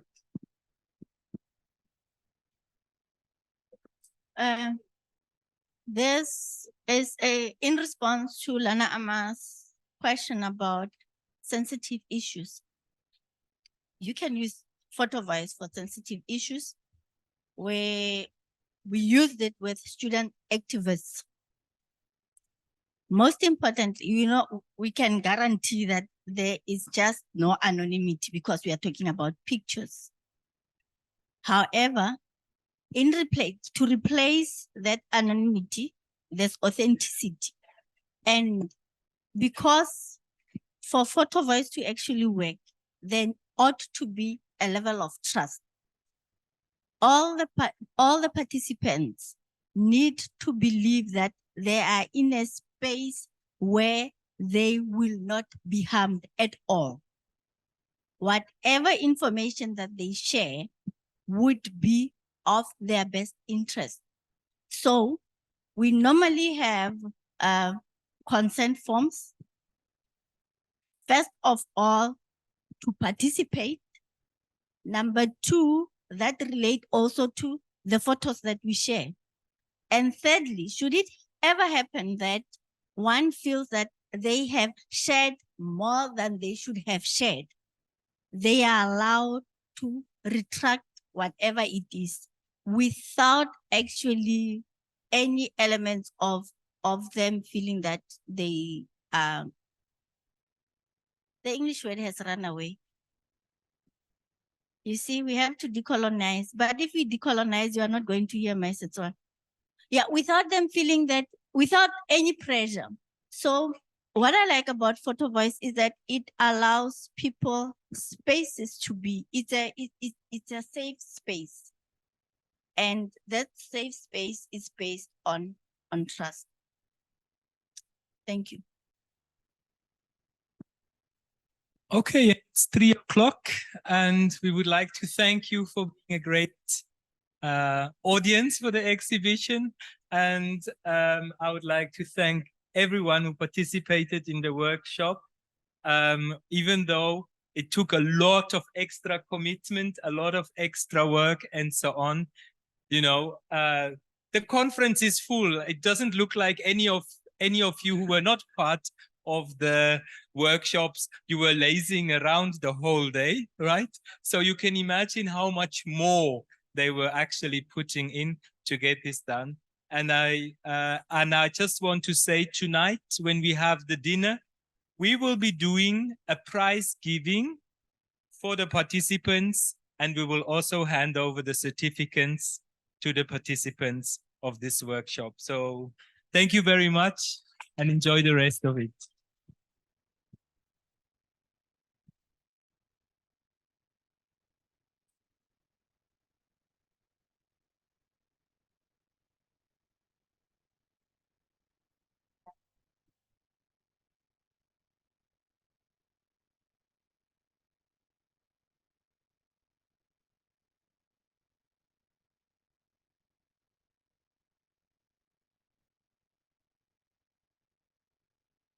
Hello.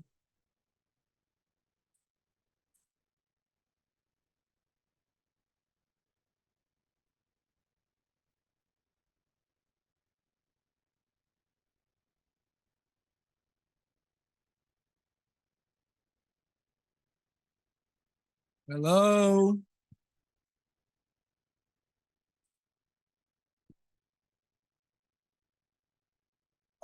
Thank you, Thierry,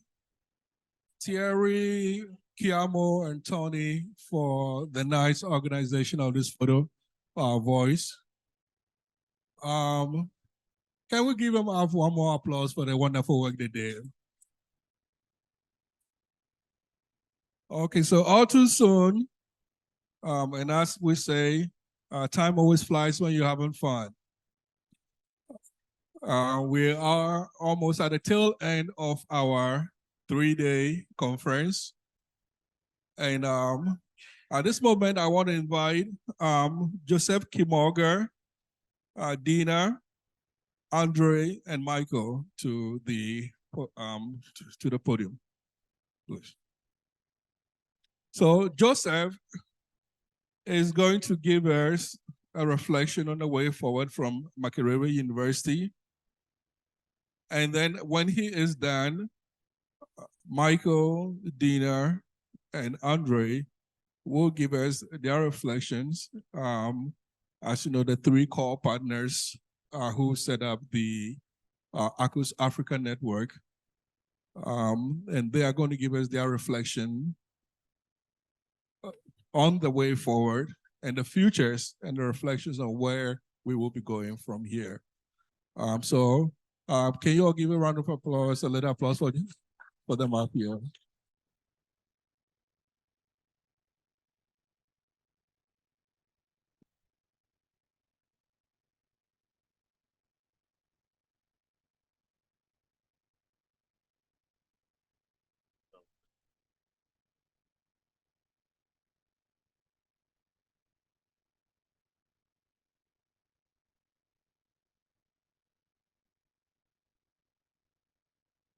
Good afternoon, ladies and gentlemen. I am Joseph Kimoga, representing the team from Makerere University and giving our reflections on the way forward. Ladies and gentlemen, there are a few moments in which we can assemble for a subject as important as promoting critical university studies in Africa.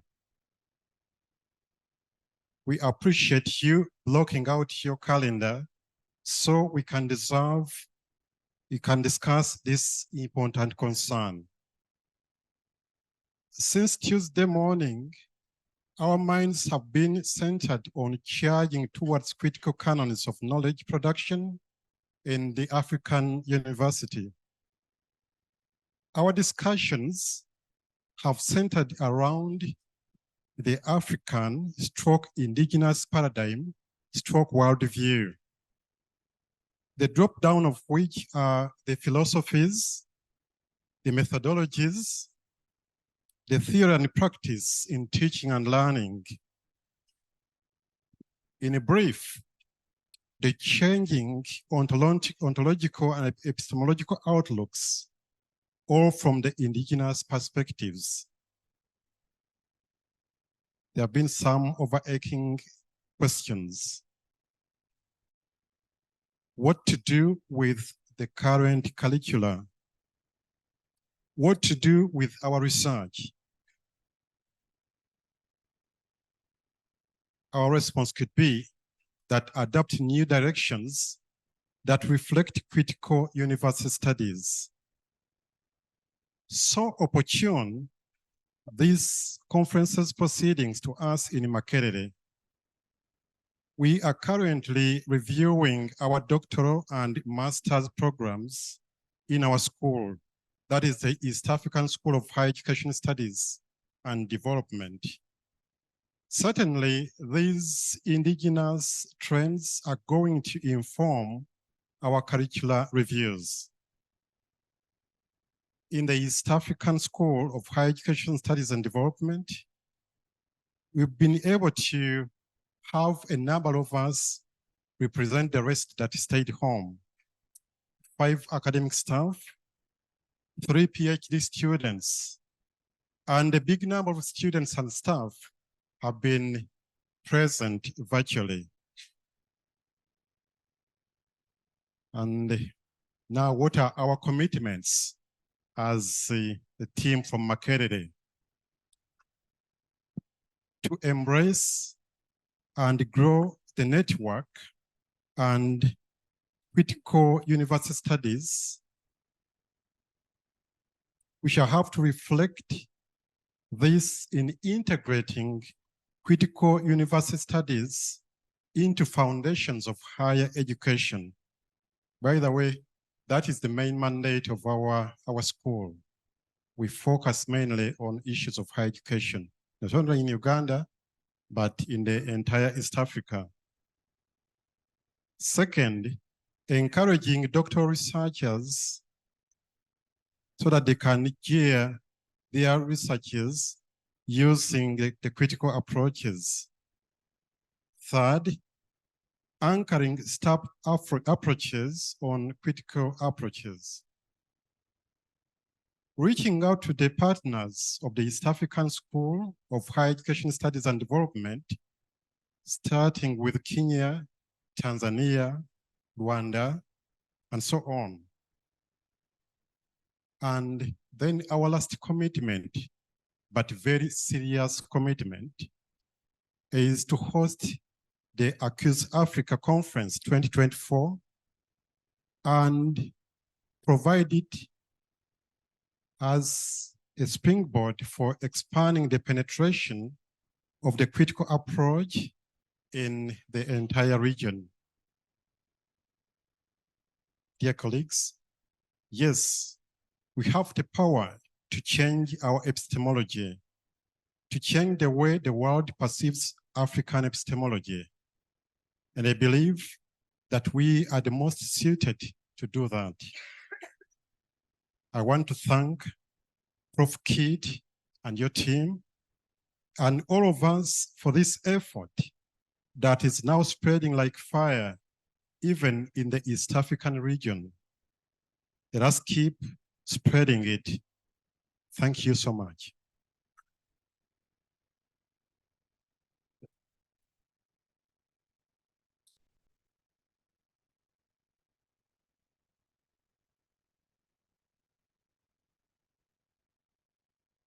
Thank you, Joseph.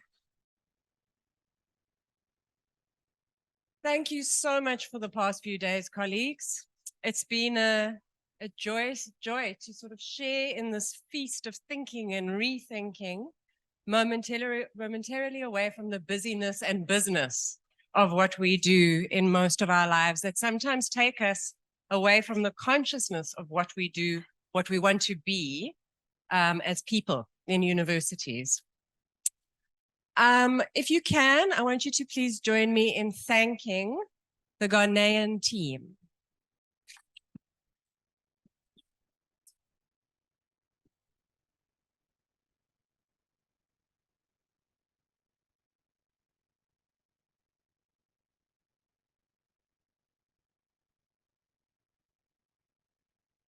We absolutely appreciate you. From the staff that helped technically, from Michael back and forth with the visas, right? To the giants that presented and invested their time, Tachiwa Manu, Kofi Apia, in those really amazing keynote talks.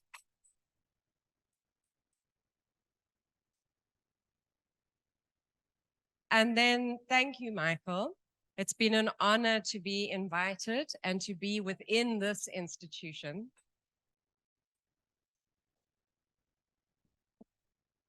Thank you for opening this door to your intellectual home. Thank you. In tangible and intangible ways, I think what it's done is to enable the Pan-African connections that we all need and believe are so important for this area. And I think, I'm sure you agree that it's also affirmed the hunger for more connections that won't be satiated. The call for this conference brought us to Accra, and the call was to reflect, engage, probe, and share the critical canons of African knowledges already in existence, the limits of those foreclosed and captured, the glaring and intangible omissions and erasures, and the restoration and repair of that denigrated, misrecognized, sidelined.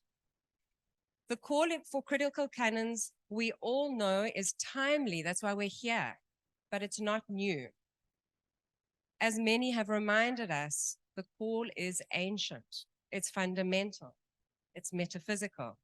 It's an injunction that we do not own, did not discover or concoct, and which no individual can ever claim. So it's no wonder that our contributions here, all of ours, that we've contributed in response have been so varied and differed. Common across the papers and the comments is a sense of, at times, impatience, fatigue, bothering about what we do with the material, political, social, and epistemic forces of colonial, capital, nationalist, and global systems on us as academic citizens, but as citizens. And their trade routes that are shaped by the universities. Taking Kofi's analogy that the ways we construct our gods, their strengths, their weaknesses, has implications for our imaginaries. Which gods are we foregrounding as warring among us and shaping our imaginaries? In these days, we've shared ideas and arguments to take hold of what, whom, and with which frames construct that as relevant, outlier, nonsensical, powerful, worthy, and good. Will the colonial, the global north, national elites define the imaginaries? And what are the implications of what we say defines that? When economic faith seems to be the fuel feeding the machinations of many contemporary universities and careers, many of our contributions sought to reinsert commitments to justice and drive for emancipation. So, acknowledging that we are a few people in one place, in one time, the necessity of actively working to craft this space and strengthen and complexify what we are doing in this network is our work, colleagues. Your agency to own this process, to gather others, to activate the drive, to deepen the archives, to write, to speak. That is what needs to be brought to bear. And we're so glad that you had to do that with us, to make this a more plural and enriched space for generations to come. So our work, our communities, our commitments matter, colleagues, and thank you again for committing to charge forward.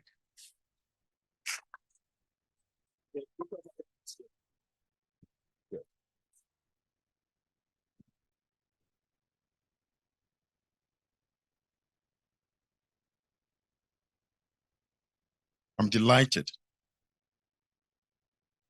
that we've come to this moment.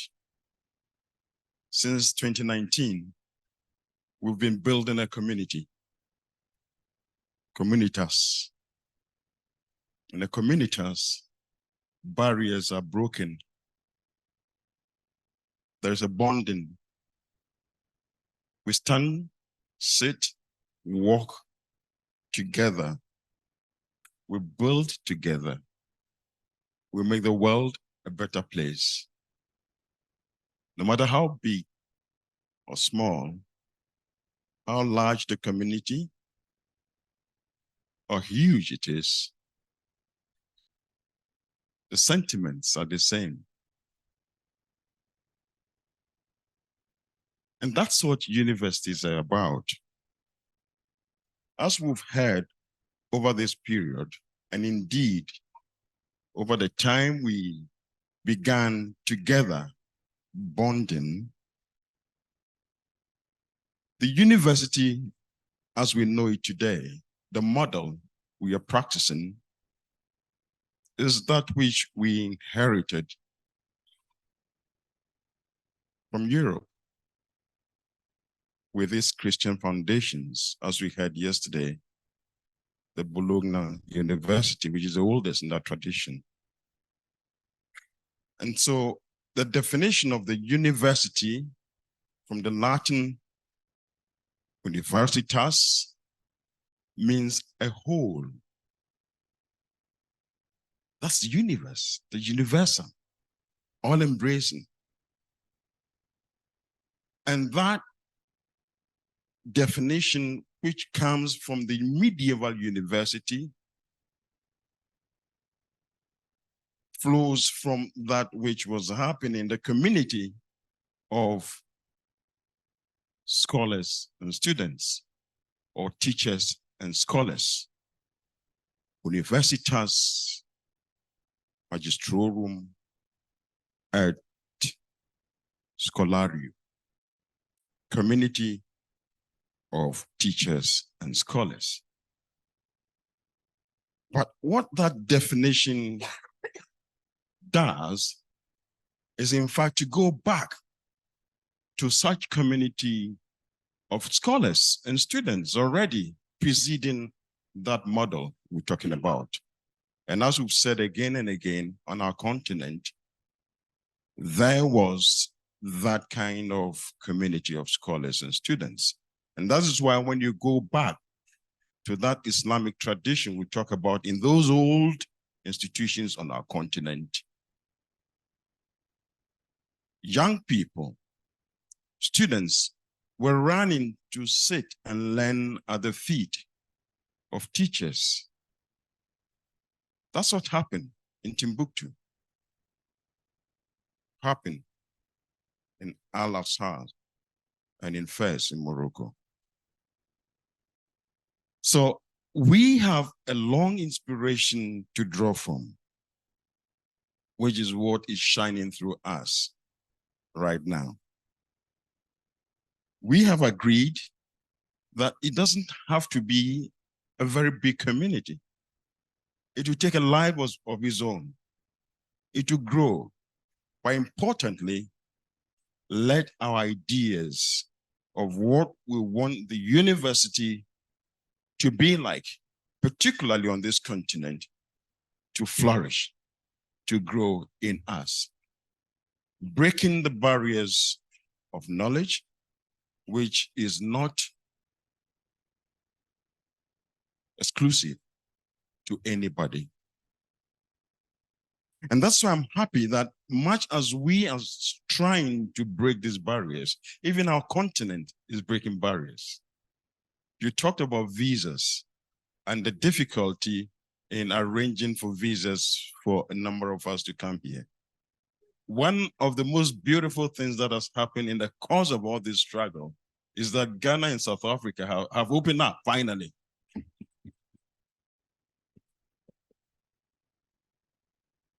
And that beginning November, 1st November, I do not have to struggle for a visa to go to my beloved South Africa.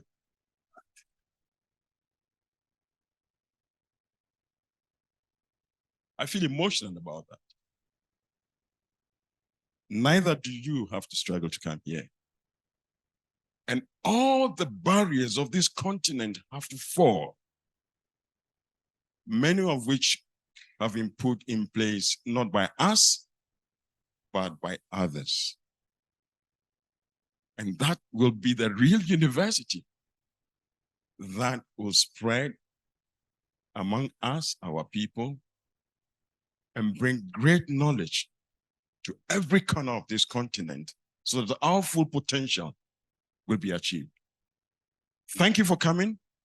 I apologize for any difficulties you've experienced here, things that have not worked very well.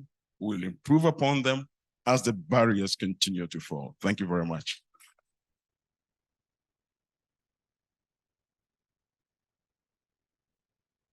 Thank you, Michael and Dina. Now, of course, the visa story for René Galant, now, of course, that is then sorted, okay? And things will get easier, as we move ahead with building the network. Of course, the thematics that comes through the different sets of presentation has been amazing.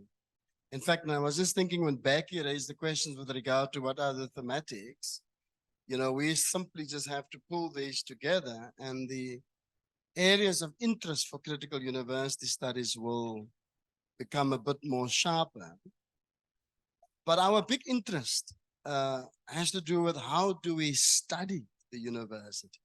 That's our interest for a kind of radical emancipatory practice to take shape, because the study of the even if the university is centuries old, the study of the university is only around 30 years, in the making.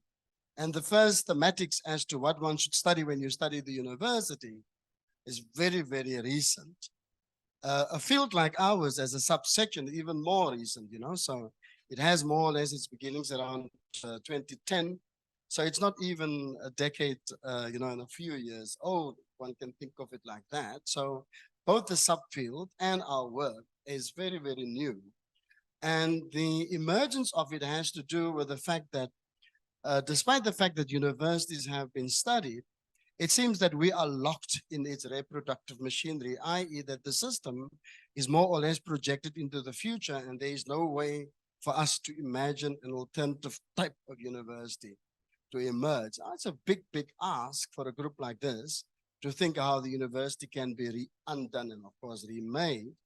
But I always think that these kinds of things have its potency exactly in the commitment of colleagues like yourself.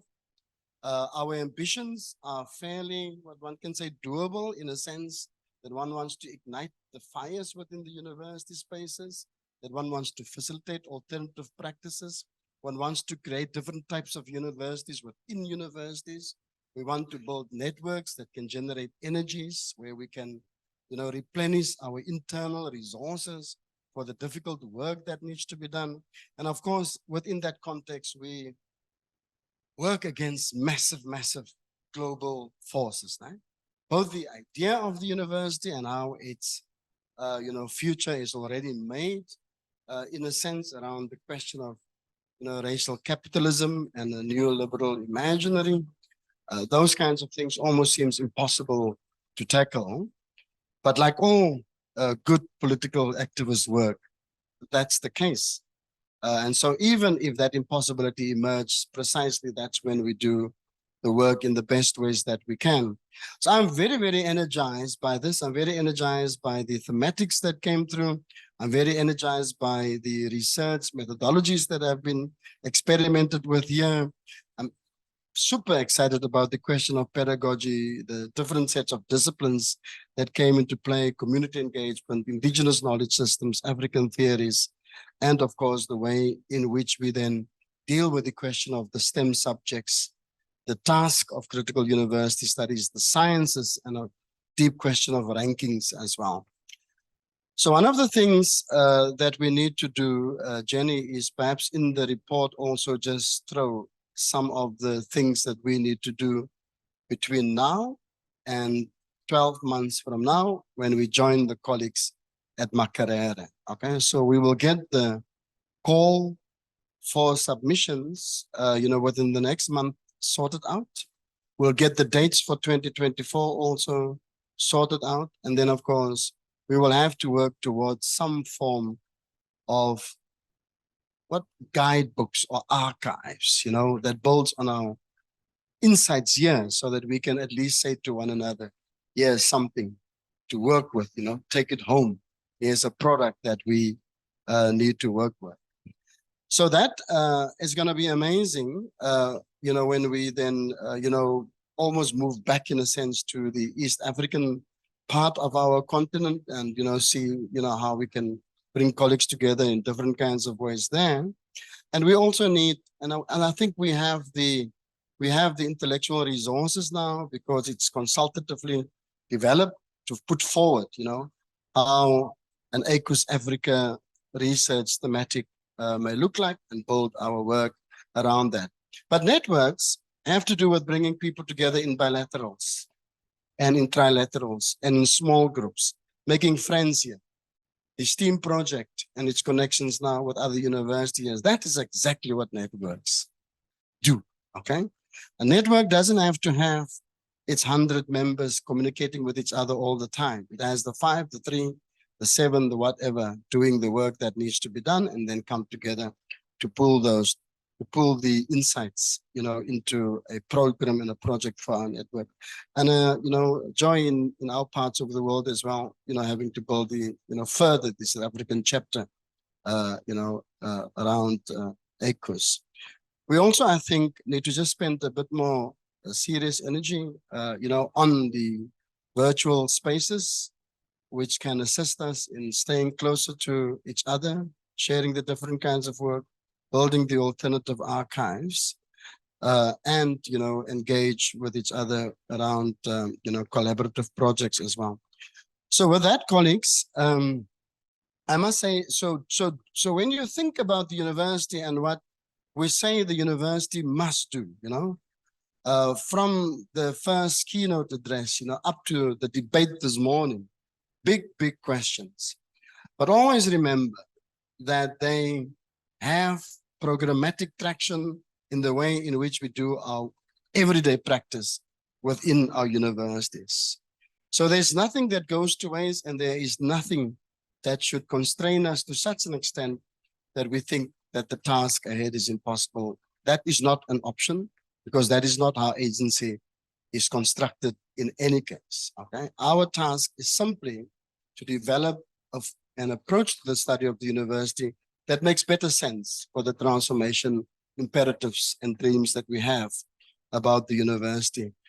So with that, colleagues, please keep an eye out, for the communications that we will be sending out within the next month or so. And of course, then start planning for our work next year as well. And with those words, just a massive thank you from our side, colleagues from across the continent. Many thanks for the great love and generosity from our Ghanaian colleagues. It's amazing to feel at home like this, in a sense that it's almost at the cultural level that the boundaries actually do not exist.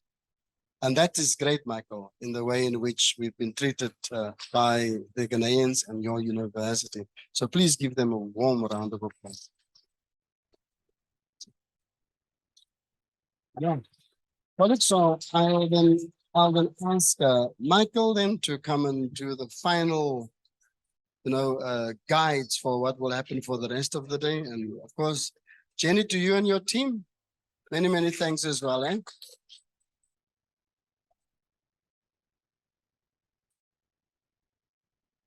So I think we can do a better clap than that.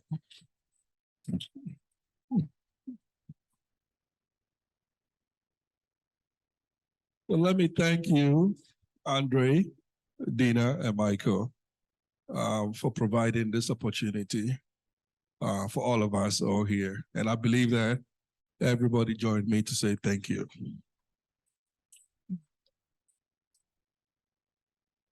Also, I want to thank Professor Tichwa Bedu for everything she's contributed to this program, and the support, the midnight calls on how to do the program. You should read this way, you should read that way. We thank you so much, Professor Bedu. I know I can see Dr. Appiah, but okay, I'm told he's not feeling well, so he has to go rest. But he's also been very instrumental in having this program come to fruition. I cannot also forget Jenny in the back.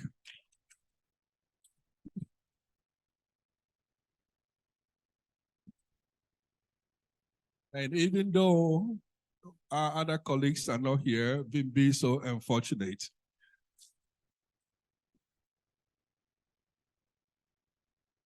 Thank you all for the support, the emails, the back and forth. But thank God that finally we have been able to bring everything to fruition. At this moment, we are finally coming to the end of the 3-day conference.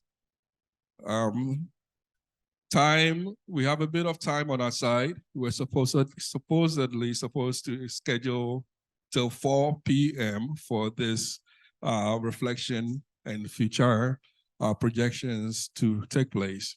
But we have 30 minutes of time to socialize, to continue the conversation, the photo voice, and everything.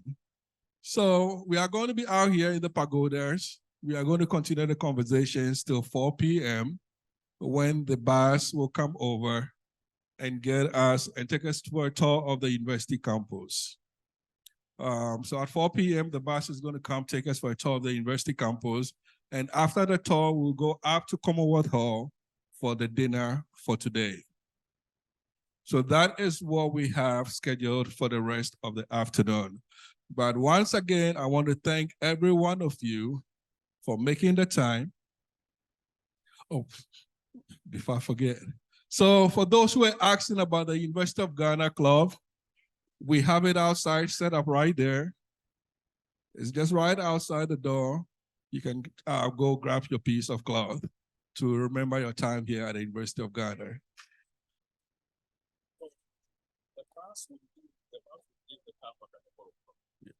And once again, Prof is just reminded me that the bus will leave at 4 o'clock. So thank you all for the time taken from everything you have to do to be here for the 3 days. We appreciate you, we love you, and we hope to see you all in Kampala next year.